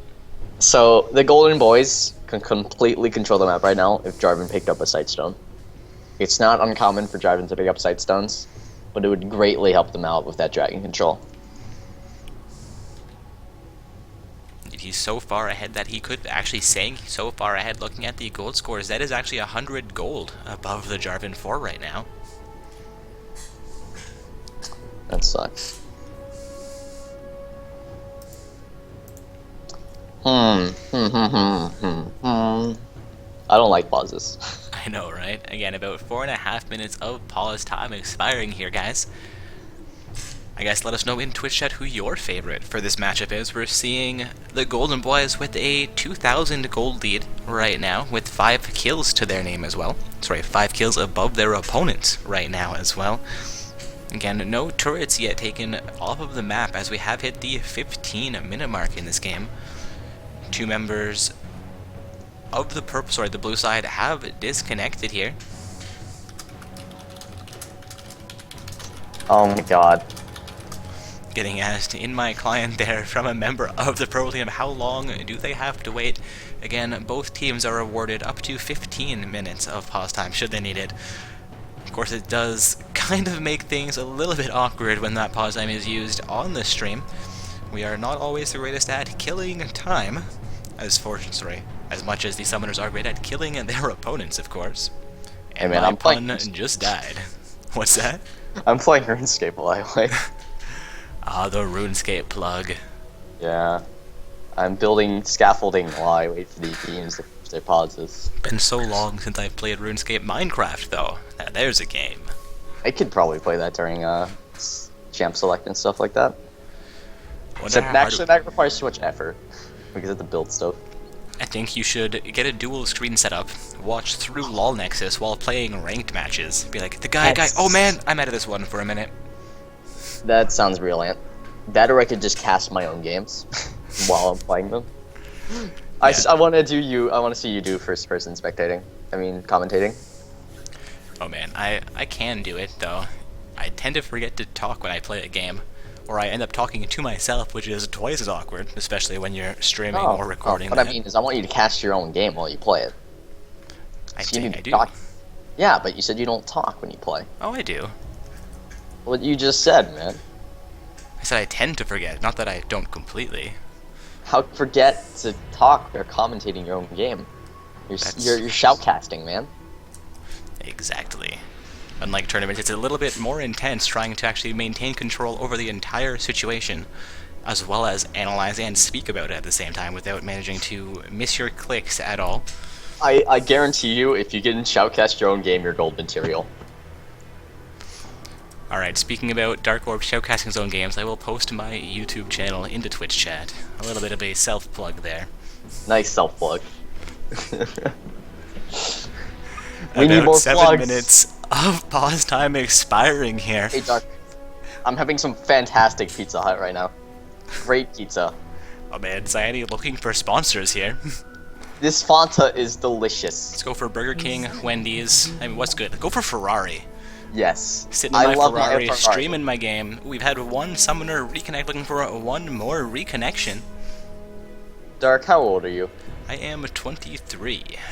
23. You should shop at Forever 21. my girlfriend actually does. It's kind of funny. Nice. About a year ago, one of her co-workers gave her a coupon for it. She's like, I'll never use this. And then, since that day, a reliable Forever 21 shopper. Does she do extreme couponing? Oh, man. That would be... No, but Please. I don't think I could handle someone who did extreme couponing. Be like sitting there, can we go now? No, gotta cut out 50,000 more coupons. Alright, I'll see you tomorrow, sweetheart. 3 days later, 20,000 remaining. 20,000. Dude, couponing's really intense. Seeing that second summoner finally reconnect here, only 8.5 minutes of pause time expiring for the blue team. They will be able to save roughly 7 minutes if they can get the game started up fairly shortly. Interesting to see both the Ezreal and Singed disconnect there almost simultaneously.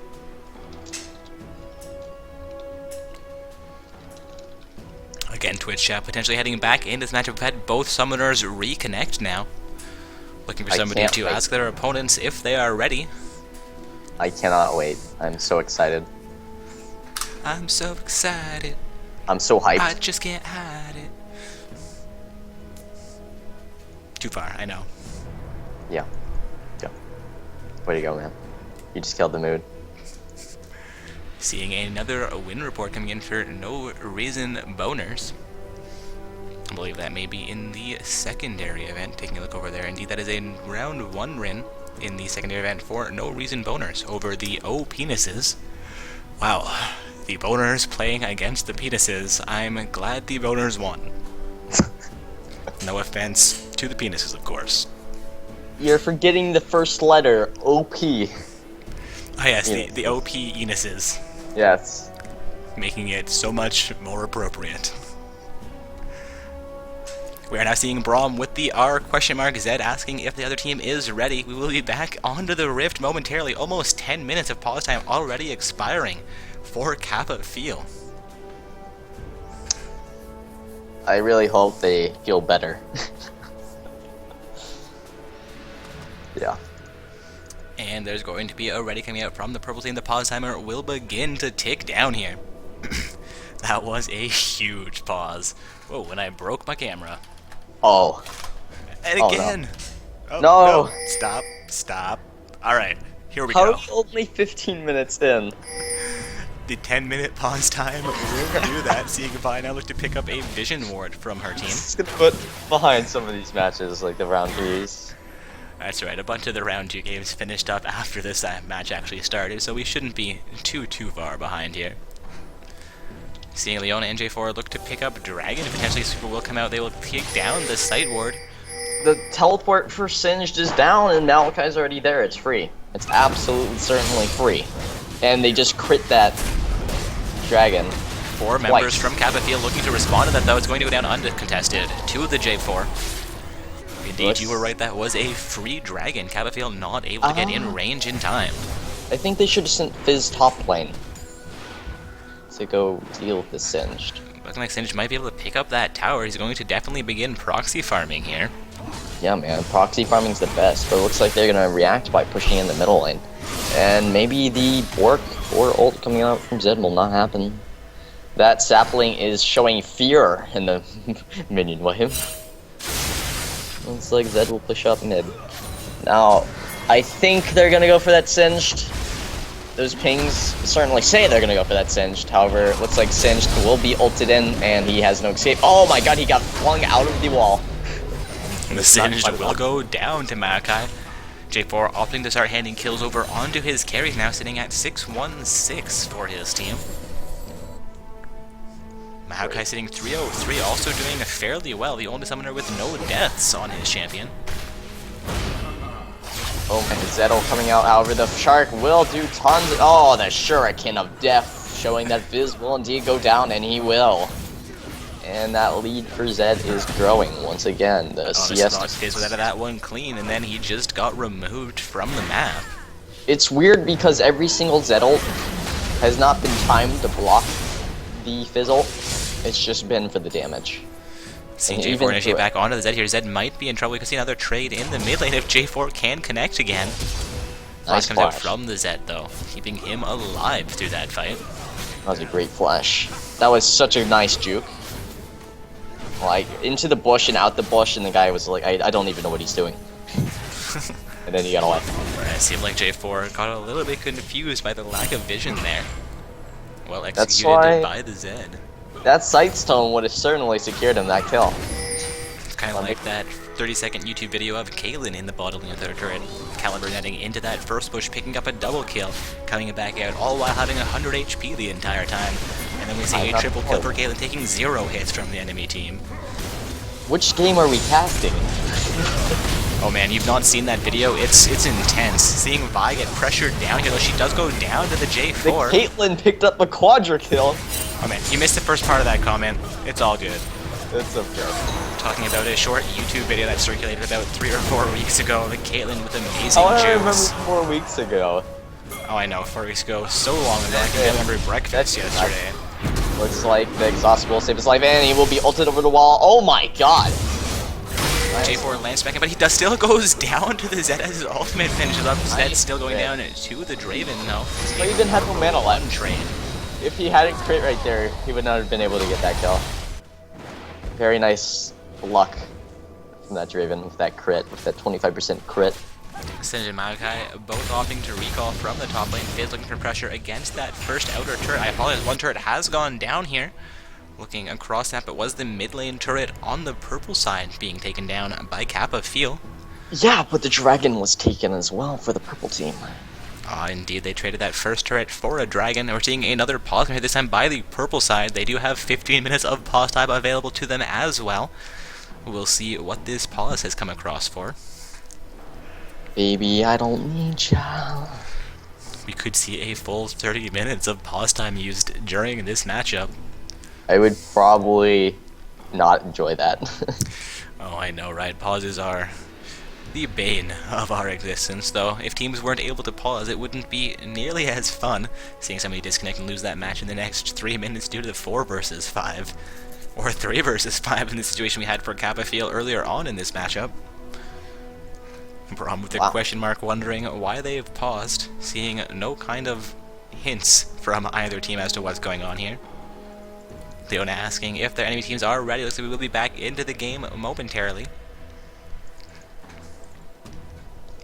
And the play will resume in 2, 1, 0. And we're back into the game. Looks like Stinge will be buying a first item Moralize after his Merc Treads. That item has not been completed yet. Which is odd considering how much gold is on the mid laners right now. Seeing Vi pick up her red buff as well. J4 also making his way up to his red buff respectively. Both blues That and already removed damage. from the map. Malachi is doing so much damage with that W right now. Arcane Smash, not quite strong enough anymore. But Event, oh, that's Veigar spell. What is Twisted Advance doing so much damage? Yeah, we're seeing Maokai and Singed even in farm, but the map is hitting 3-0-3 compared to Singed just 0-3-0. Has roughly a 1600 gold advantage in the top lane. Both teams have teleport if you want something to happen here. Singe could teleport behind the bottom lane right here. The other comes onto both of those bottom lane summers. She continues her advancements. Ezreal goes down to the ultimate from the They're gonna Draven. dive from, and they're gonna get Zed in the middle lane, and Singed is not even doing anything. Shin's actually recalling from the top lane, Nice. not able to assist his team right now. Braum is in trouble in the bottom to an advance from 3 of those summoners, all taking out from Fizz onto the Vi right here. She will go down, a double kill for the J4. And that looks like a sapling toss full could ham pick in up that bottom Braum. lane. They're not gonna pick up Braum, unfortunately. Braum actually managed to make that out of that lane alive. A great play by the blue team. Actually saved his bottom lane outer turret as those summoners chose to chase him down as opposed to focusing the turret.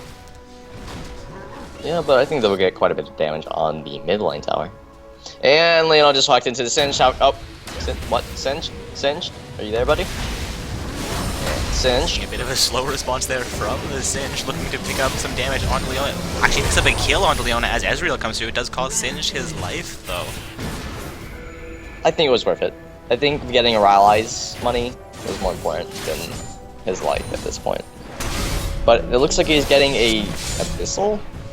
No, he's just getting MR.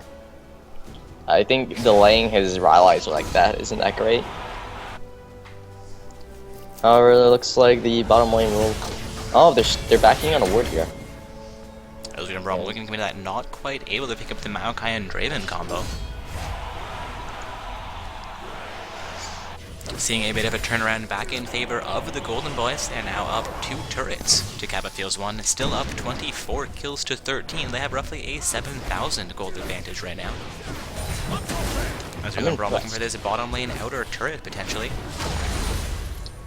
I am glad that they're getting that dragon.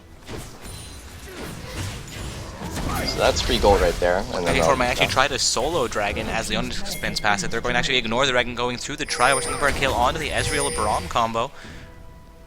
And the mid laner once again doing his best job at split pushing. And taking a huge amount of pressure right here. Could go down, will go down to the J4. FiZ and Draven initiating onto the dragon as Maokai backs from the river. It looks like Zed will push up that top lane. Split pushing like a total boss. He's the C9 high of the Kappa Fields team. Indeed, Zed manages to trade that top lane inner turret for a dragon from the enemy team. He got 2 towers out of that. That's almost even for that dragon. But purple team is just compounding their lead so much right here. Maokai engages onto the Zed. Zed going to try and fight this fight. Both of them are down to about half HP here. Going to come out onto the Maokai, not quite enough. The continuous engagement could be successful. He's down to 300 HP as well. Both of those summoners down to 300 HP. And Zed goes down. The dunk! That was a great dunk. A Lance Cataclysm to finish things off, keeping Maokai alive there. That was like Darius level dunks. I know, J4 pretending he's Darius right now. He's 11-2. I think he can believe whatever he wants at this point. He is untouchable. He's got so much DPS and so much tank stats. In fact, I'm rewatching that fight on my on the stream, and that was an amazing dunk. Seeing Golden Boy set up for the top lane outer, that will be the last outer turret removed from the map in their favor. Of course, they still have their bottom lane outer turret, though Ezreal and Braum are looking to pick that up. And it looks like they will be pushing the top lane to deter their Zed lane from pushing anymore. And Draven spinning those axes like he don't care. Baby, you spin me right round. Maokai engaging to buy under that turret. They J4 canceled will her continue Q. the engagement. They canceled her Q of the knockout, so now they're gonna lose the tower and her flash will be taken. And looks like they... Oh, Singe will be caught out here in the jungle. The EQ from Jarvan missing, however, it looks like the flame will come out and maybe he'll live. However, he will die to that ignite. Actually, it wasn't even ignited, he just died. It's all that damage. With Draven like and Leona in that top lane, looking like they could potentially set up for... I apologize, for a Baron here. Thought they'd go for that inner turret. And meanwhile, in the bottom lane, looks like Stock Your Son will be pushing in that tower. He should definitely use as many spells as possible to get some stacking attack speed. And it looks like the Baron will go over. Oh, the Draven ult will go down to the bottom side of the map to clear that wave. Baron down to a quarter of its HP here. It will go down uncontested to the Golden Boys. It's going to be the first Baron of the game at the 25-minute mark. And the gold just grows. For the... Oh, another pause. 18 minutes remaining. Wait, has which team has... disconnected here. Okay, FiZ. So this isn't like... Which team paused before? Blue side has about 7 minutes of pause time remaining, while the purple side has roughly 13 minutes of pause time remaining, with a quick pause when they had someone have to go AFK momentarily. Apparently the FiZ has restarted his client, but he has actually reconnected already, so he should be back onto the rift momentarily. A little bit more pause time taken down for the purple side, ready coming out from the Leona here. I am confused. We are seeing the pause timer now tick down. And looks like the game has resumed. It looks like they'll all back and spend their sweet, sweet Baron money. I love Baron. Baron is such a fun thing. You know, Baron can change a game as one of those huge objectives. I don't even do it for the objective, I just do it to see if we throw or not. Indeed, the J4 looks pretty sweet with that triple buff as he leaves the red pit. He's just rocking those colors, man. Triple buffs and the recall animation. He's the gang leader of 3 different gangs with those colors. Everybody out to get the J4. However, at 12 and 2, nobody being overly successful about that. Hey man, when you're that ahead, you can do whatever you want. Be it triple buff, and looks like this will be... Oh, looks like he's gonna go in 1v2, and he's got ult available. He can lock in that Geezer if he wants. It looks like Vi will come in with a return Q, however, they should have went on Vi right there. Vi used her only escape to initiate, and she had no flash from the last fight. They could have ended that inhib's life. Ultimate came out from Ezreal. They're not doing quite as much as he was hoping for, I believe. Yes. J4 still fairly deep here. Maokai in the wing to assist, and they have not been spotted out by the Vi, nor Ezreal. J4 not able to knock up the Vi. She's looking to dash away from that situation. Maokai tossing a sapling will not be able to re-engage that though. We have Singed and Braum making their way into the mid lane. Was I think coming out into that bottom lane inner turret. Zed split off into the top lane looking for the first inhibitor turret of the game potentially.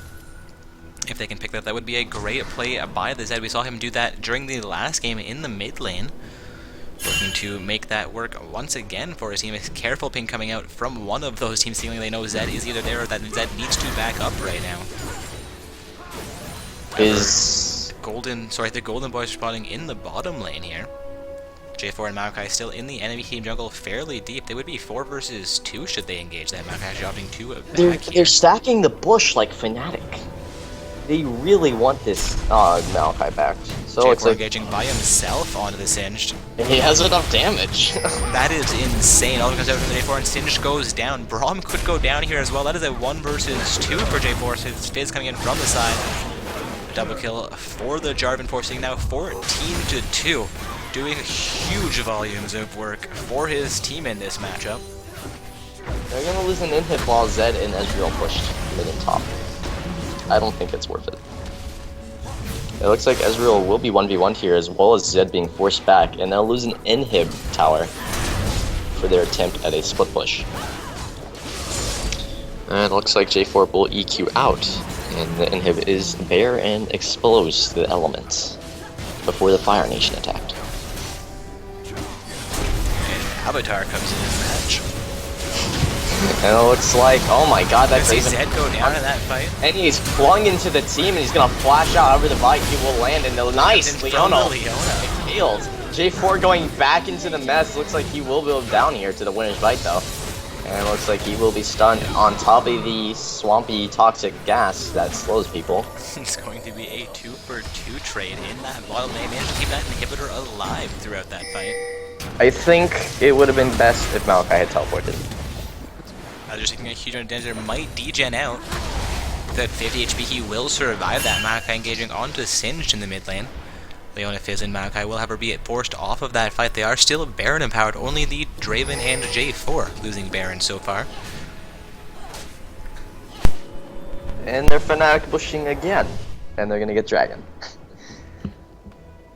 I am really loving the Golden Boys playstyle. Sitting at 32 and 15, it is working for them. They have roughly 11,000 gold lead despite the turret score being fairly even right now, 6-5 in their favor. Now taking a look here, the Rylai's has been completed for Ryze. I mean for Singed, but he still has no stats. He needs armor. He needs Zimar. He needs the Leviathan and the Force of Nature and the Heart of Gold. Not quite yet tanky enough for his team. Leona ult barely missing on that. Ezreal would have secured a kill and maybe inhib. Yeah, that was a nice shift from the Ezreal, keeping himself alive there. That solar eclipse was like, how you doing, buddy? That arcane shift was like, no thank you. Refusing the engage of Leona. And it looks like they will back, pick up some items, and maybe, just maybe, they'll decide to group bottom and take an inhib, and then rotate back to the middle lane and get Baron. However, it looks like they're just going to push up the lanes because they are scared of the split push. However, if they do want to win, they just need to ignore it and take the game by their hands. You do not need to be worrying about split push when you're so ahead. A 4v5 could mean the game. If he takes an inhib turret, that's fine. As long as you take 2 inhibs in return. See, the Golden Boys could have enough strength to finish the game with a split push occurring here. And the J4 nice. ultimate in onto the Ezreal, looking to keep himself alive. Here's in a 3 versus 1 situation that could be a bit of an overextension. 4J4 re-engaging onto the Singed. They're gonna look him in to Is try he and gonna save live? him. That was actually a 4 versus 1 fight. J4 could get out of his life. He'll come out from Leona, but the Singed will manage the thing, and J4 does go down. We have Zed also going down in the top lane to the advance from Fizz and Maokai. But they're not getting anything out of it. They need the group. They need to stop rolling around in the jungle and just get together and have a tea party. I think they may lack the confidence to actually end this game. They need a bit more of an advantage here. I think they're throwing their advantage right now. Very well. They are. Capafield doing a great job of moving up and controlling the map. Your teleport coming in from the purple side, I do believe, making that a 3 versus 2 fight here.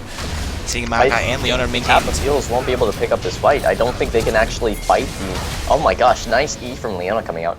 But she'll not have enough down here. Oh! The ultimate from Leona comes out again. The cooldown on that is ridiculously low here. And she picks up the kill on by. The sunlight has no cooldown. Except for she used that to initiate that fight. Wait, how many light years does it take for sunlight to hit the surface? From where? From the sun. To Earth? Yeah. 1. So it takes 1 year? 1 million years? No, a light year is the amount of time that it takes the light to travel from the sun to Earth. Yeah, so it took 1 million light years for her cooldown to come back up, and then she hit someone with it. Makes sense. Because the solar flare is sunlight.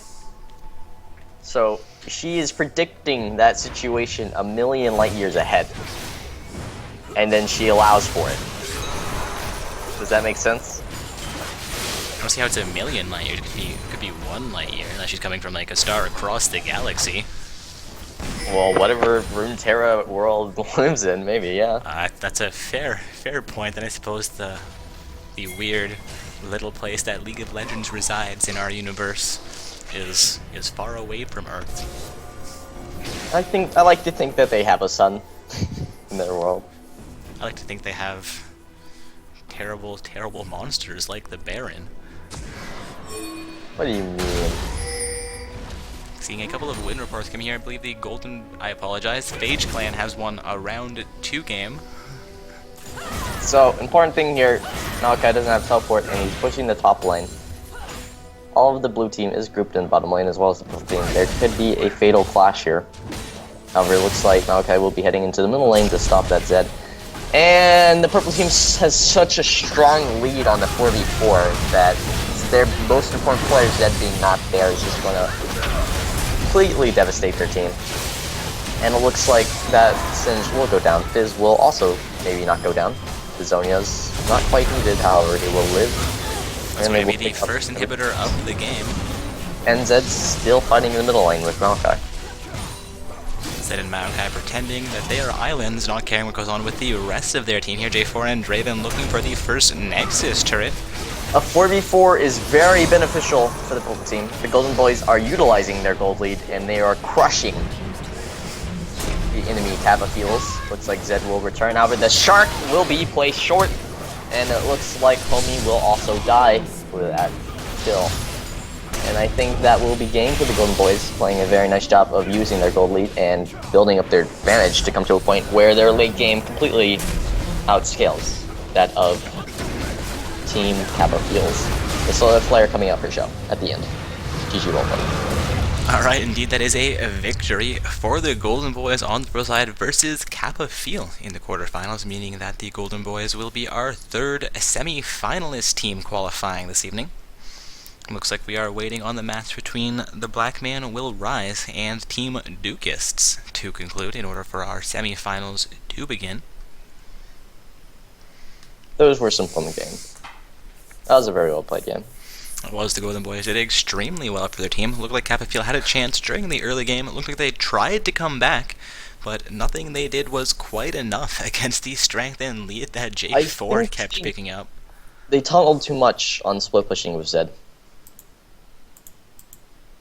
And Singed was not capable of defeating a late game Maokai and J4, so split pushing kind of put them very behind in that situation. Indeed, that was a great situation for the Golden Boys to try and finish things off, finally finding the confidence to enter the enemy team base. Again, guys, we have 3 semi-finalist teams qualified here. It is the Golden Boys as our top half of the brackets, first team qualified in. We also have a 1v1 Baron You Won't and You What Mate facing off against each other in a semi-finals matchup. I know, right? It's You What. You What Mate? You what, mate? Of course, they have the tag of XMLG420X. Swear on me mum, mate. I'm gonna go kill some aberrant specters.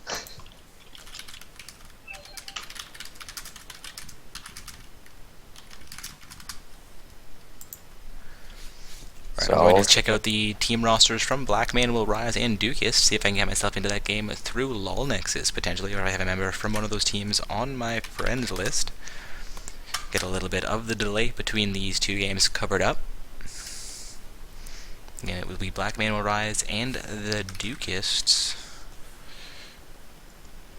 A summoner named Panda Green Tea. I'm not Lord Vaznoth and Zetex.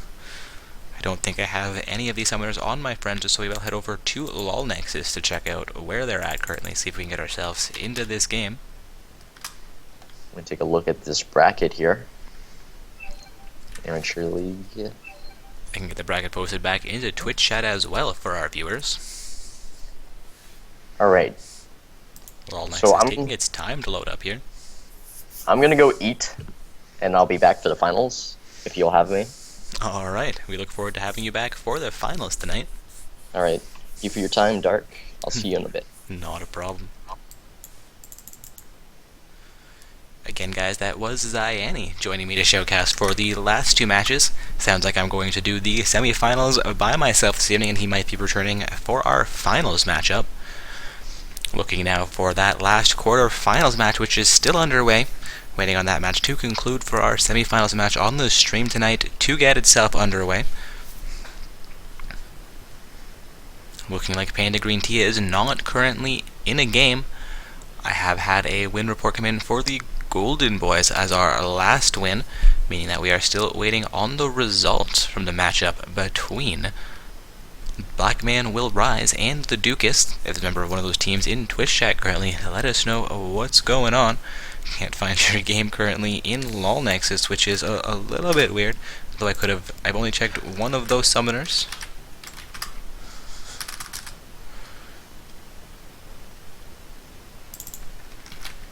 Again, guys, looking for that last quarterfinals game to get a little bit of additional coverage there while we wait for our semi-finals to start up tonight. Again, this is a Not So Stock Gaming amateur bracket tournament. Summoners must be ranked between Bronze 5 and Gold 1 in the solo queue. We've seen a number of gold-silver teams coming out to participate this evening. At least the teams that we've had on the stream have been mainly gold and silver.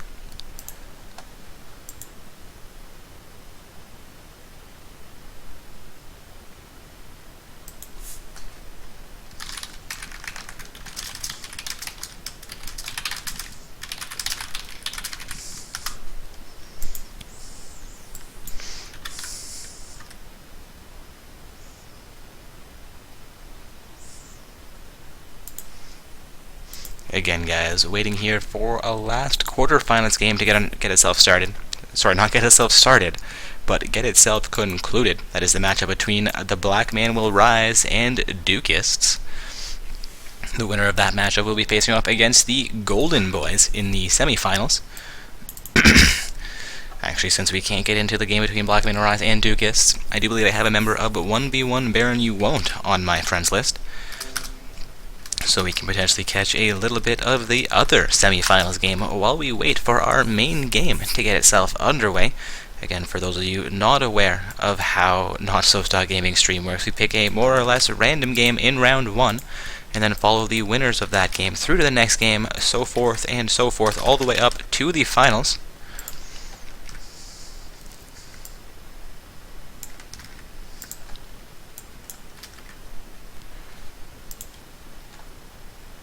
I believe I had that summoner on my friends list.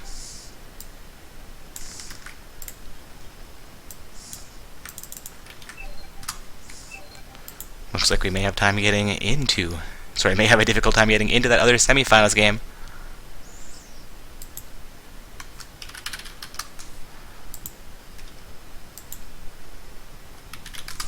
Getting reports that Dukist has won, and indeed I do see that win report trickling in. Thank you for letting me know, guys. A little bit of confusion there while we couldn't find them on LoL Nexus and waiting for them to report that match. Again, Dukist has emerged victorious over the Black Man Will Rise in the quarterfinals, so our semifinalists are now finalized. We have the Golden Boys facing off against the Dukists as one of those semifinalist matches, as well as a 1v1 Baron You Won't facing off against You What, mate?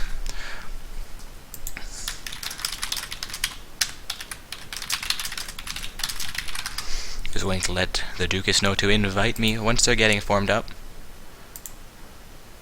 Who did I just send that to?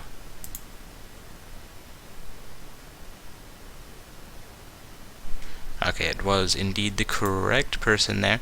Getting another report that Dukists have emerged victorious. We are good to go into our semi-finals match here. Again, it will be the Dukists on the purple side facing off against the Golden Boys on the blue side. Our last matchup was Cavafeel on the blue side with Golden Boys on the purple side.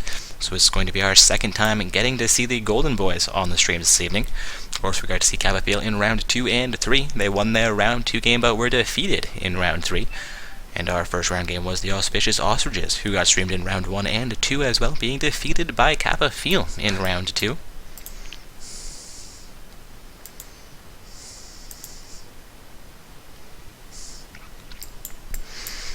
Again, just waiting for an invite to this semi-finals matchup, guys. This is a Not So Stock Gaming amateur bracket tournament. We've gotten through 3 rounds of play so far. The semi-finals and round 4 of play have brought us down to 4 teams. All of these teams now qualified for some form of RP pricing this evening. Again, waiting on that invite into our semi-finals matchup between the Golden Boys and the Dukists.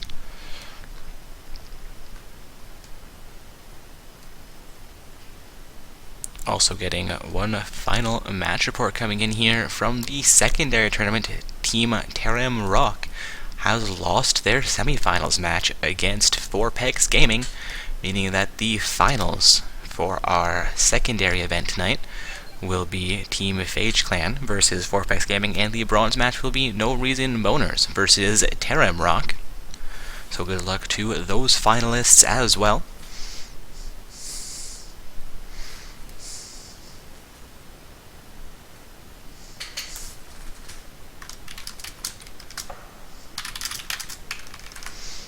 Looks like I may have an invite to the game at hand for our semi-finals match on the stream tonight. Also, those of you paying attention to my client, Shadow Soldier is a random, I believe, silver or gold player who's actually smurfing down from a diamond account. He's been adamant he would get into the Pro League for the last year or so, but he's admitted now that he has not actually been playing recently, saying that should he start playing again, he'll be gracing Not So Stock Gaming tournaments with their presence. Of course, our open and semi-pro bracket tournaments are extremely competitive. We've had a number of diamond and master tier teams come through for that. Of course, master tier is not allowed in our semi-pro, only in our open events. The open events being on Friday evenings, our semi-pro tournaments being on Saturdays. And of course, you're watching our amateur bracket tournament currently, which is our Sunday night event. Seeing now that 10 summoner come into the lobby. Getting ready to get our semi-finals underway here. Again, it will be Team the Golden Boys on the purple side and Dukists. I apologize, Golden Boys on the blue side and Dukists on the purple side.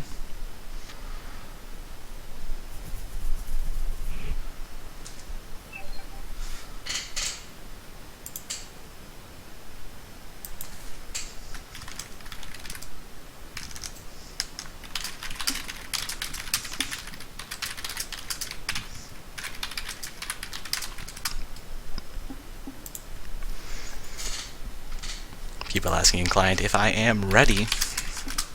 Indeed, the Dark Corpse is ready.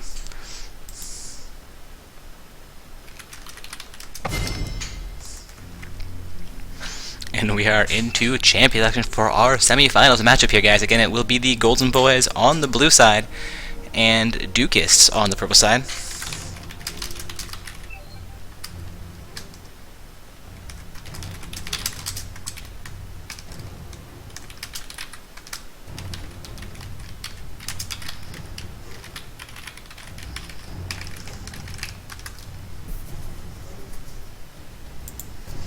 Seeing Braum banned out by the blue team again, that is the Golden Boys on the blue side. Draven banned out here by the purple side. Again, that is Dukists on the purple side. Golden Boys following things up with an Amumu ban and then a Tristana ban from Dukists, as well as a Morgana ban, rounding things out for the Golden Boys, meaning that it will be a Braum, Amumu, and Morgana ban coming out from the blue team this evening.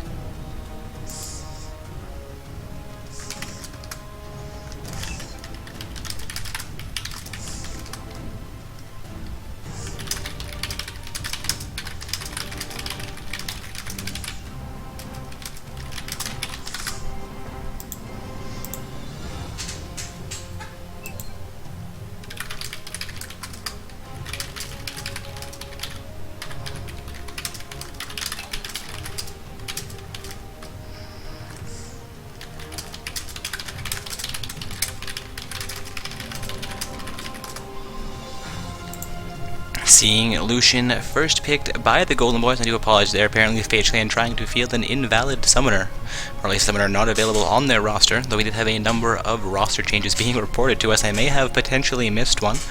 Leona and J4 here being hovered over by the Dukists. Leona being swapped out for a Janna pick and locked in.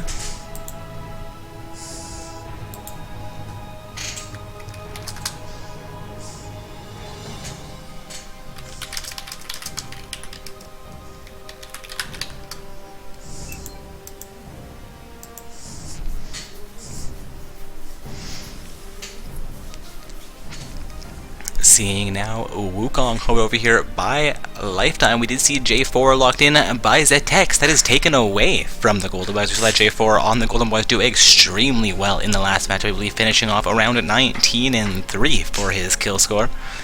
Seeing Leona also locked in here by the Golden Boys.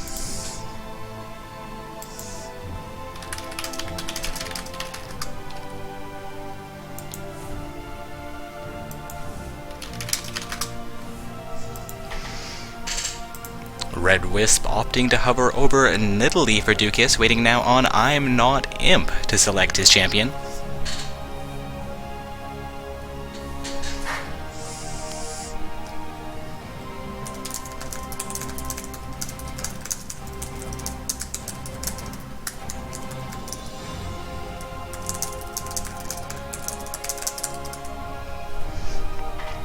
We are seeing Vayne now locked in for I'm Not Imp, as well as Nidalee being finalized there.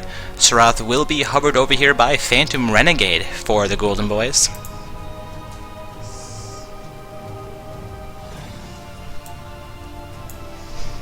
Waiting for the Drunken Saiyan to pick up a champion. Phantom Renegade will swap out this Sarath pick for a Brand.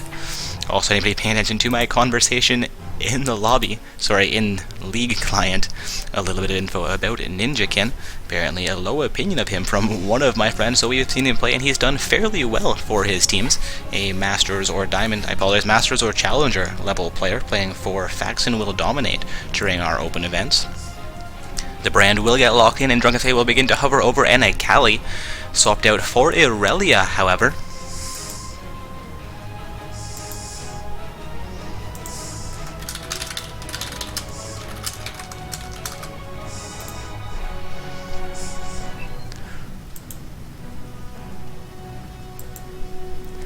The Irelia and Brand will be locked in for the Golden Boys, making their team composition Lucian Leona in the bottom lane, with Irelia as their top laner, Brand mid, and a Wukong in the jungle. 5 extremely strong champions coming into this matchup for the Golden Boys. Of course, we have a Vayne Janna bottom lane for Dukists, as well as, I believe, Nidalee as their... I was going to say mid laner until I saw them hovering over and locking in that Karthus pick. Nidalee and Karthus may be traded around. Either of those could go mid or top lane with J4 in the jungle.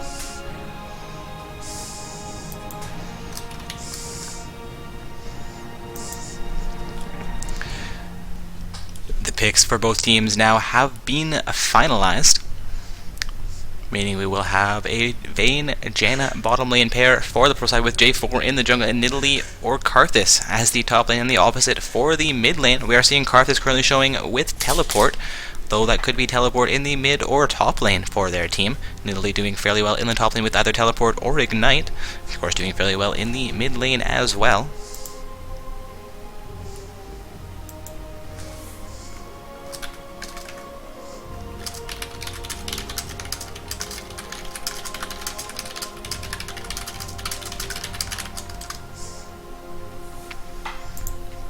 And for the blue side again, it is the Golden Boys on the blue side and Dukists on the purple side.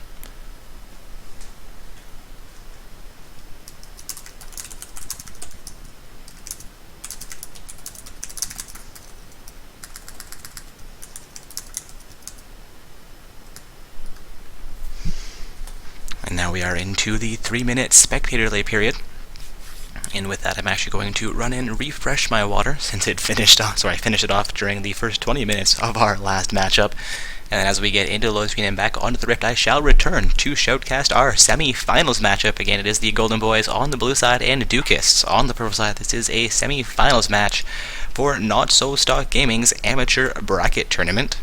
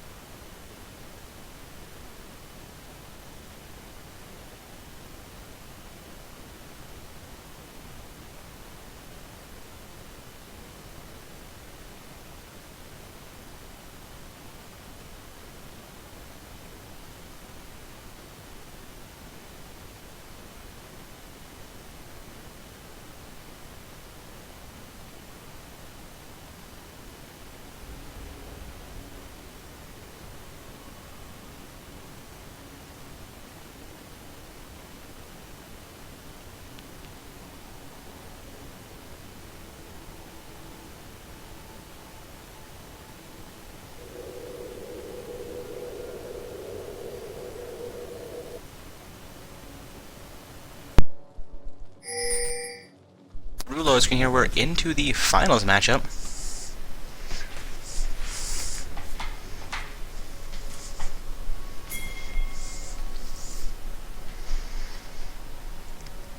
Seeing a ping come out from the blue side towards the mid lane lower half bush.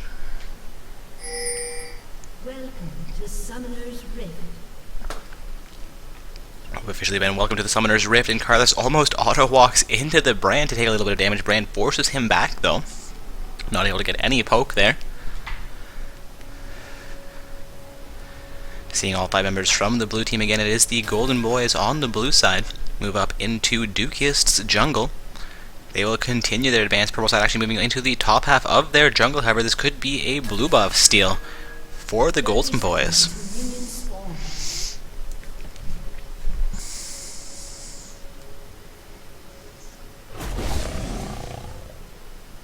Looking like Red has the same idea here. Duke is looking to steal the blue half of the map, or hit the blue team's blue buff as well. Looking like we could have a complete blue trade. Actually, the Golden Boys falling off of their advancement will return to their half of the map towards their red buff. Or are they making their way towards the top that they are not aware about the blue buff invade right now? They're really pinging out the blue pit. They are going to make their way into that part of the jungle. It will be a 4 versus 2 fight. Karthus does get spotted out here, making his way back towards the mid lane. Seen a recall affected by the Janna as well. It's going to be only Karthus and J4, as well as Nidalee, I suppose, in the enemy team jungle, looking for that blue Aurelia waiting in the wing to engage this. We're going to see the Golden Boys initiate onto their red buff, while J4 initiates onto the Golden Boys blue buff. Aurelia comes into the wing here. We're going to see Brand come in from the side as well, going to put damage onto J4. J4 down to 200 HP. Aurelia continues the engagement. J4 down to 100 HP. That's going to be first blood going over onto the Aurelia. Well played by Golden Boys, completely stopping the counter jungle from the Dukist J4.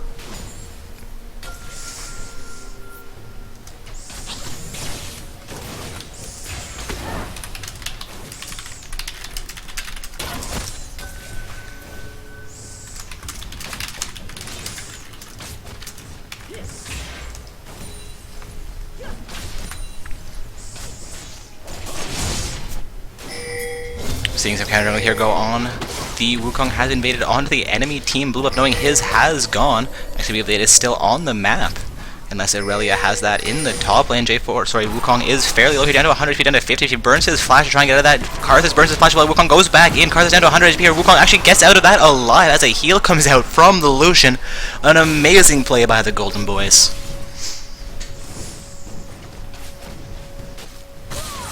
Aurelia looking to engage onto Nidalee. Indeed, Aurelia does have that blue buff. Wukong making a great play to take J4's blue buff. J4 will not be able to start with a blue.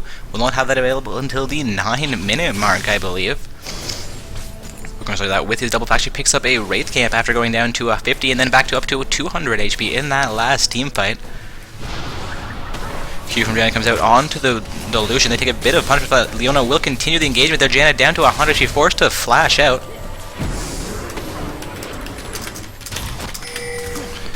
Vayne taking a huge amount of pressure here, though. The Lucian also down to 100 HP. Vayne will go down in that exchange. Janna also failed here. She will go down again to the Lucian. It's a 1 kill for Leona and 1 kill for Lucian. I apologize, I have not yet reordered the scoreboard coming into this matchup. Get that done for you guys right now.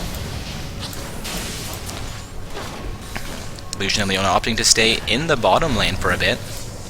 Looking for some pressure against that bottom lane. Out of her, Leona beginning her recall. Lucian will begin to recall as well. Vayne on her way back out to the bottom lane. Will there in roughly 7 seconds, having just reached the inner turret. Janna back all the way at the inhibitor turret. Roughly 15 seconds till she makes it out to the lane. Aurelia sitting with full health and full mana. The Drunken saying getting that early blue buff that J4 tried to take. Seeing a current 4-0 kill score for the Golden Boys against Dukist in this semi-finals matchup. They are up roughly 2,000 gold as we reach the 5-minute mark here. Damage coming out from the Brand onto Karthus. Karthus down to about 125 HP here, not going to DJ out though. No Ignite. I apologize, Ignite was available for Brand. That could have been a kill had he gotten range.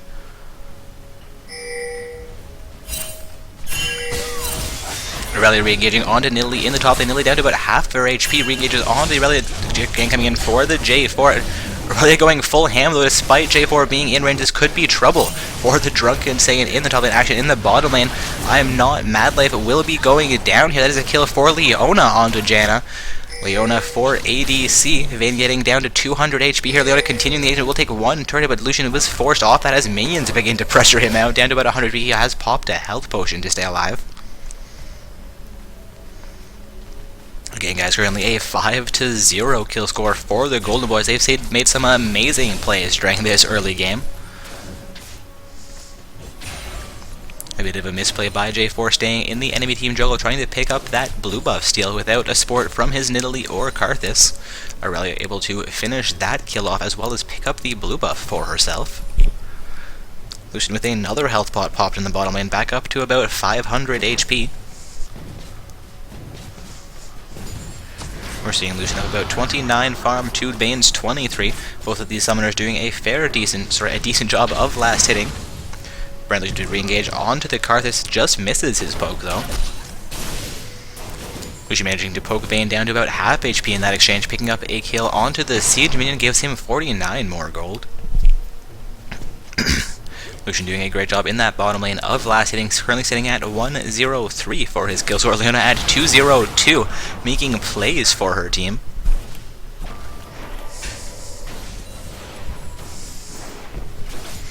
Again, guys, this is the semi-finals game for Not So Stock Gaming's amateur bracket tournament that we'll have on the stream this evening. It is currently the the Golden Boys on the blue side, facing off against Dukist on the pro side. Leona could be overextended here. Vayne looking to finish her off. She's down to about 25 HP, one more attack, and she does go down to the Vayne. Lucian could go down as well. Dukist looking to even things out here. Wukong will come into the bottom lane, though. Vayne does go down to the Wukong. Lucian manages to stay alive. Karthus making his way into the bottom lane, will be pursued by the Brand. Wukong looking to make a pincer here. Lucian will fall off that engagement in the top lane. Nidalee getting extremely low against Leola. She will go down. A 7-1 kill score right now for the Golden Boys. An extremely strong start for the blue side. Wukong re-engaging in the bottom lane, gets one more auto-attack onto either of those summoners, and they would go down. All comes out from the Brand, finishing off Karthus, not quite in range for the J4 though. Karthus not quite level 6, or did not have his ultimate available after death. Both Brand and Aurelia, I believe, hitting level 6 before their opposition. Nidalee actually still level 5 to Aurelia's level 7. Blue team with a distinct advantage, and we're not even at the 8-minute mark yet. An 8-1 kill, so they have roughly a 4,000 gold lead over the Dukists.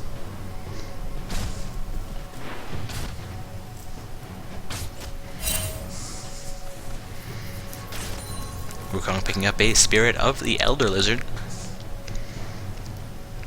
Lucian on his way towards that Infinity Edge, because we're seeing Vayne opt to start with the Vampiric Scepter for the lifesteal. Karthus with a tier in the mid lane, compared to Brand's second level boots and a Fiendish Codex. Seeing Nidalee start to build towards Chalice. Aurelia with a double Doran's Blade Flask as well as a Phage started.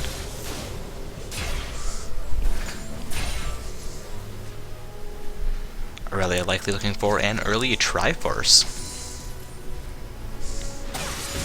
Aurelia looking to re-engage on Nidalee, gets about a quarter of her HP chunk down there. Nidalee down to about half HP already. Aurelia continues this engagement. Nidalee will go down. Nidalee just returned to lane. Aurelia fully engaged onto her. Nidalee goes down again. Now this is going to be unfortunate in the top lane. Aurelia is going to quickly become a powerhouse here. Going to need some attention from that Jarvan 4 into that top lane to turn this around. Leona going a little bit too ham here, but Wukong is in range. Comes out from the Leona as well, landing onto both the Vayne as well as J4. Wukong taking one too many turret hits there. He does go down. Leona down to 300 HP as well. Janna coming back in, takes a double shot from the Lucian. Q comes out from the Janna. Leona down to 50 HP. One more attack from the Vayne. She does indeed go down. Lucian looking to pick up a kill here. Both Vayne and Janna extremely low. Brand engaging onto Karthus. I mean, like, Karthus down to below half HP. Brand continuing the engagement, only 250 HP on the Karthus. Again, Karthus does not go down, and Ignite is still available for the Brand. Lucian almost back up to full HP here. Vayne down at 300 HP. Lucian looking for pressure against that bottom lane turret. Could pop a culling here and finish things off, potentially. at least as far as Vayne's life is concerned. Currently a 10-3 kill score in favor of the Golden Boys. They are setting up roughly 4,000 gold over the Dukists. Again, guys, this is the semi-finals for Narsostock Gaming's amateur bracket tournament.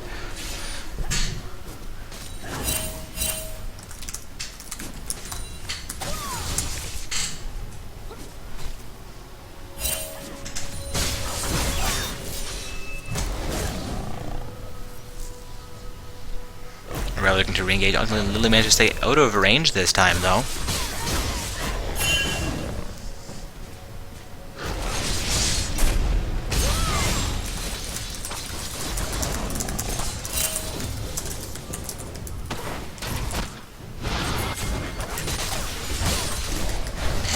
We do see J4 in the top lane looking to help Nidalee keep that healthy. Sorry, keep that turret healthy. Wukong also responding, making this a 2 versus 2 situation. Should J4 stay engaged? Aurelia going full ham under the enemy team turret. Nidalee down to 200 T. Wukong looking to finish things off. He will get locked up by the J4 though.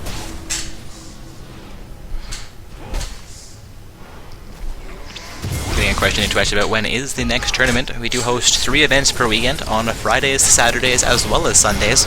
Our open bracket tournaments are hosted every Friday, as well as our semi-pro bracket tournaments on Saturdays, followed up, as you're seeing tonight, with our amateur bracket tournaments on Sundays.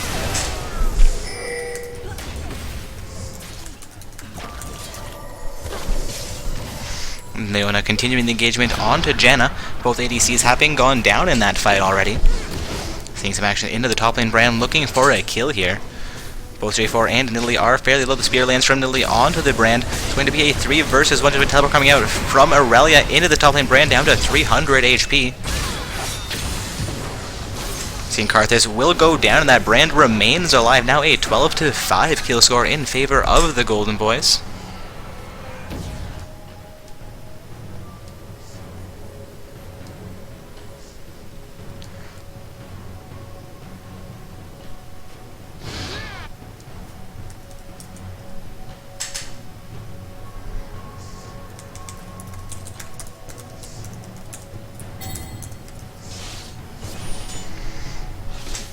Looking like we have 4 members of the Golden Boys set up near the mid lane. Karthus could be in trouble. J4 is responding into that lane though. See a ping coming out from the side. They are looking for the first turret of the game here. J4 being collapsed on by Wukong and Leona. Not quite sure if they had vision of that or were going for the Wolf Camp, but J4 will go down here. Karthus now behind his turret. Isn't a 3 versus 1 situation. Wukong will take 1 turret hit. Leona takes a turret hit as well. Not able to get any damage onto the Karthus. Janna coming in from the side will disengage from that. Vayne could get caught out here.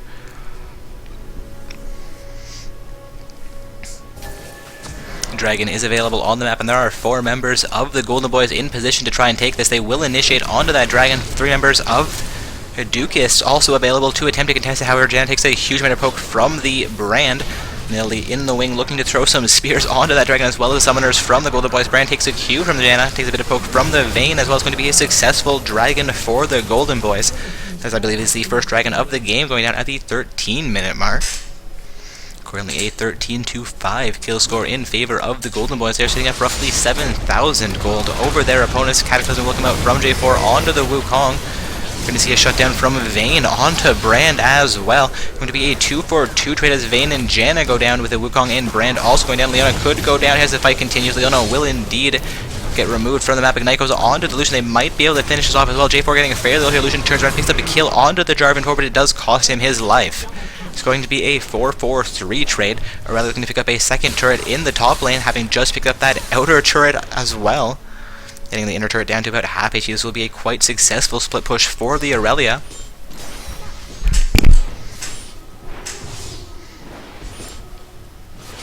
Getting reports that Terramrock has defeated No Reason Boners in the bronze match of the secondary tournament.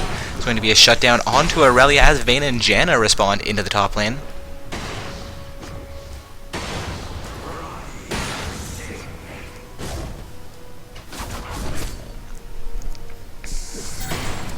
Pings coming out towards that mid lane outer turret. Only Karthus there defending it. 5 members of his team looking to respond into the mid lane though. We'll see if Dukists can look to make a play here.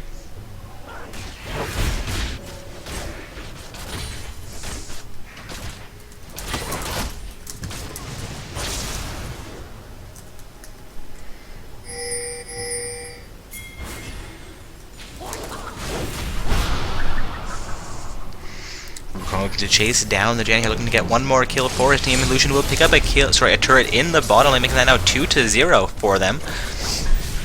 J4 has responded into that bottom lane. Nidalee, Janna, and Vayne also coming into range here, being chased though by the Leona as well as Wukong and Brand.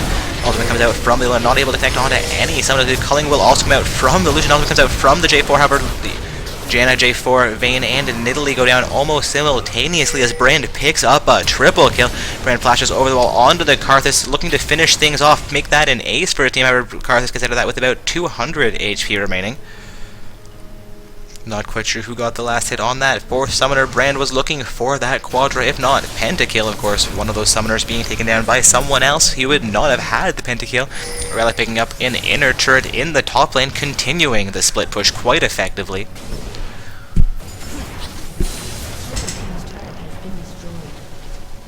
Lucian and Leona also successful picking up that bottom lane inner turret, seeing teleport come out from the Karthus into the mid lane. That mid lane outer turret, the only outer turret still on the map for Ducas. Karthus, despite being 0-3, being the most successful lane in maintaining his objectives. Seeing both the outer and inner turrets removed from both the top and bottom lanes on the purple half of the map. Of course, no turrets removed from the blue side of the map. Really going full ham on the coast. That will be a kill. Vayne looking to re-engage with the help from Janna and J4, but Janna will go down as Aurelia picks up a double kill. J4 continue to go full ham onto the Lucian. J4 down to about 200, 100 HP. Another attack from the Lucian. He does go down. Aurelia looking to pick up a kill onto Vayne as well behind that outer turret. Lucian looking to take down the outer turret with 3 members from his team as well. Seeing Wukong jump over onto the Wraith camp of the enemy team. That will be a successful outer turret, the last outer turret of the game being removed from Ducast's half of the map. Looking for that last inner turret as well here. Only Vayne there to defend it. Poke coming up from the Brand. Vayne does get locked down and indeed goes down.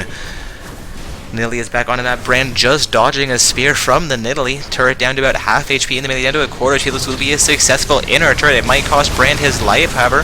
Nidalee going to go full ham, and that almost costs Nidalee her life. Brand does indeed go down. The turret does go down, those making that 6 turrets to 0 in favor of the Golden Boys. Also 2 kills to 0 in that trade as both Vayne and Karthus go down. Again, guys, this is the semi-finals match we have on the stream this evening.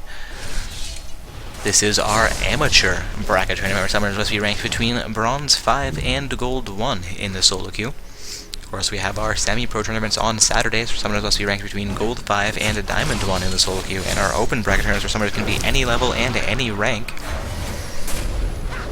Our open brackets on Friday evenings, a little bit of a lull in the action here. Wukong looking to maintain some pressure, Vayne looking to relieve pressure in the top lane. The remainder of Golden Boys have affected recalls and are making their way back onto the map. J4 engaging onto the Wukong. He does have assistance for both Janna and Karthus. This could be trouble for the Wukong. Wukong looking to re-engage onto the Janna. Could pick up a kill here. Teleport coming out from the Aurelia. Aurelia picks up the kill onto Janna. Looks to continue her escape here. Wukong also still alive despite finding that in a 3 versus 1. A double kill for the Aurelia. Aurelia does go down. Wukong re-engaging here. Karthus will also go down the fight. J4 going down. It's going to be an ace for the Golden Boys. And is an unfortunate situation for Ducas to be in here. Wukong doing extremely well, maintaining his life. He gets extremely low and then baits the entire enemy team. We've seen them fall for it multiple times throughout tonight's match.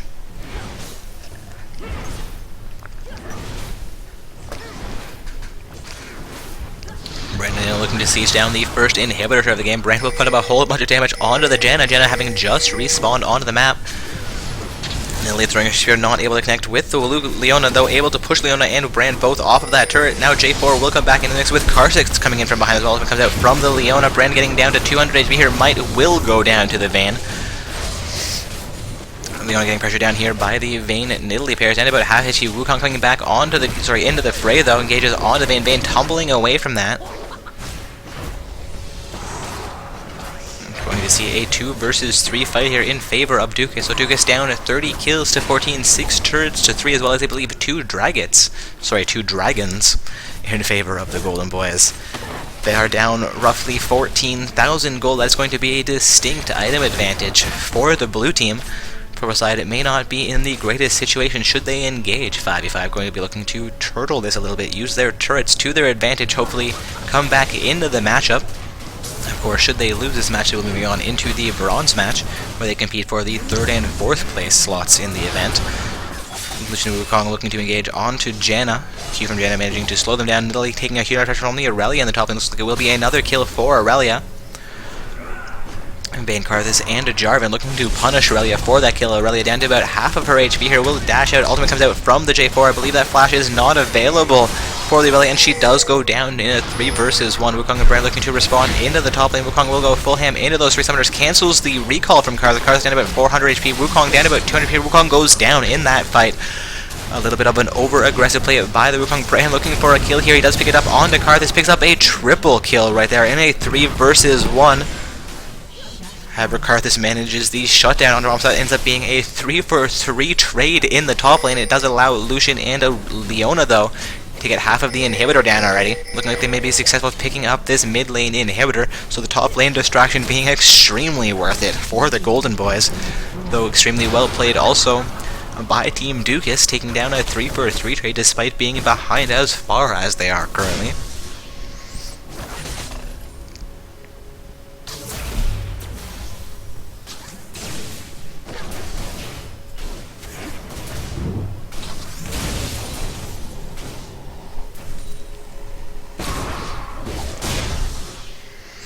A little bit of a lull in the action here as the purple side, that is Team Ducas, looks to relieve pressure from their bottom and mid lanes. They have just lost that mid lane inhibitor. Man, they will have to do a lot of pressure relieving in the mid lane. Karthus and Nidalee looking to take down this super minion. They will be successful taking down the super minion and get relief pressure in the mid lane. Looking like we could have them attempt to siege down that mid lane outer turret, looking for their first turret of the game.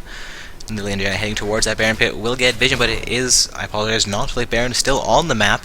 Not quite sure why I thought the Baron pit was empty there. As we have not seen either team set up for it yet. Again, guys, this is our semi-finals match for Not So Stock Gaming's amateur bracket tournament. Currently watching the Golden Boys on the blue side, and Aurelia will take down this Vayne with Dukists on the purple side. Wukong engaging onto the Janna. This could be another pick for the blue side. Indeed, Janna will go down in that 1 versus 1 to Wukong. The remainder of Duke is looking to turtle here into their base, keep their Nexus turrets alive if they can. They're going to be in a 5 versus 3 for the next 10 seconds. Aurelia setting up with Wukong onto that bottom lane inhibitor turret. Aurelia going full ham onto the Karthus, gets stunned down by the J4, down to about half. She picks up the kill on the Karthus. It will cost her life though. J4 down to 200 HP, goes down to, I apologize, stays alive, flashing away from the Wukong. Brand looking to come back into that, blows his ultimate onto Vayne. Both those summoners fairly low, but Vayne does go down to the Brand. Lucian coming back in from behind. He was on those Nexus turrets, despite the rest of the team being on the bottom lane inhibitor turret. Leona and Lucian focusing this first Nexus turret. The first Nexus turret will go down in favor of the Golden Boys. That will be also the inhibitor turret going down. Brand looking to re-engage this with assistance from Wukong. Nidalee will go down to the Golden Boys. J4 looking to escape this with his life down to 50 HP. Could have a juke availability. He does go down to an auto attack from the Lucian. We also have a kill onto Janna for Wukong. Karthus is alive here, but not able to do a whole lot for his team.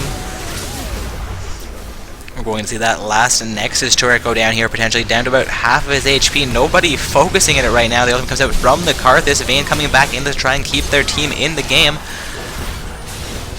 Nexus down to half HP, and this is going to be the game going over in favor of the Golden Boys. A 23.5-minute finals matchup. Make that 24 minutes before they finally blow up that Nexus. And that game indeed does go over in favor of the Golden Boys. A 43-20 Kiloversions, 10 turrets to 0. A complete routing in the semi-finals. Well played. What a strong performance right there. Taking a look over at the bracket, we've already had You What Mate win their semifinals matchup against 1v1 Baron You Won't, so our finals game will be beginning momentarily.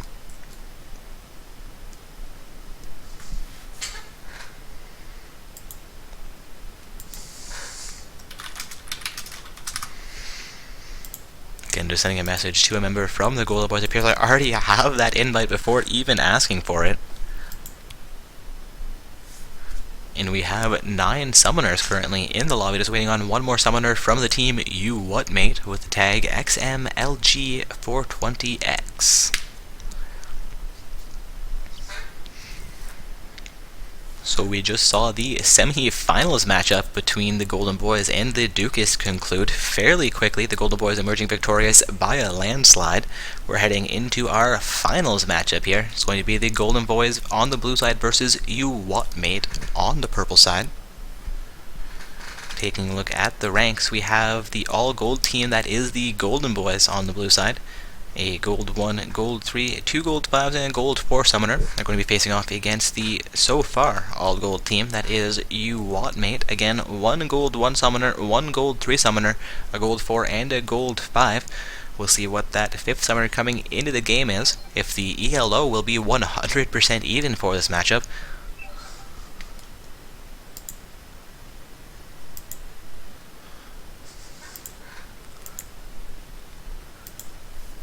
Remember the Golden Boys being amused by my calling their victory a landslide. It was 43 kills to 20, 10 turrets to 0. It was quite an impressive display of power put on by the Golden Boys in that semi-finals matchup. Again, waiting on one more summoner coming into this finals match, a summoner from Team You Whatmate playing on the purple side. Again, guys, this is an amateur bracket tournament. We are hosting a double bracket tournament this evening. Our secondary tournament occurring concurrently with the main event after our first 8 teams have lost. I believe that finals matchup as well as that bronze matchup are currently underway. Currently getting into the finals and bronze matchup of our main event as well, meaning we have a total of 80,000 RP and 10 Triumphant Rise skins to give away this evening. 3,200 RP and a Triumphant Rise skin for each of the final 5 summoners on the winning teams in both tournaments, as well as 2,400 RP for the second place team summoners in both events again, and 16 for the third as well as 800 for the fourth place team.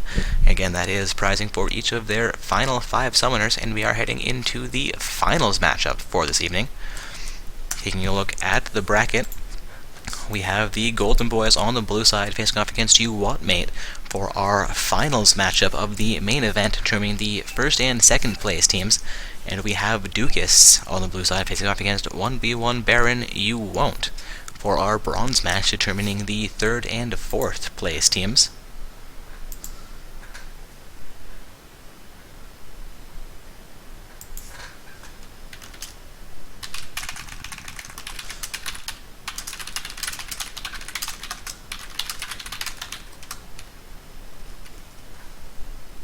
Getting a report from MCPVP100 that he's got 9,000 RP at once. I also got 6 emails at once as we were starting up the event, meaning that all prizing from last week has officially been distributed.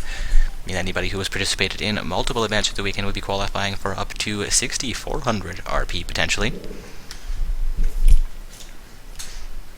I'm going to assume him getting 9,000 he plays in other community events as well.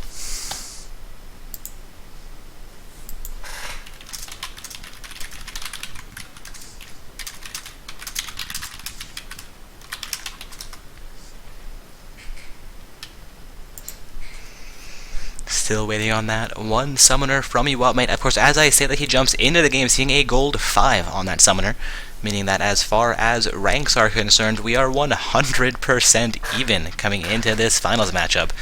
Both teams with 1 gold 1 summoner and 1 gold 3 summoner, as well as a single gold 4 summoner and 2 gold 5 summoners rounding out of both rosters this evening.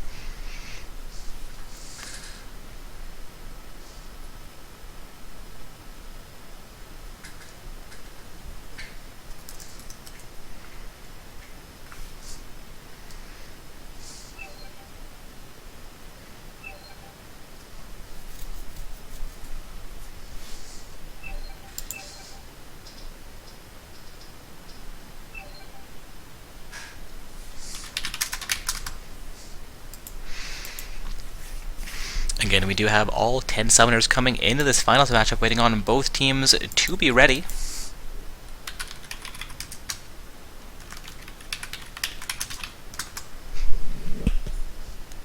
Again, guys, this will be the Golden Boys on the blue side facing off against You Whatmate on the purple side.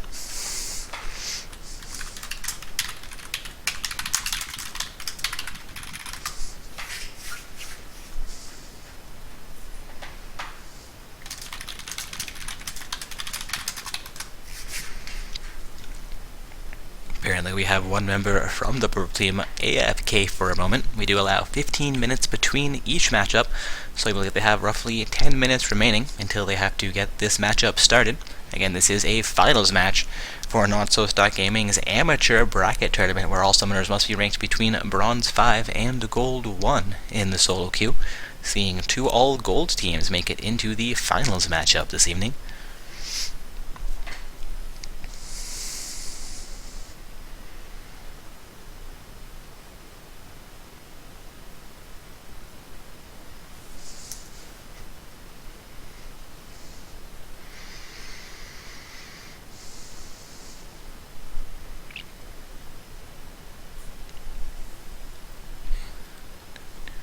I'll get that bracket also posted back into Twitch chat for everybody. Again, heading into the finals for tonight's tournament. Our secondary event also in its finals, that third place match already being determined. Also from our website, you can check out our tournament schedules. We do host 3 events per week. We also have a lovely Team Finder feature. We've found it is fairly effective for getting people onto teams or helping teams find additional summoners. Looking like Legit Cora says that they are back. I would assume that is the summoner who was AFK from the purple team, meaning we should be ready to go momentarily, and we'll have our finals match getting underway.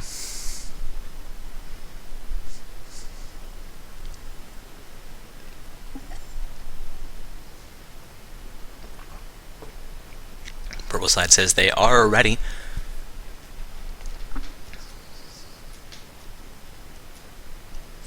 Seems like blue side may. Here we go. MC PvP are saying, let's start.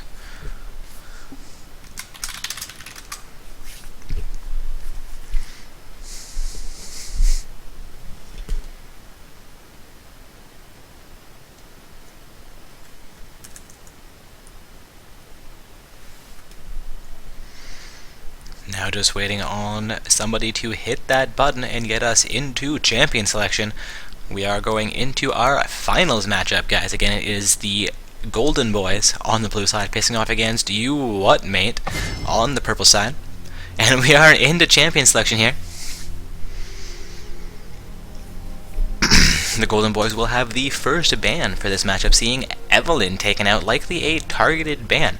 Have not seen Evelynn banned nor played throughout any matches we've had on the stream this evening. Lucian will be banned out by You What Mate, again likely a targeted ban. We saw the Golden Boys playing Lucian as their ADC during the last matchup.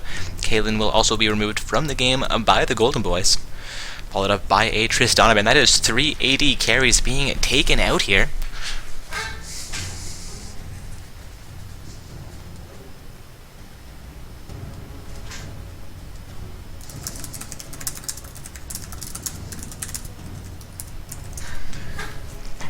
Waiting now on the final ban from the Golden Boys, which will be a Braum getting removed from the game. We've seen them play Braum fairly successfully, so opting to ban that is an interesting choice. Not wanting to allow the other team to first pick it, though I believe they do get first pick on the blue side.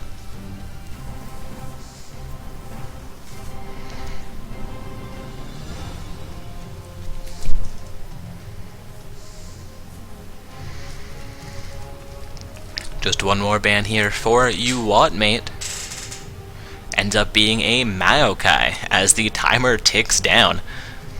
MC PvP 100 looking to pick up Draven as his AD carry for this matchup potentially. It will be hovered over, not being locked in instantaneously though.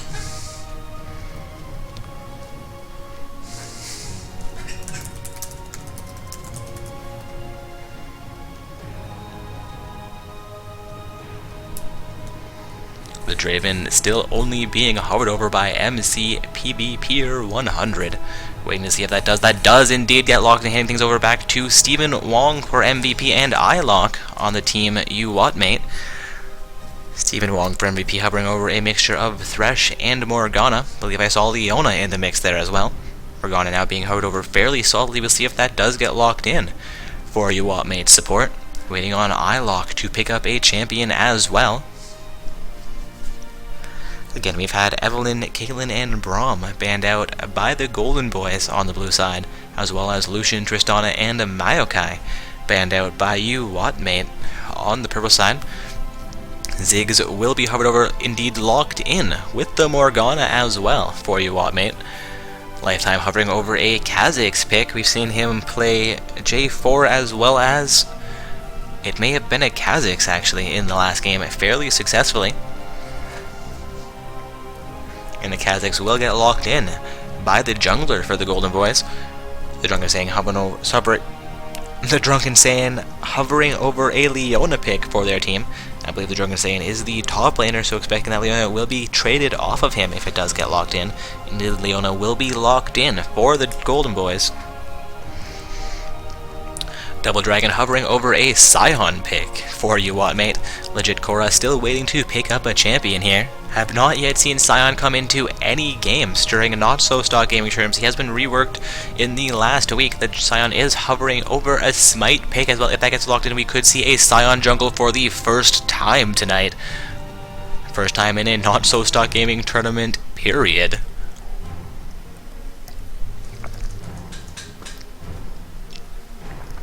Corki now being hovered over by Legit Korra.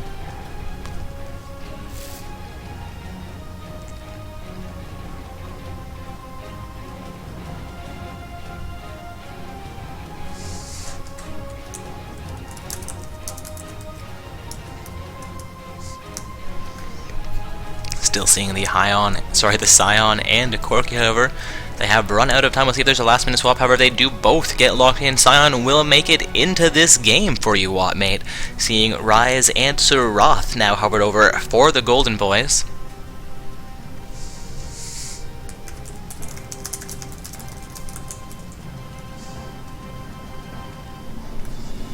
We'll see if the Ryze and Surath do get locked in. Indeed, Surath will be locked in, still only being hovered over here by Blue Belt Panda on that Ryze.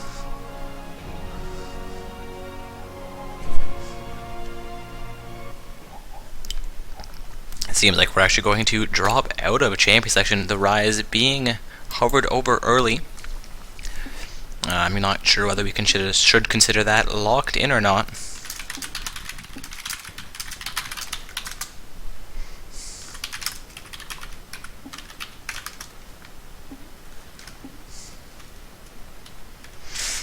Alright, the Golden Boys saying they will consider that Ryze locked in. That was an intentional hover for their team.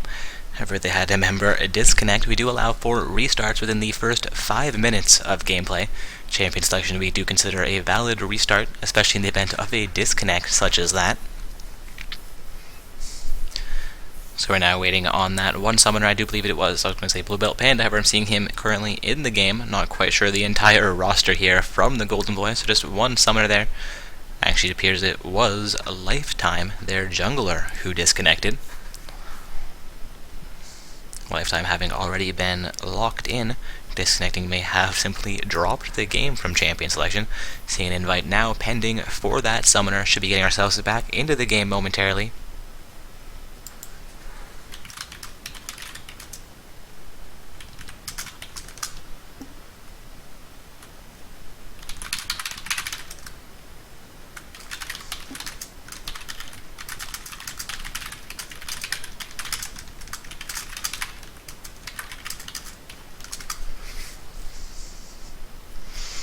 Again, just waiting for Lifetime to get back into this finals matchup.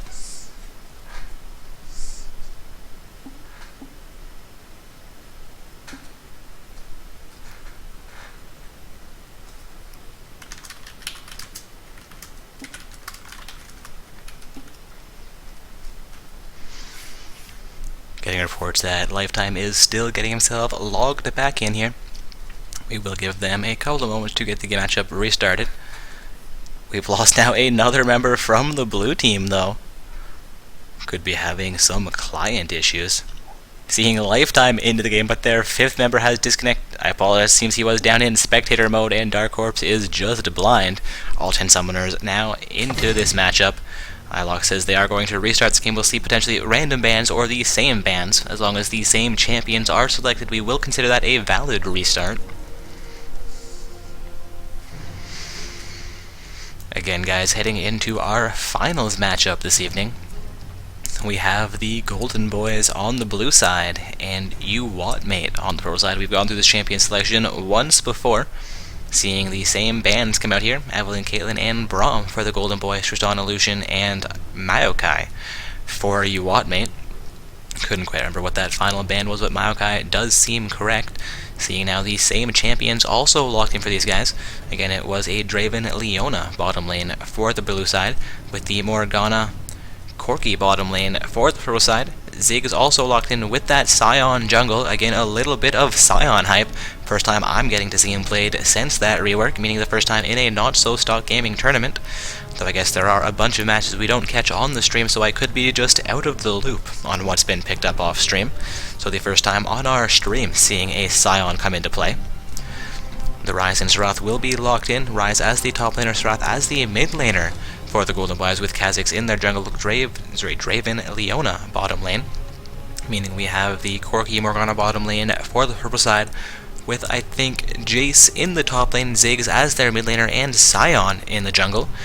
We're seeing Jace opt for Ignite over the teleport here. We'll see if he chooses to switch up. There are still 30 seconds remaining for summoners to finalize their runes, masteries, and summoner spells, as well as trade those champions around onto other summoners on their team. Speaking of time remaining, since I am losing my voice here a little bit, once we get into Spectator Lane, I'm going to refill my water once again so that I can properly showcast this finals matchup for you guys. And saying that, we have now reached Spectator Lane, so give us 3 minutes, and then we'll be into load screen and onto the Rift, assuming we have no further connection issues. Though seeing that we are into Spectator Lane, meaning they have gotten through their champion selection, are now into their load screens, and we should be following things up in roughly 2.5 minutes. So with that, I'll take my leave momentarily and be right back to cast the final.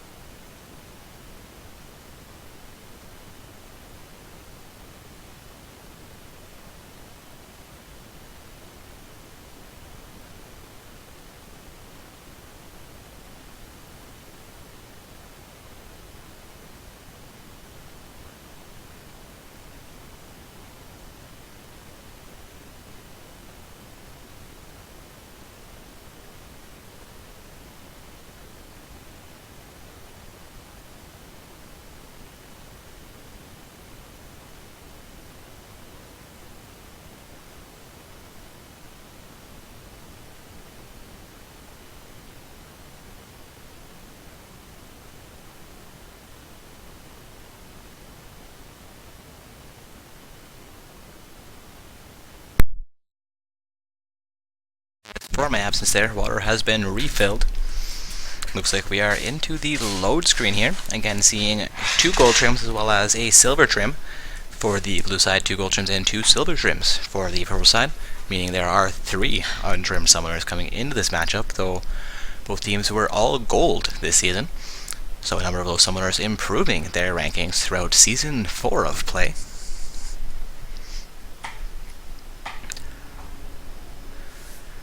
Hear the sounds of the Rift, meaning we should be into the game momentarily. Also hearing that Phage Clan has emerged victorious in the finals of the secondary event. Going to verify those match reports. Indeed, we do have that match report.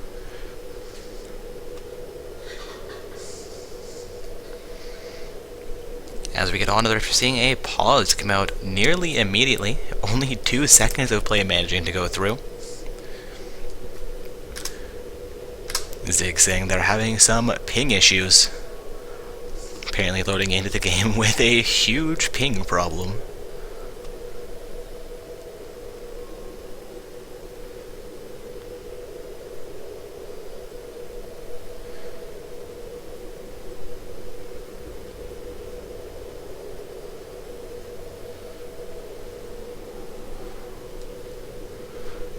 Alright, with that, our secondary tournament has officially concluded.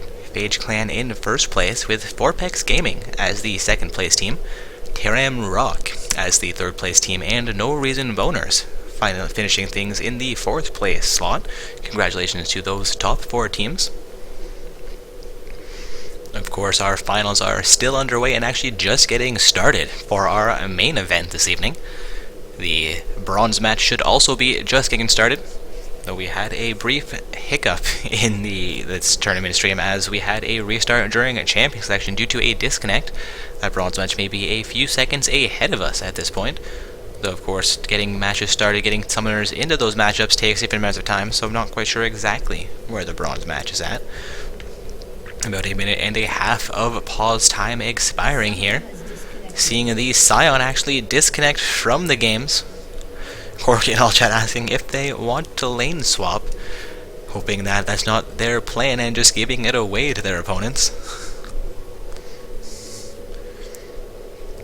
Again, guys, our finalists tonight are going to be the Golden Boys on the blue side and You Whatmate on the purple side. The bronze match for the main event will be composed of Dukists on the blue side and 1v1 Baron You Won't on the purple side. So good luck to all 4 remaining teams here. Both teams competing for the 1st and 2nd slot, as well as both teams competing for the 3rd and 4th place slots. For those of you not aware of our prizing, that is also on the webpage. Get the tournament bracket posted back in the Twitch chat for you. Again, that's where that information is also available. The 1st place team does get 16,000 RP and 5 Triumphant Rise skins. That's 3,200 RP per summoner, or per final summoner competing in the match, as well as a Triumphant Rise skin for each of their final 5. 2nd place team, I do believe, goes home with either 12,000 or 14,000 RP for their team. It is a total of 2,400 RP for each of those final 5 summoners. So 24 times 5, whoever's better at math than I am.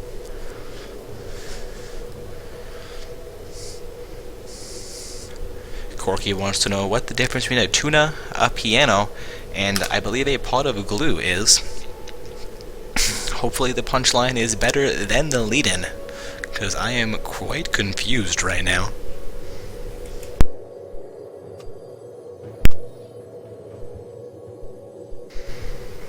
Again, guys, taking a look at these team compositions tonight, we have a Draven Leona bottom lane for the blue side. Again, the Golden Boys on the blue side, as well as a Corky Morgana bottom lane for the purple side, and it is going to be You Whatmate on the purple side.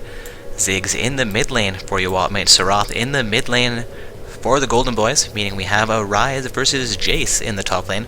Ryze for the blue side, Jace for the purple side, with a Kha'Zix in the jungle for the Golden Boys, and that fabled Scion after his rework in the jungle for the purple team. Again, You Whatmate on the purple side. Looking forward to see how this Scion performs. Have not actually done any reading on his rework, so I'm going to be completely oblivious to what's going on here.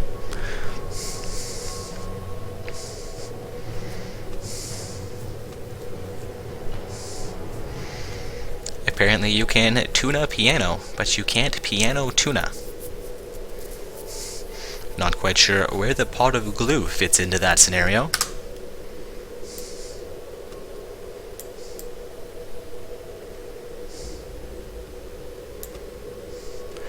Jace also curious about the glue. Thankfully, somebody is going to get us an answer here.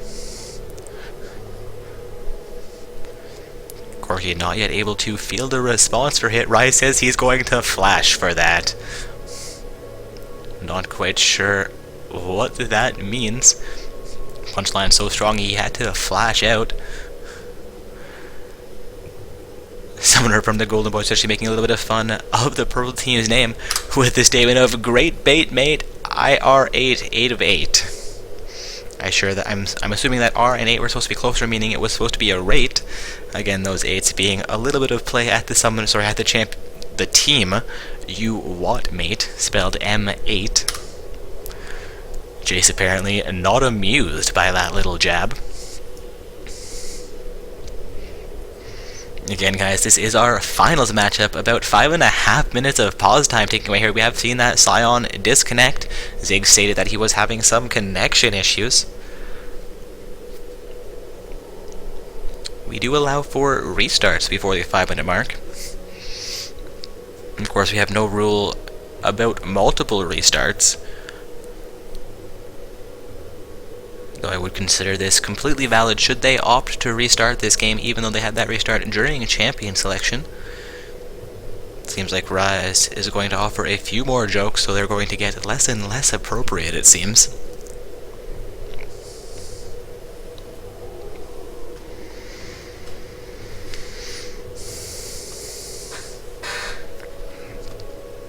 Again, guys, we have the Draven Leona bottom pair versus a Corki Morgana bottom lane pair. Two fairly strong ADCs, so Corki the more popular and I believe outranging Draven as well. Morgana and Leona, two fairly popular supports as well. We'll see how the Morgana fares against Leona. I find Morgana is allegedly a counter for the Leona, but with the Morgana's Black Shield, that doesn't actually stop the leash from Leona occurring, it simply stops the root being applied, so it can be a little bit of an annoying situation to lane against Leona as that Morgana. Of course, it is completely effective in stopping the stun as well as the Leona ult. And Dark Binding does outrange the leash from Leona as well.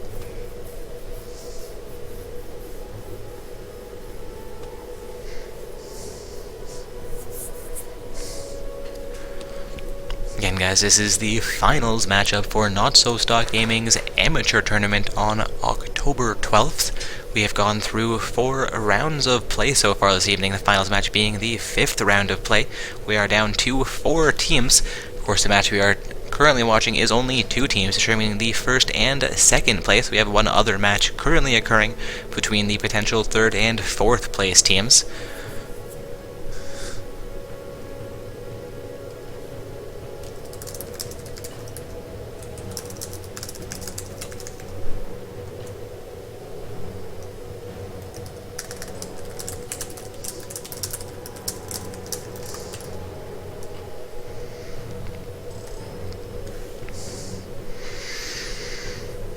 We have now 8 minutes of pause time ticking down from the purple side. Should we restart here, we will consider that 8 minutes of pause time used.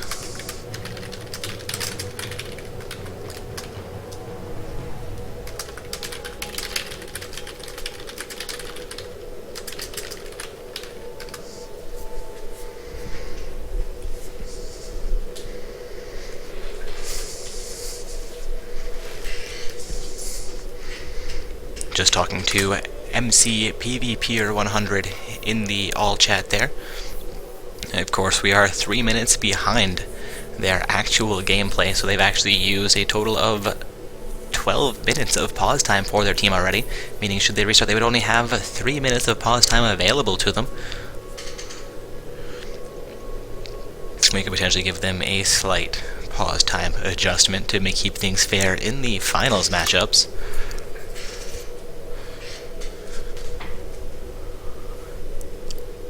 seeming like the Jason Pro side has not heard from the Scion. This could be an unfortunate situation that could be more than just a League client crash, could be having complete internet problems on the Summoner Double Dragon.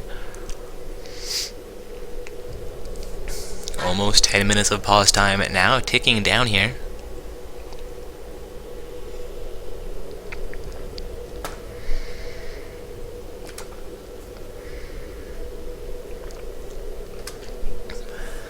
This is going to be the second game where we have an extended pause occurring.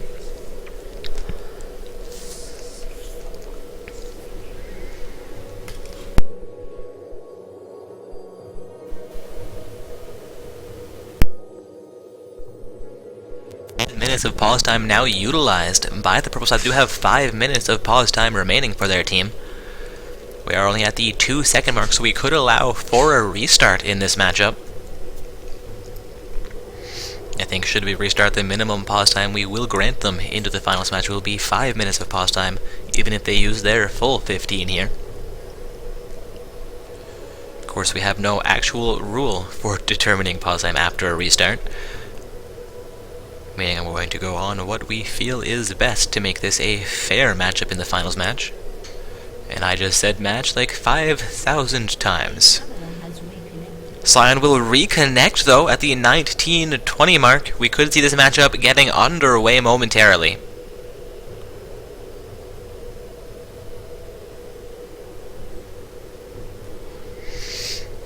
Of course, I believe it was the Ziggs originally claiming lag issues. MC PvPer says they're going to restart this matchup though, meaning I'll be able to exit this match and get re-invited potentially. Do apologize for that delay, guys.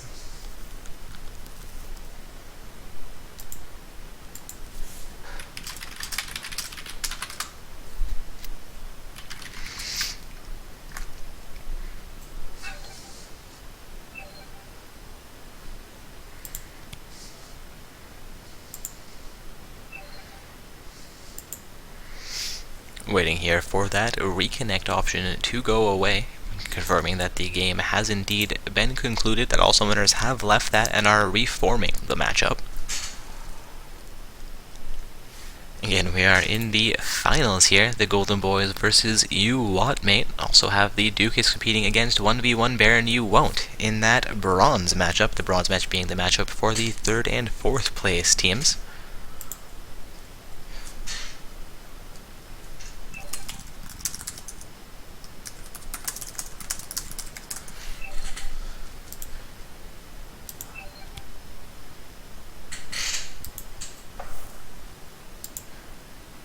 I officially have my invite into the game here.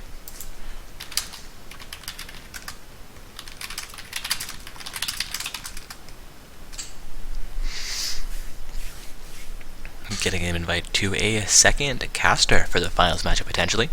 Nearly forgot to invite Izayani for our finals matchup, as he had to go have dinner during the semis, but would be returning potentially. Of course, we've had 2 restarts now, so if I forgot to invite him a 3rd time, there would be catastrophe to pay.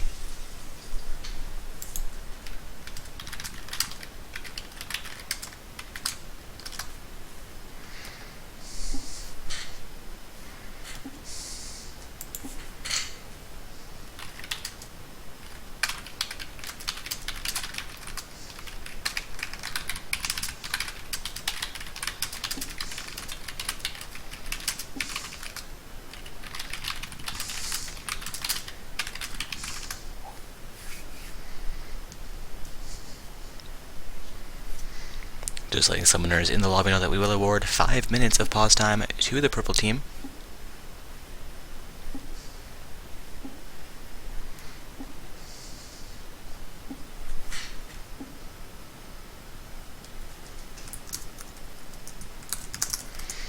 Oh, getting reports that Izayani received the report that we had started that finals matchup and actually decided to play a game, so he will not be joining me for the finals this evening. Waiting now on 2 more summoners to get themselves back into the lobby for the purple team.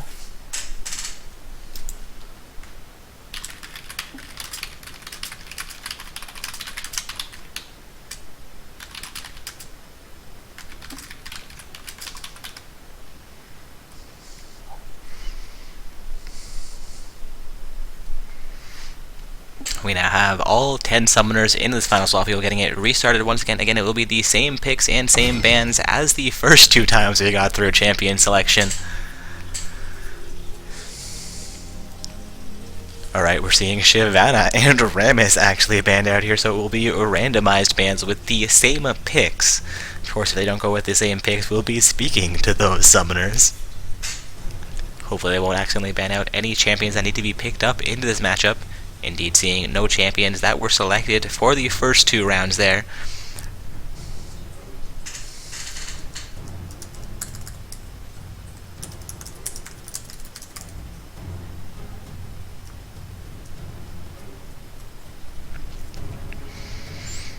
Again, we are seeing the same champions now picked up here, the Morgana, Ziggs, and Jace for purple side, Kha'Zix, Leona, and Draven for the blue side.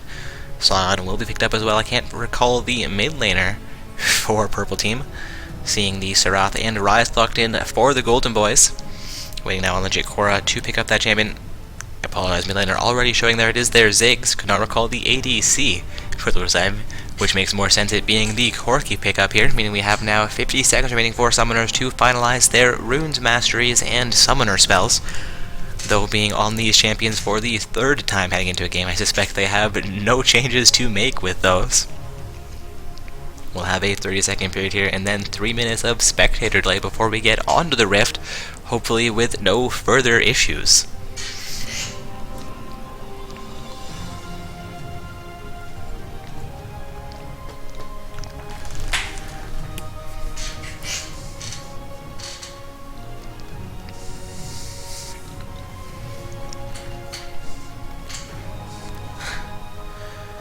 Just 10 seconds remaining until we get into spectator lane, meaning that both teams will be heading into their load screens.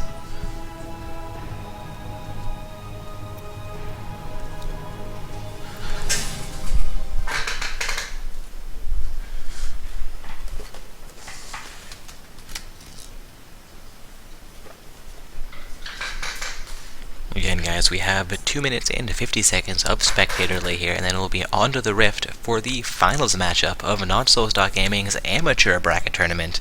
Not quite sure how many times I can say that in one night. Apparently 3 so far.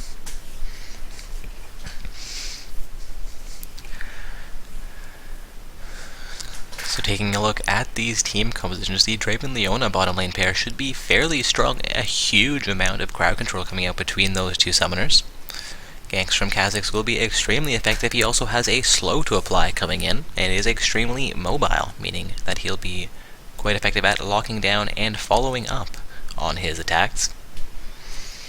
Of course, we have Serath in the mid lane, one of those extremely ranged champions. I believe he has the longest range of all mid laners currently. Ryze will be the top lane pick for the Golden Boys, played by the Drunken Saiyan. Saw him playing on Irelia during the last match. For you Watmate, we do have a Corki Morgana bottom lane. Corki's ultimate being a great amount of poke, combining that with the Dark Binding from Morgana, will be guaranteed damage for their team. They have Ziggs in the mid lane. Again, a huge amount of poke from Ziggs, as well as a fair amount of crowd control between his Little Bombs and his Yordle Trap. And we have Jace as their top laner. Again, a huge amount of poke. Seeing a lot of poke come out from the purple team will be a huge poke composition team versus the more all-in composition as well as pick composition from the blue side. Though they do have that Sion jungler, again with a little bit of crowd control and a huge amount of damage and tank ability. We'll see how that works out for him after the rework. Again, I'm not sure on his skill set and his new kit after that rework. I have not yet read the patch notes. I believe that was released roughly 4 days ago, so going to be interesting to see this Sion play out from the jungle.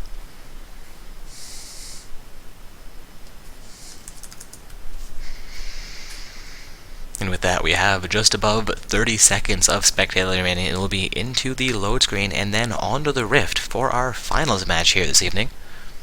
Again, we do apologize for the delay with those connection issues coming out from Ziggs and Sion as we try to get started the second time.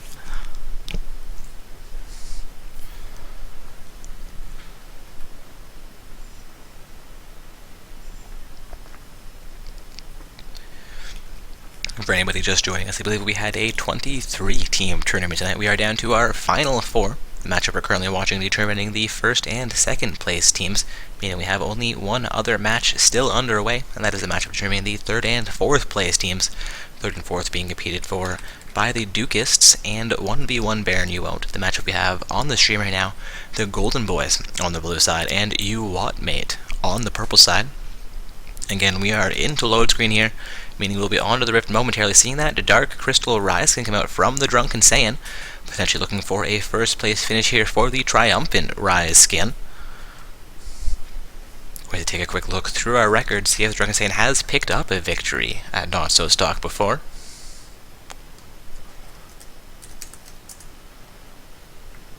Seeing their last finish as a 4th place finish, before that as a 2nd place finish. Looks like a 3rd place finish before that, and no previous participation, so no first place finish for the Summoners on the blue side this evening. The Drunken Saiyan looking for that Triumphant Rise skin to show off as he comes into matches. Of course, Dark Crystal Rise, nothing to shake a stick at, one of the fairly attractive skins.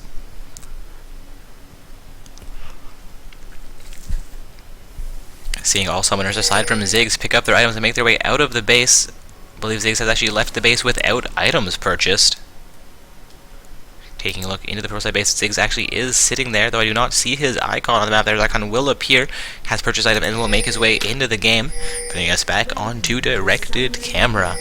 We have officially been welcomed to the Summoner's Rift for our finals match. Huge amount of ping coming out from the purple team, looking for an invade here. Scion may have been spotted out, ping coming up from the blue team, or potentially looking for a ward in that bush. There's a ward from the purple side in that bush. We have 4 members of the purple team now set up in the blue side tri-bush in the bottom lane.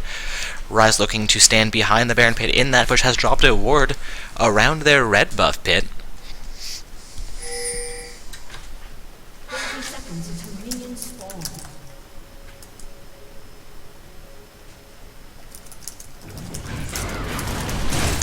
We're going to have all 4 members of the blue team get caught out by a 5-man engage. First blood will go over onto Corki as Leona goes down.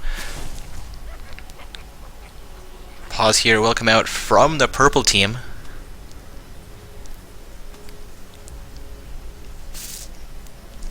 Apparently their Jace can't move. That's going to be a ridiculously unfortunate situation for it to be stuck in the enemy team in Tribush.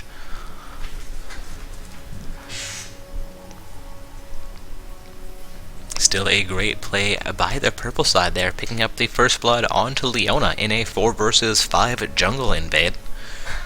The 5th summoner from the blue side not quite being in range in time there, and Leona being focused down quite effectively. Getting reports that the Jace has disconnected here. This is a different summoner than the last game. Originally it was Ziggs with ping issues, then Scion disconnected, and now Jace is having problems.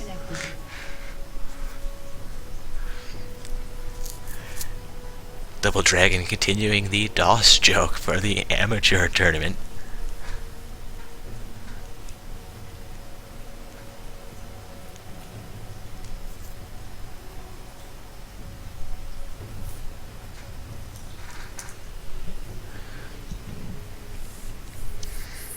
A minute and a half of pause time have ticked down here. I believe we were only awarding the purple side 5 minutes of pause time coming into this finals match, as they had used roughly 15, like their entire pause time, having Scion and Ziggs with problems during the first time we attempted to start the match. Apologize, the second time we attempted to start the match, as a member from the blue side actually disconnected during champion selection for our first attempt. Some weird issues coming into the finals matchup here of Not So Stock Gaming's amateur bracket tournament. Seeing Jace though reconnect with only 2 minutes of pause time so far being used by the purple side. They will have 3 minutes remaining.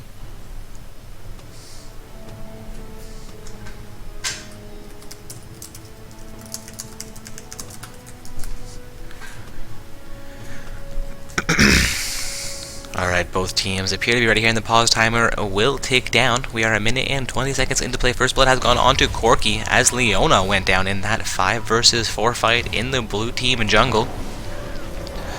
Seeing recalls be affected across the map, everyone looking to spend their well-earned gold. Minions spawning onto the map. Mid laners and top laners will be chasing those minions out into the lanes.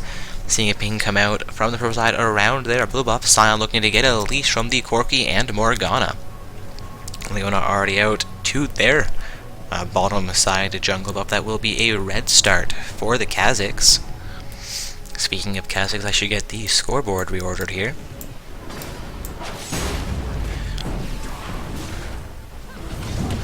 Oh, Sion, extremely ugly. What a visual update indeed.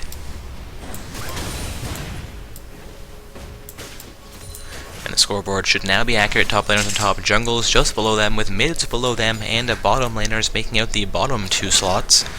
Ziggs landing a nice piece of poke onto the Serath. Serath looking to exchange that poke back onto Ziggs will be successful.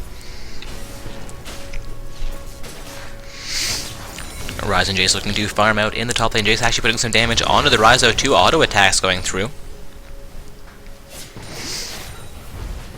Corki managing to out-farm the Draven so far. Draven actually potentially just getting into the lane there, or potentially being zoned off of his farm so completely by this Morgana. Darkbinding comes out from the Morgana. I think that just missed the Draven. That would have been maximum range had it connected. Morgana continuing to zone the Draven Leona pair off of their farm in the bottom lane. This is an unfortunate start for Draven and Leona.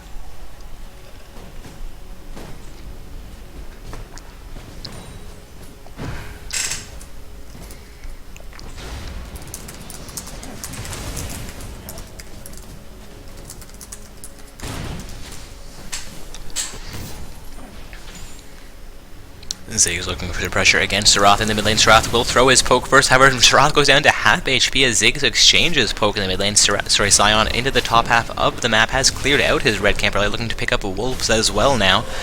Runefisk coming out from the Ryze onto Jace in the top lane. Morgana and Corki getting pressure in the bottom and have zoned the Draven Leona directly under their turret now. Darkbinding will come out and connects on Leona at maximum range. Draven throwing an axe will catch that axe, building his adoration.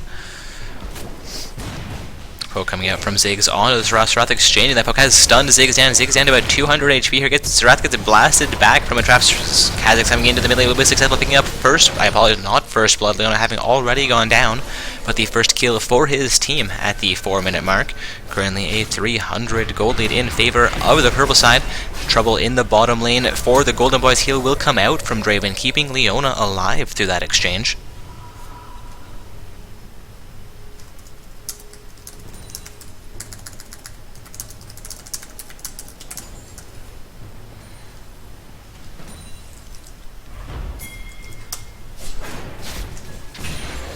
For those of you interested about the pricing for these teams, that information is available from the webpage where our tournament bracket is hosted. I've gotten that posted into Twitch chat. Leona taking a huge amount of pressure here, does go down to the Corki. Kha'Zix not quite able to get in range in time to hound down either the Corki nor the Morgana. Will opt to go for his golems at this time. That does leave Draven alone in the bottom, and Kha'Zix especially coming back as the Corki and the Morgana make their way to the turret. Though we could see Corki and Morgana opt to recall here as they gain the pressure. Draven actually opting to recall from behind that turret as well. Kha'Zix going back from his golem pit.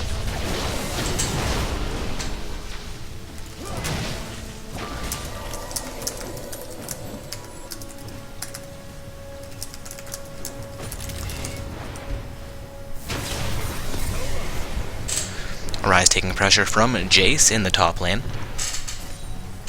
Seeing Jace actually get a fair amount of pressure against that top lane outer turret. Ryze fairly low in mana, down to about 400 HP here.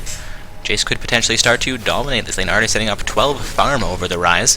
Poke from Ziggs will not connect onto Serath as he just jukes that ball.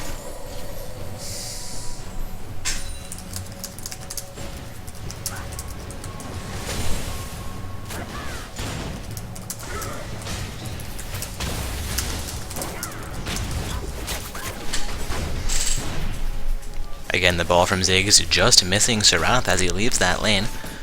Ryze back up to nearly full HP in the top lane, still with no mana for himself though. Kha'Zix waiting in the wing, will engage onto the Ziggs.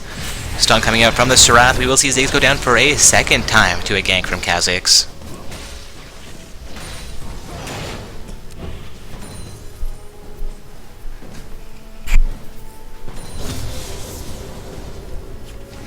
Corki looking to engage onto the Draven. They will exchange some damage there. Most of the damage actually going onto the Draven as Corki pops the Q.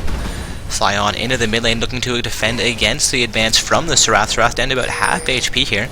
Sion looking fairly beefy. Does a little bit of damage to the minions, I believe, with his W.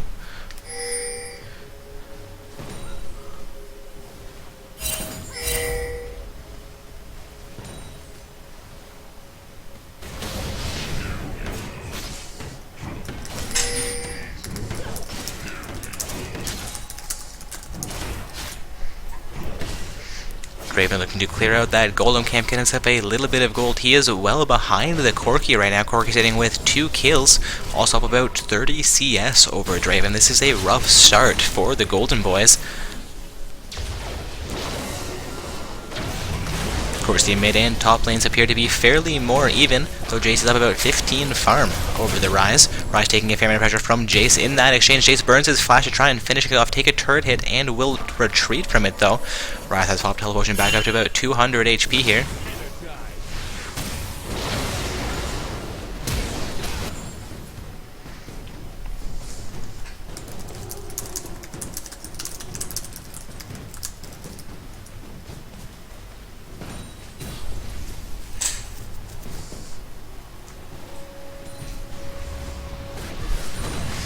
Serath will land a poke in the mid lane onto the Ziggs. Ziggs looking for pressure against Serath's turret though.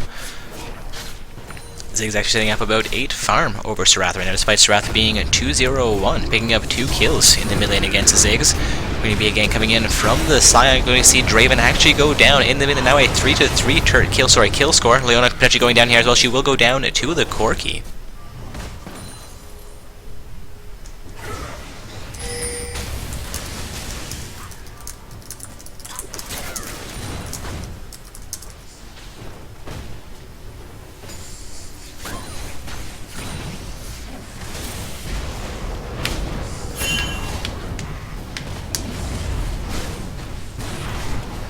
We're seeing the first dragon of the game being taken down uncontested here by Uwadmate.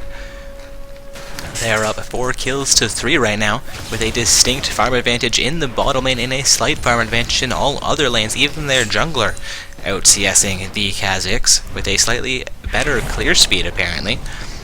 We're seeing roughly a 3,000 gold lead for Team Uwadmate as we approach the 10-minute mark.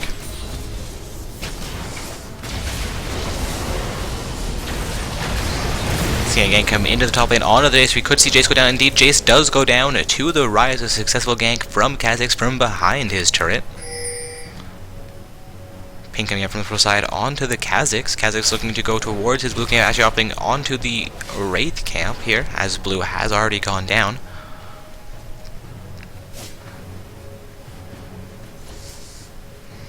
Draven and Leona looking for some farm in the bottom lane, while Corki and Morgana make their way back out.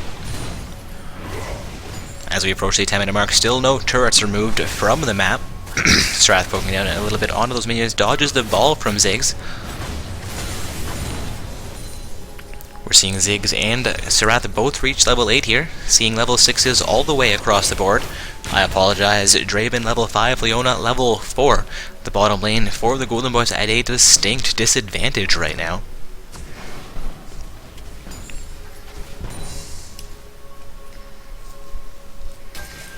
Kha'Zix and Sion looking to engage on the other. Kha'Zix has been spotted out by the Sion, has not moved.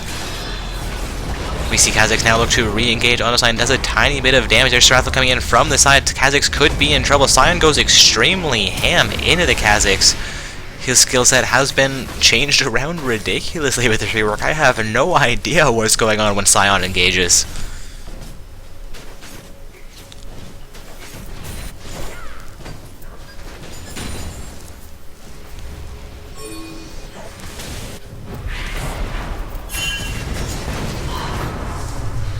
Corki and Morgana re-engaging onto the Leona.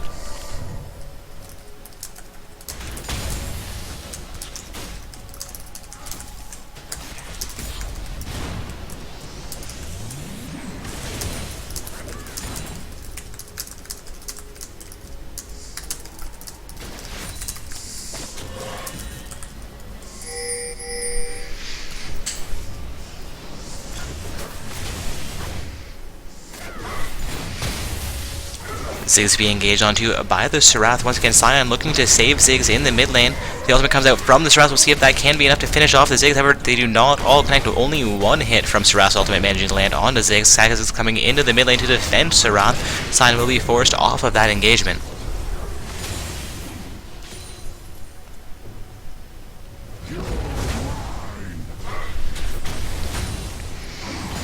Serath looking to fight out against the Sion. Sion without mana, that could be a decent choice for Serath. Draven again picking up golems for himself, looking to try and maintain relevance in this matchup. Still sitting at level 5 is in a rough position here. Corki sitting at level 7, Morgana also level 7. They have a 2-level disadvantage right now. Of course, the Ziggs is a level behind the Serath as well, and it looks like Ryze is even with Jace. Seeing actually a slight farm advantage for Serath in the mid lane, setting up 2-0-1 to Ziggs 1-2-0, also with a 4 farm advantage. Taking a look at the gold scores here, that is roughly a 300 gold lead right now for the Serath, despite their team being down by 2,000 gold.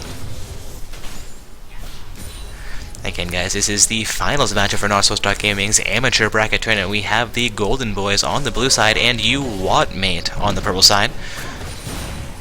The Golden Boys did extremely well in their semi-finals match, and it seems like they're having a little bit of difficulty holding their own here in this finals matchup, but they are even in kill score. They are down roughly 3,000 gold as we approach the 15-minute mark here. Sion coming into the mid lane. Serath could be in trouble. Will retreat over the traps from the Ziggs. Ultimate from Ziggs will not connect, though we have 3 members of the blue team in the mid. Ziggs will go down. Serath could go down here. Heal comes out from the Draven, though. Kha'Zix also in, is making it a 4 versus 1 onto the Sion. Sion, however, will survive this fight. Morgana coming into the mid lane as well. Lands a Dark Binding onto the Kha'Zix. We have Jace now in the mid. Ultimate comes out from the Morgana. Jace engaging onto Draven. Draven down to 300 HP here. 200 mana. He does go down. That's a double kill for the Jace as both Draven and Serath go down, making that a 1-for-2 trade in favor of UWatMate. Corki getting pressure now onto the bottom lane outer turret. We can see the first turret of the game going down here. Nobody able to respond to that right now. Corki actually disengages off that turret, allowing a minion pressure to potentially finish it off. Morgana taking a turret hit in the mid lane as Sion relieves minion pressure. They're looking to finish off a mid lane outer turret as well here, potentially. Sion actually backing off of that, leaving Morgana by herself. Corki will return into the bottom lane.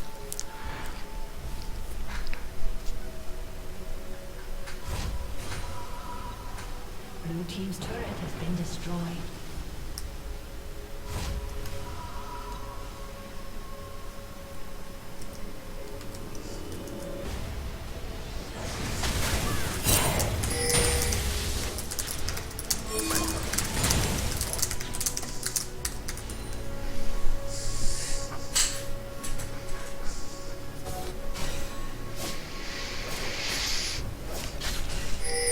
Indeed, we have seen the first turret of the game going down in the bottom lane. Corki successful sieging down that bottom lane outer turret, while the majority of the Golden Boys were in the mid lane.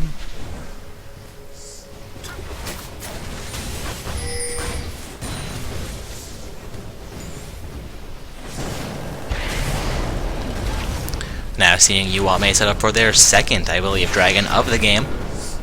Looking like it will go down uncontested. Kha'Zix going to pick up a kill onto Ziggs. Will be highly contested. Poking up from the Jace. Actually connects onto the Serath, though.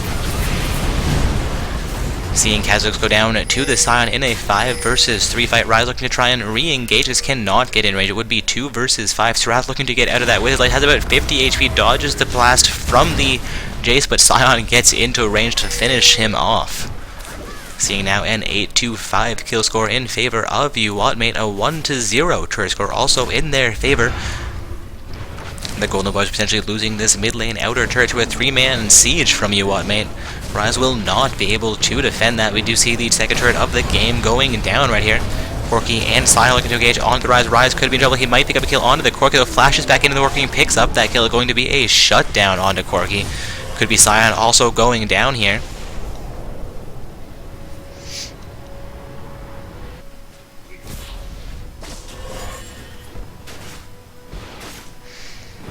Jace looking to pick up the third turret of the game, removing the last outer turret of the Golden Boys. We have seen, however, that bottom lane outer turret go down in favor of the Golden Boys. UWatMate losing their first outer turret.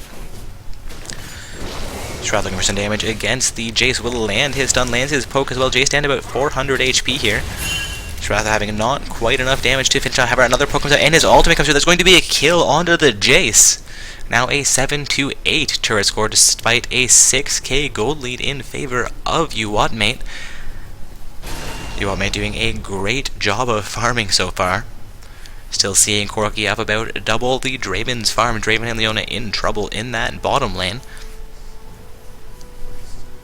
The remainder of their team doing fairly well in this matchup.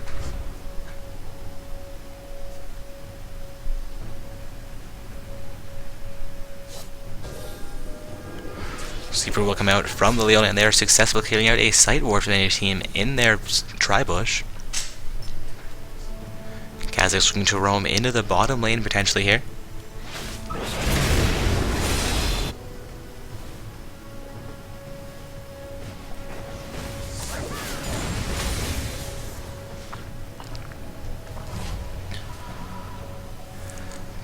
As we approach the 18-minute mark here, we are seeing a 3-1 turret score in favor of Uwatmate. The Golden Boys having no outer turrets remaining on the map. Uwatmate with both their their mid and top outer turrets remaining. Roughly a 5,000 gold lead in favor of Uwatmate. Kill score currently 8-7.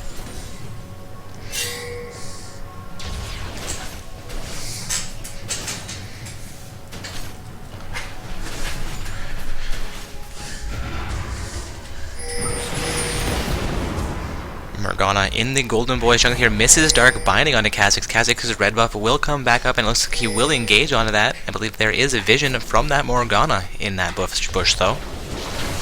Jace engaging onto the Ryze here, gets locked down by Ryze, down to half HP after that one burst. Ryze gets blasted back from the Jace. Jace looking to throw a cute Ryze down fairly low, but he does pick up a kill onto Jace in the top lane, evening out the kill score. Luna will ever get cut out by the Corki Morgana pairing. Lands her ultimate onto both of them and flashes to safety. Strath will get blasted back by the Ziggs. Sion looking to continue this engagement will miss as he comes through. Flash comes out from the Serath over the wall into safety. Looks to re-engage. That pokes down the Sigs a little bit. Slime coming back into that is not able to re-engage with Corki, and Morgana looking for sure against this bottom lane turret. Morgana flashes over the turret into the Draven. It's going to be full ham out from coming out from the Serath as well. Draven will go down. Kha'Zix going full ham onto the Corki, already taking down the Morgana. It's going to be a 1-for-2 trade in the bottom lane. A great play by the Golden Boys. Now a 10-9 kill score. They are down still 5,000 gold, 3 turrets to 1, 2 dragons to 0. Again in favor of Uwatmate. This is the finals matchup for our amateur bracket tournament.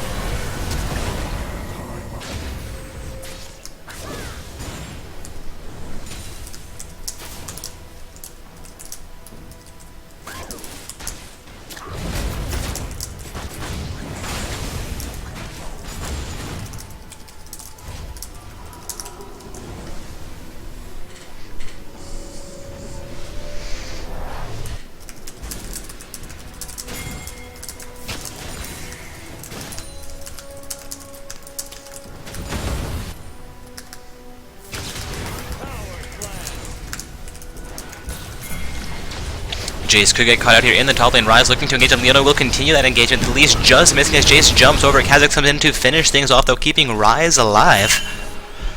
Now an 11-9 kill score in favor of the Golden Boys. Sion now the only summoner or champion in this game without a death on that character, sitting at 2-0-4 for his team. Down 1 farm under Kha'Zix, is doing fairly well for his team.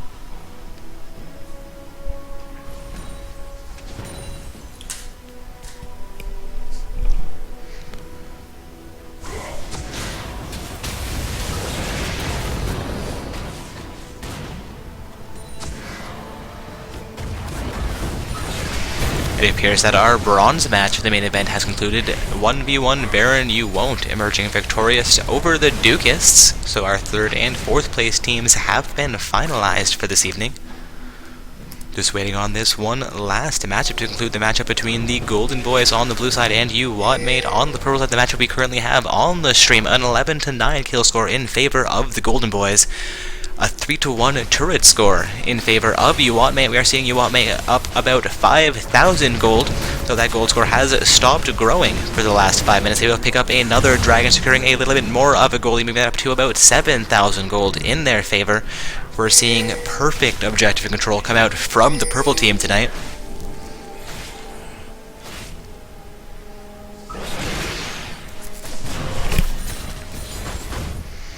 Ryze looking to defend this mid lane against the Ziggs, will do fairly well.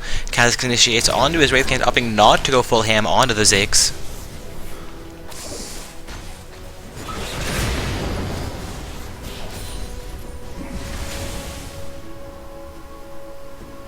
We have 5 members of the Golden Boys in the mid lane, only 2 members of Uwatmate in that mid lane. Jay's looking to split push down and get the pressure against that top lane. Inner turret will be responded to by Draven, Kha'Zix, and Leona.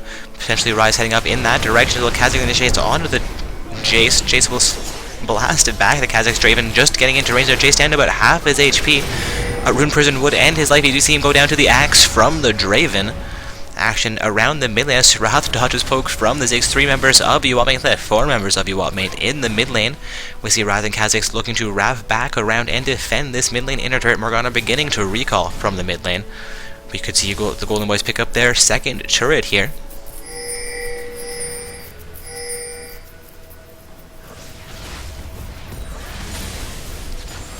Ryze, Wrath, and Kha'Zix doing their best to clear out. That way they will get pressure onto the turret with their mains all coming out from Ziggs. Relieves most of that pressure. Ziggs will go down in a 4 versus 2. Sion also in range there. Sion sitting 204, being extremely tanky for his team. We will indeed see that second turret go down in favor of the Golden Boys. Now a 3-2 turret score. Still for Uwatmate. They are down 13 kills to 9 to the Golden Boys. Roughly a 5,000 gold lead here again for Uwatmate. The Golden Boys clearing up 2k of that gold gap. Looking at to pick up this top lane outer turret as well. Jace will be able to respond as the turret is down to about 3 auto attacks after Ryze being heavily engaged onto by the Jace will go down. Draven able to finish off Jace in response to that though. We're going to Dark Bindings onto the Kha'Zix. Kha'Zix will be locked down here. We have Serath and Leona coming in from the side. The Black Shield from Morgana keeping her alive through that leash from Leona, stopping the snare, though still leashing Leona to the Morgana. Sion coming in from the side will disengage that fight. Seeing Draven back from the top lane as well. Leona going to back from their jungle. Serath looking to clear out the mid lane minions. Serath also backing after picking up his red buff for their team.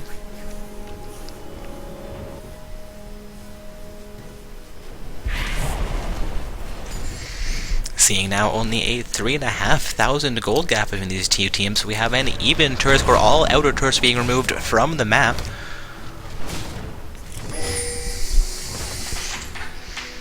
Sion focusing on his clear speed here, looking to get as much gold from those jungle camps as possible. Has not increased his KDA in the last few minutes, still sitting at 204, the only summoner in the game without any deaths.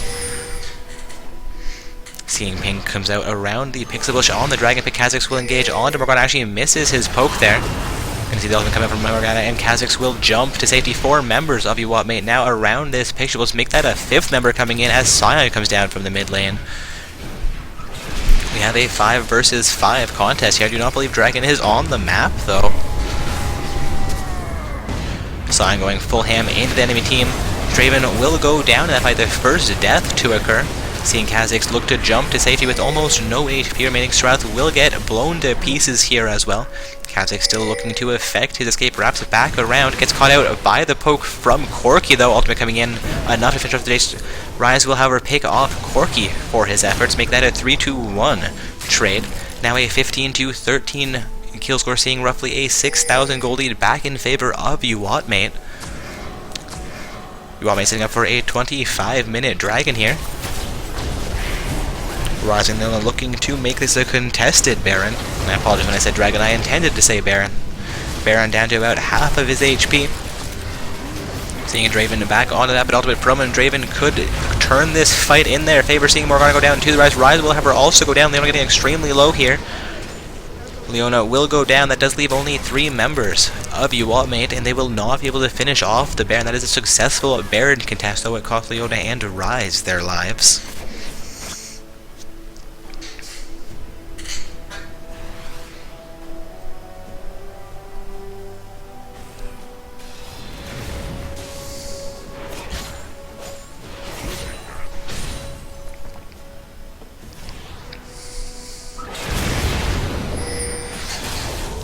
Kha'Zix picking up the wolves in his jungle, while Serath relieves pressure from the top lane.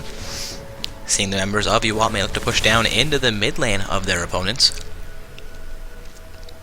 Kha'Zix will respond to the Corki in the mid lane, however Jace and Ziggs are directly behind him. Poke coming out from the Jace, not able to connect onto the Kha'Zix, however. Kha'Zix there down to half HP as Serath, Leona, and Ryze come in from behind and the sides. Jace down to a quarter of his HP. Kha'Zix forced to jump out of this. Sion going full ham will end up behind the enemy team turret before he hits the wall, gets locked down by the Rune Preserver. Sion down to half his HP here. Picks up a kill though onto the Kha'Zix. Sion actually picking up that kill. Sion down to about 200 HP here. Might go down for the first time. Begins to back out the ultimate coming up from the Serath, and Serath picks up the kill onto Sion. Perfect score averted. Serath picking up a double kill as he lands his ultimate onto the Ziggs. An extremely effective ultimate, picking up 2 kills with 1 skill. Morgana will be coming out onto the Ryze. Ryze will get locked down. Corki looking to finish things off. Corki will get taken out by the Serath, however, making that 3 kills for Serath, and that by looking to continue the engagement onto onto Morgana. Leona just missing her leash onto Morgana as well. Serath forced off of that engagement will begin to recall. He now has double buffs. Buff transfer completed. Maybe looking to catch up with the Morgana will eat a dark binding, though Morgana actually stopping, looking to recall there, potentially Leona looking to get into range. Going to see Serath poke down the entire minion wave with 1 skill. Serath getting extremely powerful here, sitting at 8-3-4 for his team. Has completed his Chalice only so far. I apologize, Chalice and Rabadon's death cap. Serath backing on the opposite side of the bush will not spot out the Morgana as she comes in. Potentially could have picked up another kill there. Kill score sitting at 22-16, 3 turrets to 3. We are seeing a 4,000 gold lead still in favor of Uwatme, despite them being down by 4 kills to the Golden Boys. Again, guys, it is the Golden Boys on the blue side and Uwatme on the purple side. Uwatme setting up for their 3rd dragon of the game. This will again be an uncontested dragon going down to the purple team. Seeing well-timed and well-executed objectives here.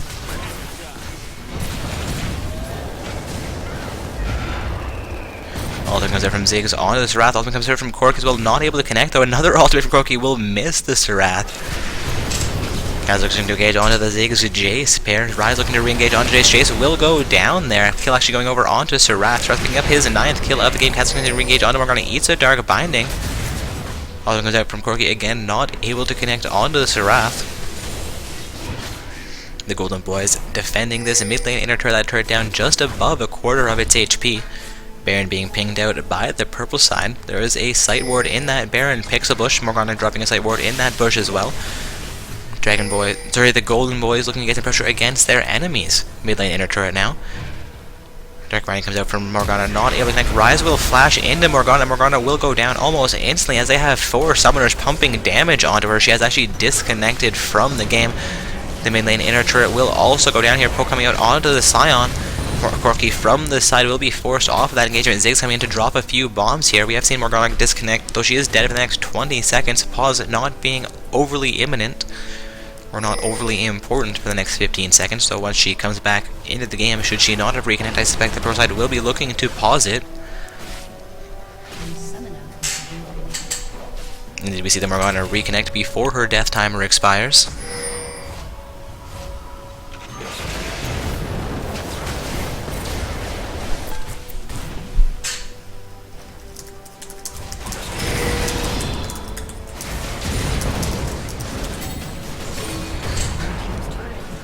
We're going to see Purple Team manage to pick up their 4th turret of the game as well in the mid lane. Both teams with no outer turrets as well as the inner turret in the mid lane removed from the map now. Currently seeing a 22-16 kill score in favor of the Golden Boys, so they are down roughly 4,000 gold. Purple side managed to take 4 dragons for themselves.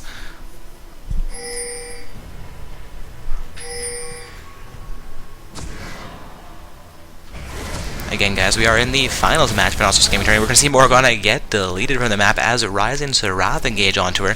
As we have 5 rounds of play, both teams are undefeated throughout 4 matches so far this evening. Of course, one team must win this match. One will be the first place team, one will be the second place team. We have 2 all gold level teams. I believe 1 gold, 1 summoner, 1 gold 3, 1 gold 4, and 2 gold 5s on both teams. Though I didn't check if those were solo queue or team rankings. I believe they are their solo queue ranks.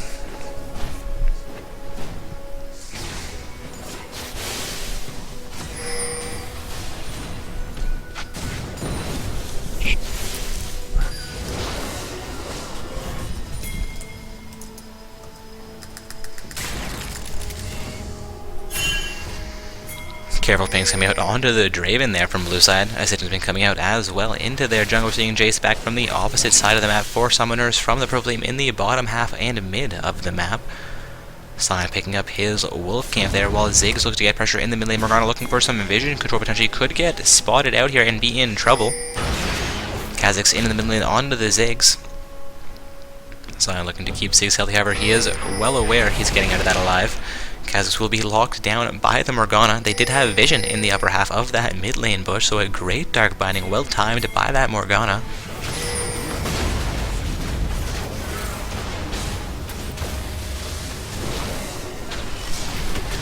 Seeing ultimate come out from Serath here. I believe that was the ultimate from Draven as well. Barret not going to be able to be engaged here. Kha'Zix down at about 500 HP. Ryze is going to go full ham onto Morgana. Her Black Shield will come out, keeping her fairly safe throughout that exchange. Kha'Zix is going to go full ham onto the Sion here. Actually back up to about 1000 HP. Will get nearly eliminated there, flashing out, I believe. And back up to about 500 HP here. Going to see the action continue. Ziggs will be the first summoner to go down in this fray. Leona going down for the OT, making the 1-to-1 exchange. Ryze getting locked down, does go down to the Corki. Corki down about 400 HP. Sion down about 500 HP. Morgana also fairly low. Kha'Zix with about 300 HP for himself. It's going to be a 2-for-1 trade in favor of you, what mate, as they fight that out in their jungle.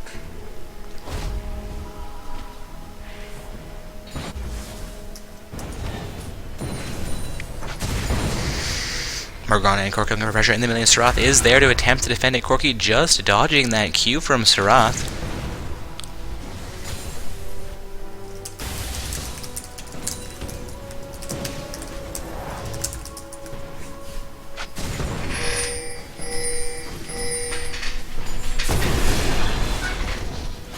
Kha'Zix and Sion both going for some farm in their jungle, respectively. Pink's coming out from the first side around the Dragon Pit. Dragon back up in about 50 seconds.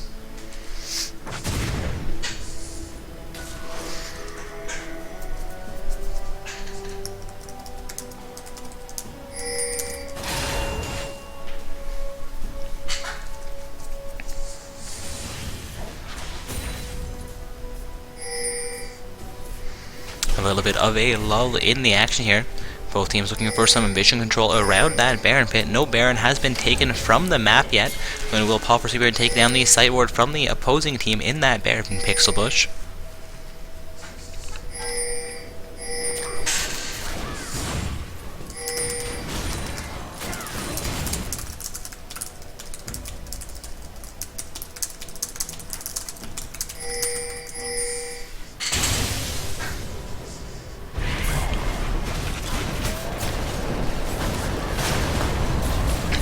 Seeing the 5th dragon to be engaged onto by the Pro, but they will have to fall off of that dragon as the Golden Ones have set up for a Baron of their own. Baron down just below half HP here. Ultimate comes in from the Ziggs, will hit onto 4 of those champions. Sion coming in, full hand, Baron down to a quarter HP right now. We're going to see Leona get deleted. Jace will also go down here. Going to see Draven and Kha'Zix go down. The biggest throws of the game happen at the Baron pit, and we are seeing a 3-for-1 trade in favor of Uwatmate. Uwatmate still up 5,000 gold, though down 5 kills, and even turret score as we are at the 35-minute mark in the game. Ends up being a 2-for-3 trade so far. Ryze going back in onto the Ziggs Morgana pair, though could make that 4-for-2 or 3-for-3 depending how this plays out. Serath also coming in there, all come from Morgana enough to finish off the Ryze. Serath looking to finish off. Serath will go down here though, and it's going to be an ace for the Morgana. A huge misplay by the top and the mid laners going into that fight. Corki looking for the 5th turret for his team will be successful, I believe, taking down this inhibitor turret. With Leona back on the map, I do not believe he'll be able to finish off the inhibitor, though.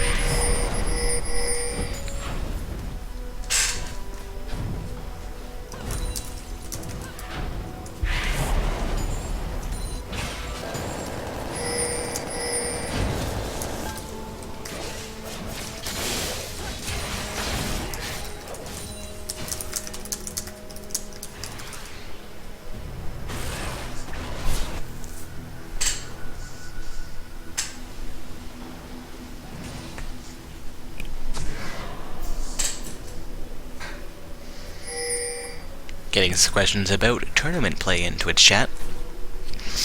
with tournaments anywhere from 16 to 32 teams. I believe we end up with 5 rounds of play. Actually, I think 16 may actually be 4 rounds of play. The maximum amount of time a tournament can take determined by those rounds, a game taking anywhere from 20 to 70 minutes of play. With a 5-round tournament, the average is roughly 4 to 5 hours. We've had, I think, 3 or 4 6-round tournaments where we've had over 32 participants. Sorry, 32 participating teams. There's going to be another dragon going down to the purple side. This Baron still on the map, not taken by either team quite yet. 4 members of the blue side up around the Baron pit. Draven being pinged out by the enemy team, or enemy team pinging out that they want that inhibitor. Inhibitor for Baron, not quite sure what's more worth. Draven is there to defend it. We're going to see the blue team responding to the acceleration down the mid lane from purple team. Kha'Zix looking for some poke on the purple side. Again, this is the Golden Boys on the blue side. Mate on the purple side. This is the finals matchup for Not So Stock Gaming's amateur bracket tournament. We're nearing the 40-minute mark in the game. Some summoners nearing the 300 farm mark.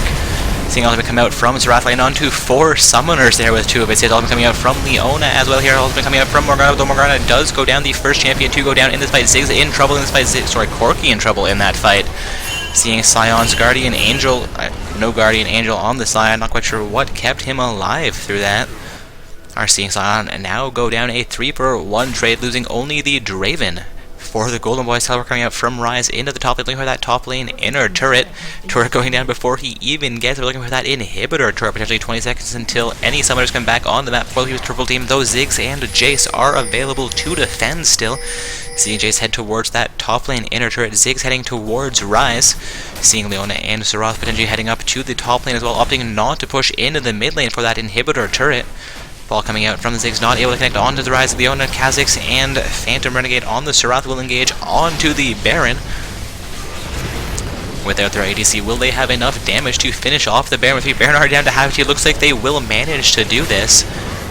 Rise an effective distraction in that bottom lane.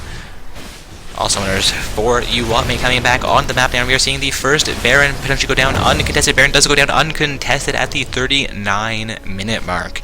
Currently a 30-24 kill score in favor of the Golden Boys. 5 turrets to 5. Despite that Baron going down in favor of the Golden Boys, we've seen 5 dragons go down to Mate, and they are still up by 4,000 gold over the blue team.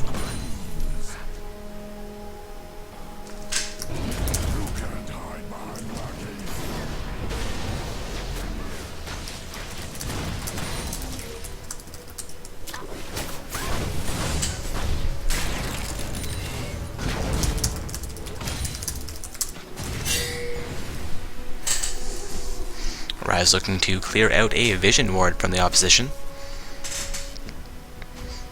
Seeing all 5 members of Mate in their mid lane, looking to keep all of their turrets alive here. The Baron empowered the Golden Boys, looking to pick up the first inhibitor turret for their team. Of course, Mate have picked up the first inhibitor turret of the game. The Golden Boys inhibitor has remained on the map.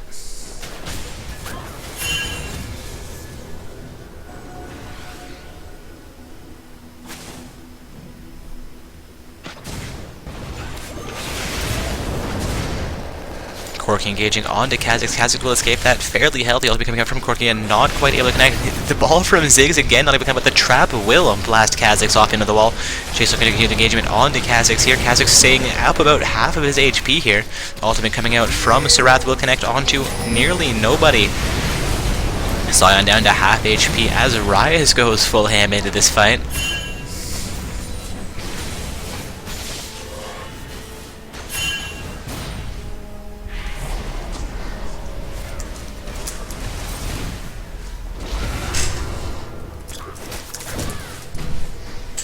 Another ball coming out from Ziggs, looking to keep pressure off of that mid lane inhibitor turret. We do have 5 members of the Golden Boys looking to pick this turret up. Still 5 members of Mate available to defend it, though Jace has been forced back into his pool. We're going to poke onto the Xerath in the mid lane. They have cleared out that blue team wave fairly effectively. Dark Binding coming out from Morgana will connect onto Xerath. Her ultimate is going to connect onto 3 of those members, but she gets instantly deleted.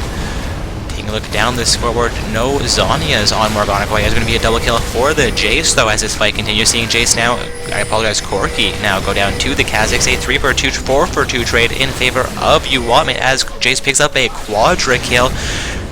Penta, penta, penta, penta, penta, penta, boom. Pentakill for the Jace. I believe that is the game. We'll see if Uwatmate can finish things off before the Golden Boys respawn here. They have 3 summoners available to siege down into this mid lane.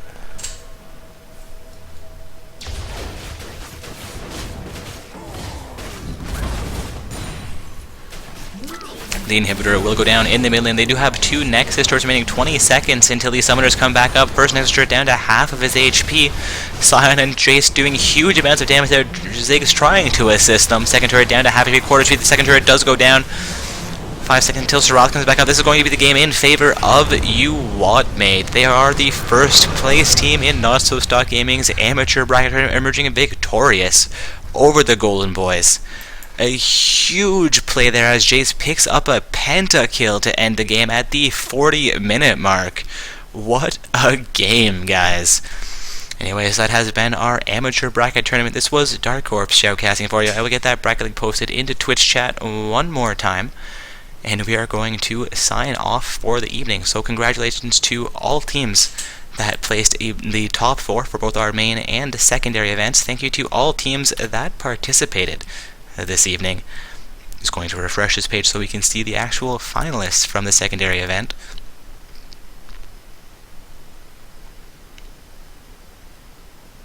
Again, for our secondary event, we had Phage Clan in first place with 4pex Gaming as the second place team, Terem Rock coming in third, and No Reason Boners as the fourth place team. For our main tournament, where we had 23 teams participating this evening, we have had Uwatmate emerge victorious over the Golden Boys, not yet showing on the bracket, but I will update that momentarily. Again, Uwatmate as our first place team over the Golden Boys, now showing on the bracket the Golden Boys as our second place team. We had 1v1 Baron You Won't in the third place slot, and Dukas as fourth. This is actually now the second place finish we have seen for the Golden Boys. Their top laner on Ryze not going to be able to field his Triumphant Ryze skin next time they play. Better luck next week though, guys. Thank you again to all of our participants as well as all of our viewers. This is Dark Corps signing off for the evening.